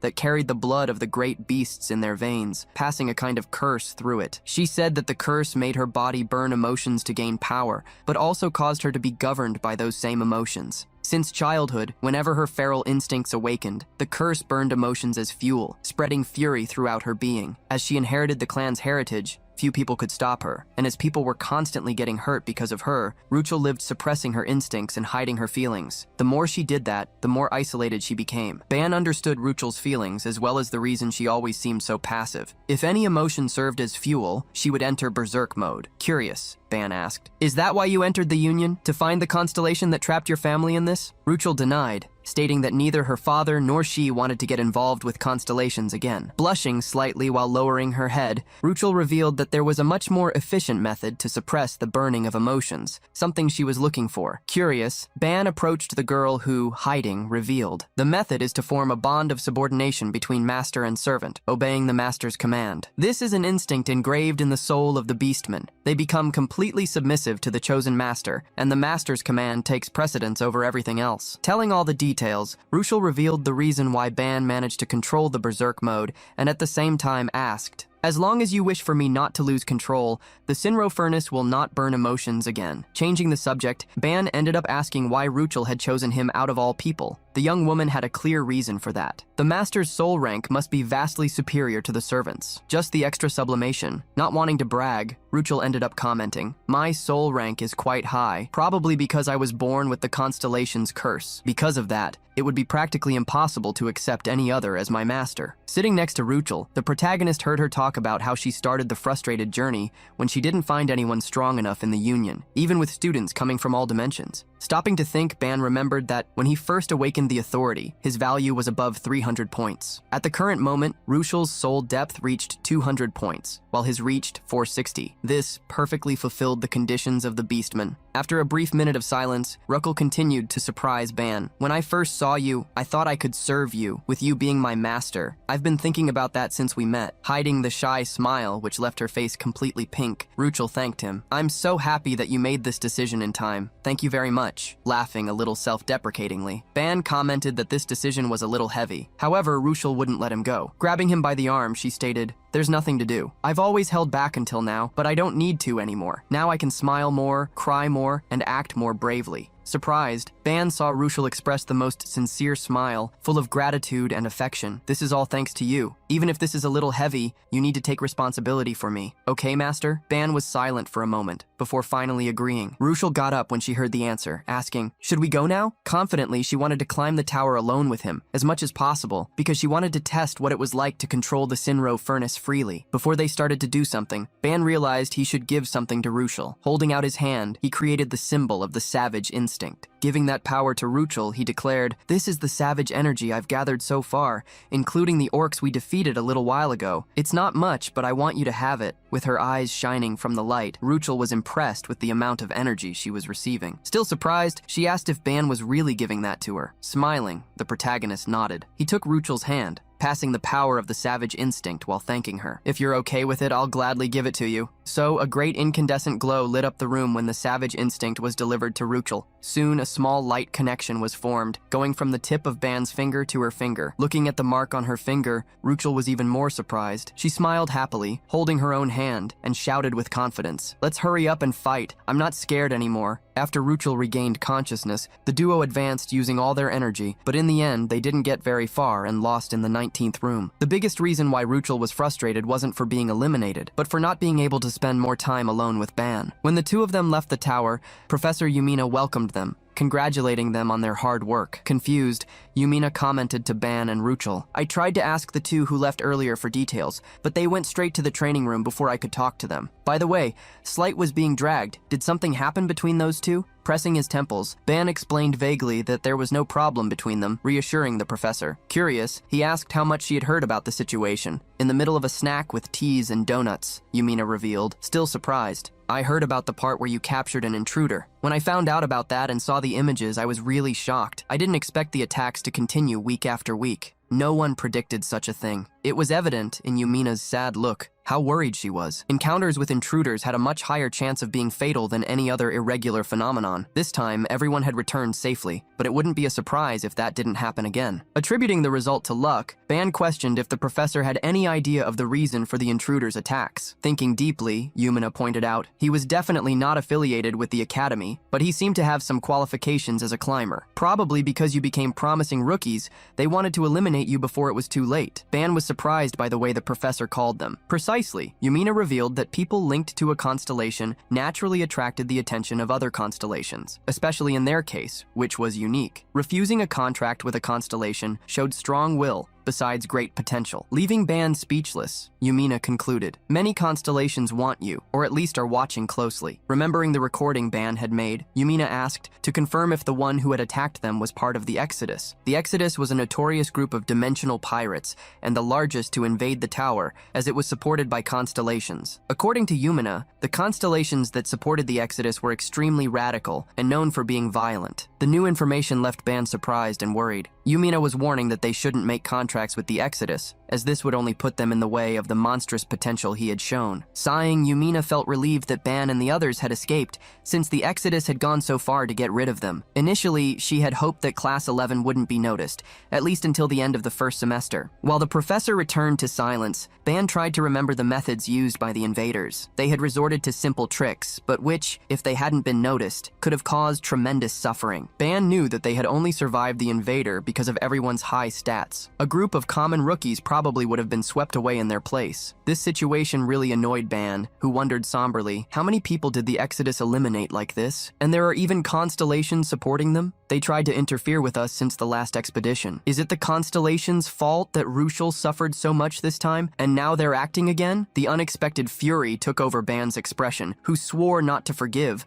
whether the Exodus or the constellations, and to get rid of both. Yumina, who had been silent, frowned, worried about Ban. That's a really scary expression. Realizing that he had gone too far with his feelings, Ban apologized hastily. However, Yumina felt the same way. Downcast, Yumina expressed her concern about the situation. All of you were caught in this situation. As a supervisor, I should help you grow without interference, but it's frustrating not to be of much help. Ban reassured her, because no one could control what happened in the tower. Changing the subject, he asked what he should do about the tower video, which was already edited. Yumina was not intimidated and ordered. Just put it online. Their plan failed, and as soon as the video comes out, they won't be able to do anything for a while. Let's humiliate them. After smiling at the professor's comment, Ban got up. Having already talked about everything that was necessary, he was preparing to leave. Before leaving, Ban commented, "Nothing good comes from getting involved with constellations. This only happened twice, but I'm already tired of it. I don't think I'll make a contract with them." Yumina found such a decision wise, but she still wanted Ban to take advantage of a good opportunity. So, she stated, "Among the constellations, there are those who care about their contractors." Confused, Ban turned, looking at the professor, who started to sweat desperately. She quickly changed the subject. "It's nothing, but before you go, I have a suggestion." Far away, Dako was frowning, annoyed. "No, you're absolutely not going anywhere. This worm still needs more punishment." Slight was on the ground, completely beaten down. Worried, Ban tried to calm Dako down, but punishing him so hard won't help either. Dako dragged Slight out of the destroyed arena because Ban wanted them to debate what had happened in the tower. Before they went somewhere to get some fresh air, Slight in tears tried to get up. "Ban, was what I did really that bad?" Ban didn't even blink to answer.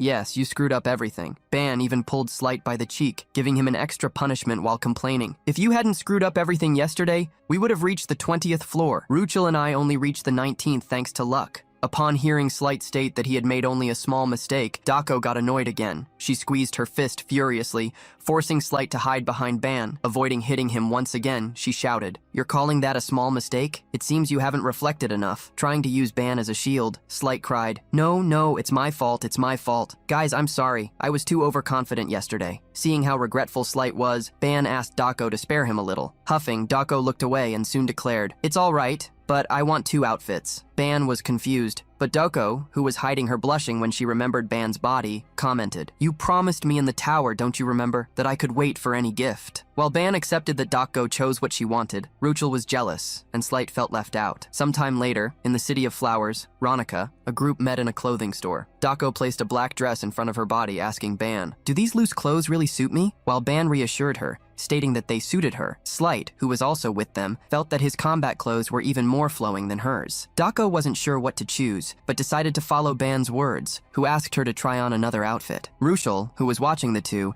had somber eyes, as if she were seeing prey. Annoyed, she snarled internally, "How dare she treat my master like a servant?" Beside Ruchel, Slight called Ban worriedly. "Ban, I think you should pay attention here too." Dako, who was blushing even without realizing it, was smiling, something she didn't usually do. In Dako's mind, although she wasn't familiar with the style of the chosen clothes, she had liked them because they had been suggested by Ban. It had been a long time since she had gone shopping freely, especially this way. While Dako smiled happily, someone was lurking. Ruchel, staring at her from a distance, commented out loud so she could hear. "Greedy pig!" Dako shouted at Ruchel irritably, making her run to ask for help from Ban, who didn't understand how they could start fighting so suddenly. Sometime later, Ruchel, holding out her hand, brought a piece of candy to Ban's mouth. Seeing that scene, Dako, who was supposed to be gifted, was extremely annoyed. Blushing, Ban tried to push Ruchel away, stating that he could eat by himself, but she refused not to feed him. Crossing her arms, Dako questioned, "We can assume that the problem of this beast becoming berserker in battles is solved, right?" Eating the candy served by Ruchel, Ban replied with a full mouth.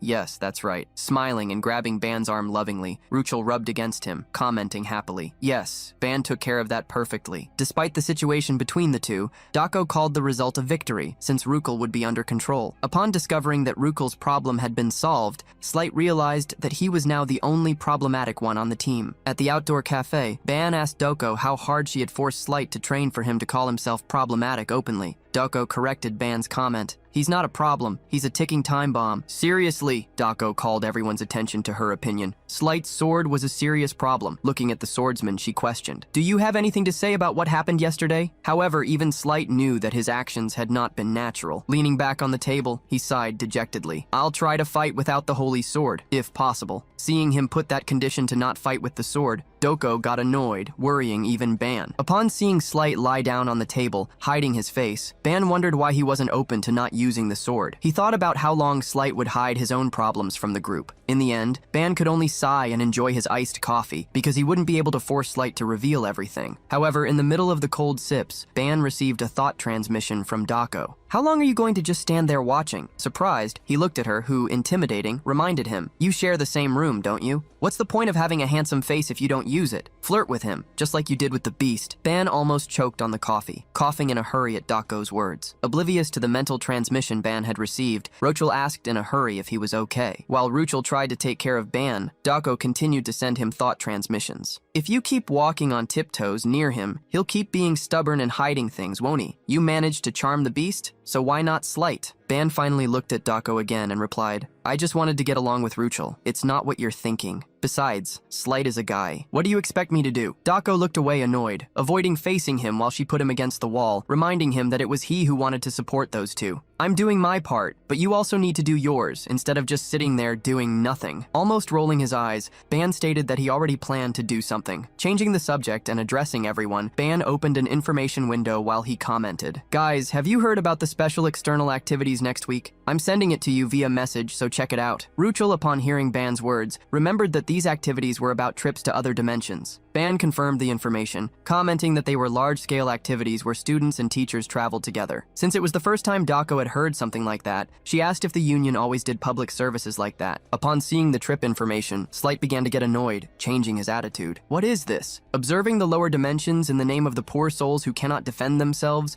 The goal of this special activity is to stop the wave of monsters? Why do you talk about the lower dimensions as if they couldn't exist without the care of a higher dimension?" Ban agreed with Slight, and Dako, beside him, commented, "If he wants to become a leader of all dimensions, I think this level of perspective is essential. You don't need to distort your thoughts so much." Slight, sighing, hid his irritation, frustrated because all these activities were just a preliminary education for those who wanted to become divinities. Ban remained silent. He had been feeling something for some time. Seeing how strongly Slight held resentments against higher dimensions, he was able to imagine that something must have happened on the planet where Slight lived. Leaving the subject of Slight's story aside, Ban stated that he needed to tell them something else. Ban shocked the three at the table with his words, "Starting this week, I'll be participating in Professor Yumina's magical combat classes. That's why I'll be training for now." The trio at the table screamed in unison, "Why are you only telling us this now?" A few days later in the training room, Ban found himself sitting on the floor. With the magic wand in his hands, Ban asked her, "You can speak freely now. I'm all ears."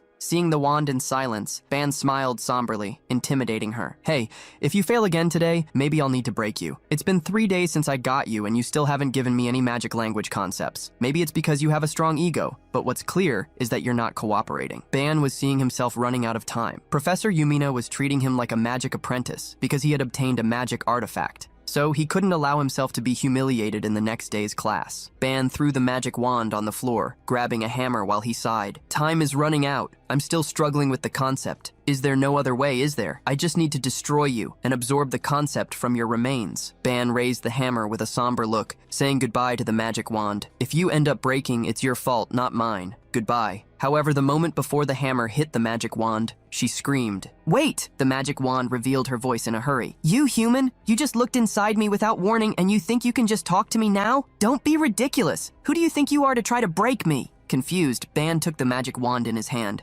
asking what she meant by saying that he had entered inside her. "Are you talking about my Babylonian code ability?" The magic wand irritably shouted at Ban. "This barbaric power! Why would I recognize someone who uses such a brutal authority? Magic is the way of those who follow the noble, elegant, and absolute laws of the cosmos, and yet you ripped me apart without even asking permission. Someone like you could never become a wizard." Forcing him to cover his ears due to the magic wand's screams, Ban told her to be quiet. Holding the wand upside down, Ban stared at her with wide eyes, telling her to stop making a fuss and quickly hand over the concept she had. Wondering how she had ended ended up with such a brute. The magic wand gave in. She swung in a hurry, throwing out of herself a small sphere of light with words around it. Upon collecting that concept, Ban received a notification, absorbing 1,100 units of magical languages. The depth of the all-seeing eye, all-hearing ear, and all-speaking tongue has reached 165. The wand, with her head down, commented that she always imagined she would create a wizard who would shake the world, but now she was being usurped, falling into a pathetic life. Reminding the wand that she wasn't even human, Ban questioned what life she was talking about. New notifications appeared. The complete transformation into kanji of the magical language is now possible. Besides that, an elemental notification appeared. Fire, water, wind, earth,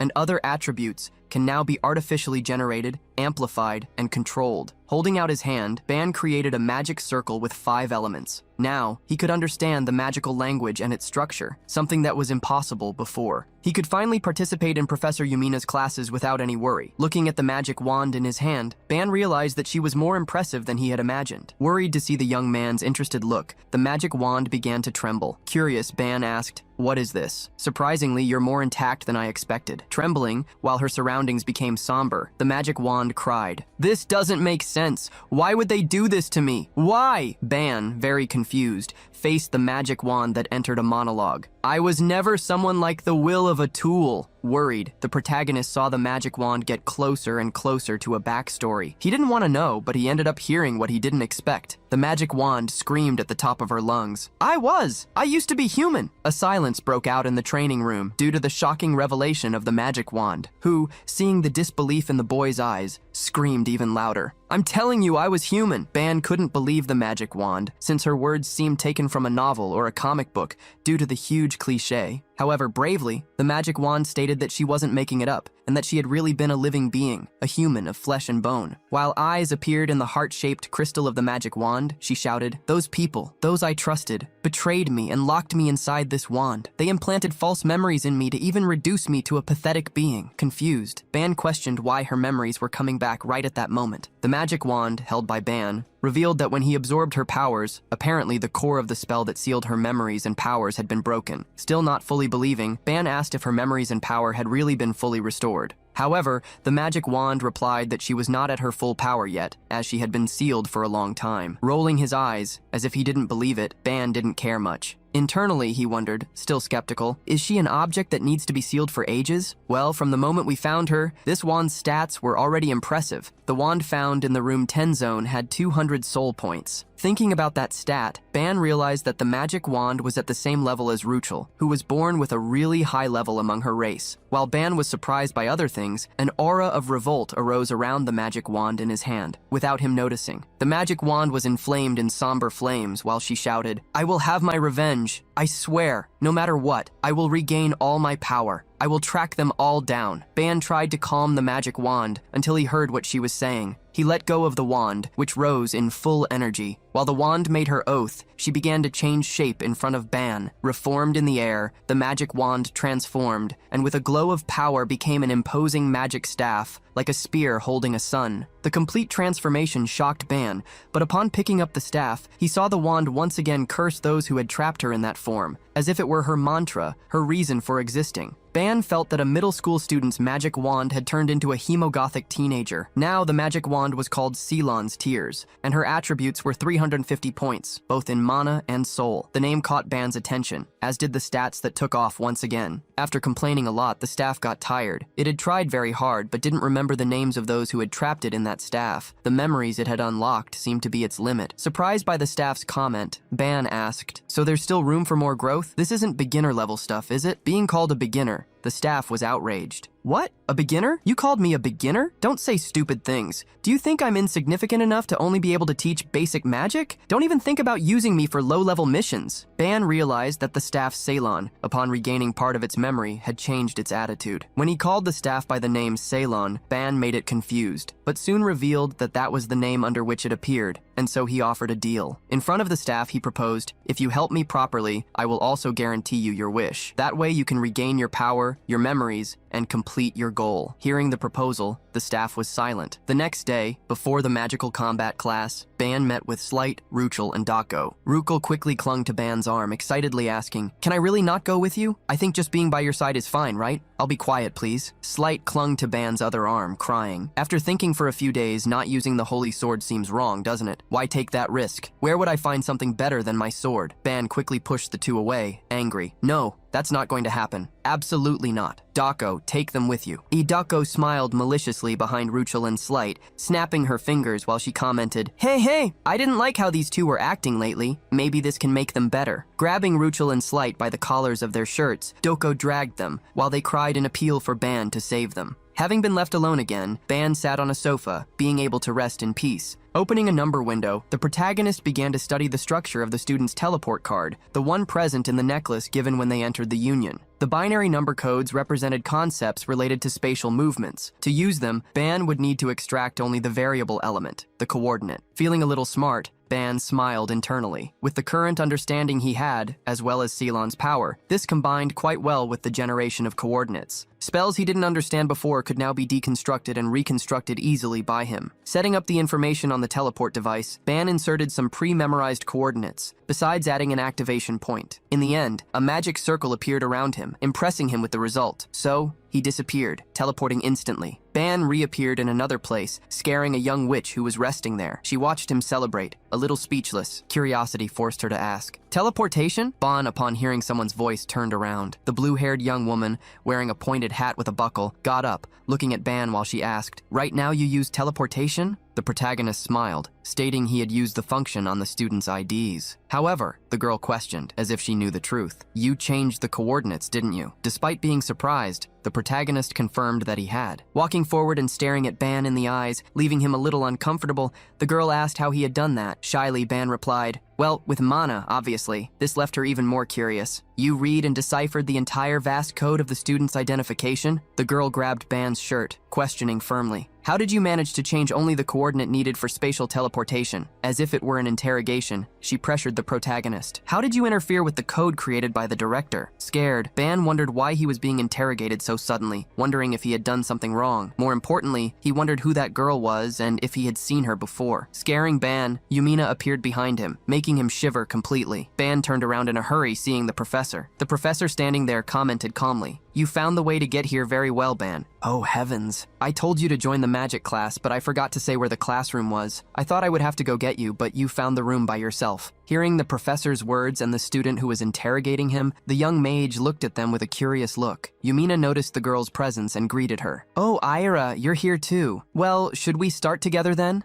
Bowing in thanks, the young Ira agreed with Yumina. Ban stood beside Yumina, who was smiling in silence. Sighing, Ban thanked her. "Thank you for intervening, Professor. It's the first time I've seen anyone be so aggressive in this way since I met Doko." Smiling in relief, Yumina commented, "Well, I also prefer not to have any events that add other heroines." Leaving Ban a little confused, Yumina prepared to start the class. On a plateau in the sky, in a covered arena where a few selected students were, Yumina at the podium got everyone's attention. "Guys, a new student is joining our class. This is Ban from Class 11. Please, everyone give him a warm welcome." Seeing some people clap for him having joined the class, Ban introduced himself with a slight nod. "From now on, I hope to learn a lot from all of you." Somehow, Ban was already in that situation. All the students there, although they clapped and greeted him, burned with hatred for him having talked so happily with their beloved Professor Yumina. Looking around, Ban only found 9 students in total. It seemed that only a few could really use magic, as well as their innate abilities. While looking around, Ban ended up finding the mage who questioned him earlier. Thinking about the girl, he tried to remember her name, Aira. She was sitting alone, which left him confused, making him wonder if she and the other students were on bad terms. However, Ban noticed something that rejected his initial thought. In Aira, a large amount of mana exploded like a sun, while in the other students, this aura was just like a light breeze. There was a big barrier between them, the same one that distanced them. Ban remembered that Dako in the special class had said that there was someone possibly stronger than Ortama. Looking at the blue-haired girl with the pointed hat,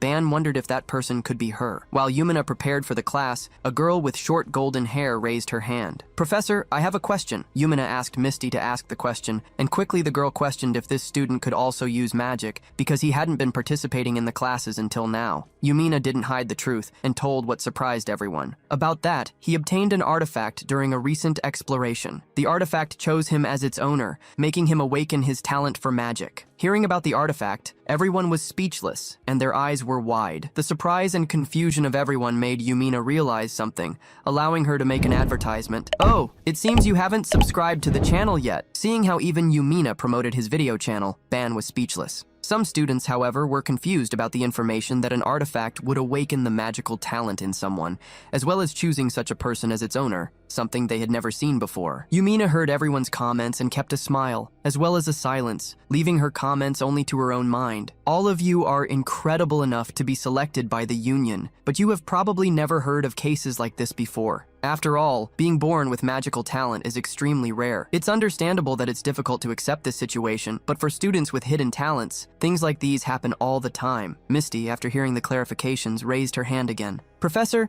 so can we ask him to show us some magic?" Of course, without using the artifact. Ban was surprised by the girl's request, who wanted to see what the awakening of a latent talent meant. Yumina defensively tried to protect Ban, but he spoke up. "I'm fine with doing that, Professor." Even Yumina was surprised by Ban's words, as she knew he had only obtained the artifact a week ago. Ban, upon getting up, asked for the girl's understanding. "I just started learning magic, so keep in mind that I'm not ready for anything complex." Despite the calm words, Ban kept a smile on his face, leaving Misty suspicious. Ban walked to the center of the classroom arena while thinking about spells. There were several spells he still couldn't do, so he decided to use the most basic one. For the selected spell, Ban would use the air element. Holding out his hands, he summoned the element. Thinking about the form that appeared in everyone's minds, he changed the format of the magical attribute, making it spin like a tornado, expanding. The next moment, Ban used fire, surprising many as they saw him use elemental magic. Combining the wind with the fire, Ban created a tornado that furiously rose in the center of the arena. Many students ended up backing away in fear of the flames that grew under Ban's command. Most were shocked and commented out loud. "He doesn't even use an incantation?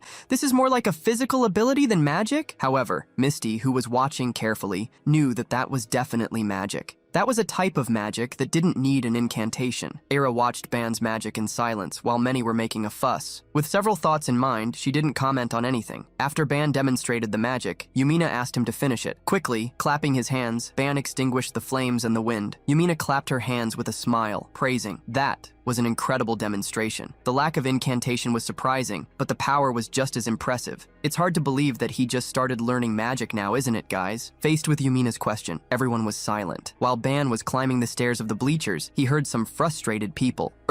So that's what a special admission talent looks like? Damn, he might be better at magic than even me." Misty, next to the frustrated young man, reassured him. "It's just stupid elemental magic. Don't make such a fuss." Curious, Ban looked at a point in the arena. He looked at the blue-haired young woman to see if she expressed any reaction, but upon seeing her maintain a blank expression, he ended up huffing. Ira had looked away, thinking mentally, "This kind of thing is boring." "Is that all?" Finishing the welcome, Yumina asked everyone to prepare for the beginning of the class. Joking internally, since the girl was strong enough not to care about his abilities, Ban sat down. At the end of the class, when Ban was preparing to leave, someone held him by the shirt unexpectedly. Upon looking to the side, he realized that Era had stopped him. The girl was there to question him once again. "You still haven't answered the question I asked earlier." Upon seeing Era talking to the special admission student, some students were curious. Oblivious to being watched, Ban tried to get away from Era. "I thought I already answered you earlier." However, she still insisted. "You analyzed and interfered with the entire code that the director designed?" Confused, the protagonist asked if that was something very difficult to do. Ira was quite invasive in her questions. "I would understand if you had obtained authorization to edit teleportation coordinates. But how did you do that?" Seeing Ira once again pressure Ban, Yumina approached them, calling the girl. Still holding Ban so he wouldn't run away, Ira asked Yumina if she needed anything. Denying normally, Yumina revealed that in fact, she needed Ban, since he had a counseling session scheduled. In addition, Yumina guaranteed to Era, leaving her surprised. Ban never received any kind of permission for modifications. "These permissions are only granted to tenured professors." Hearing the professor, Era commented frustrated. "Irk! So he really did it with his own abilities." Confirming the girl's thought, Yumina asked if her answer clarified the doubts she had. So she said goodbye to Era, asking Ban to follow her.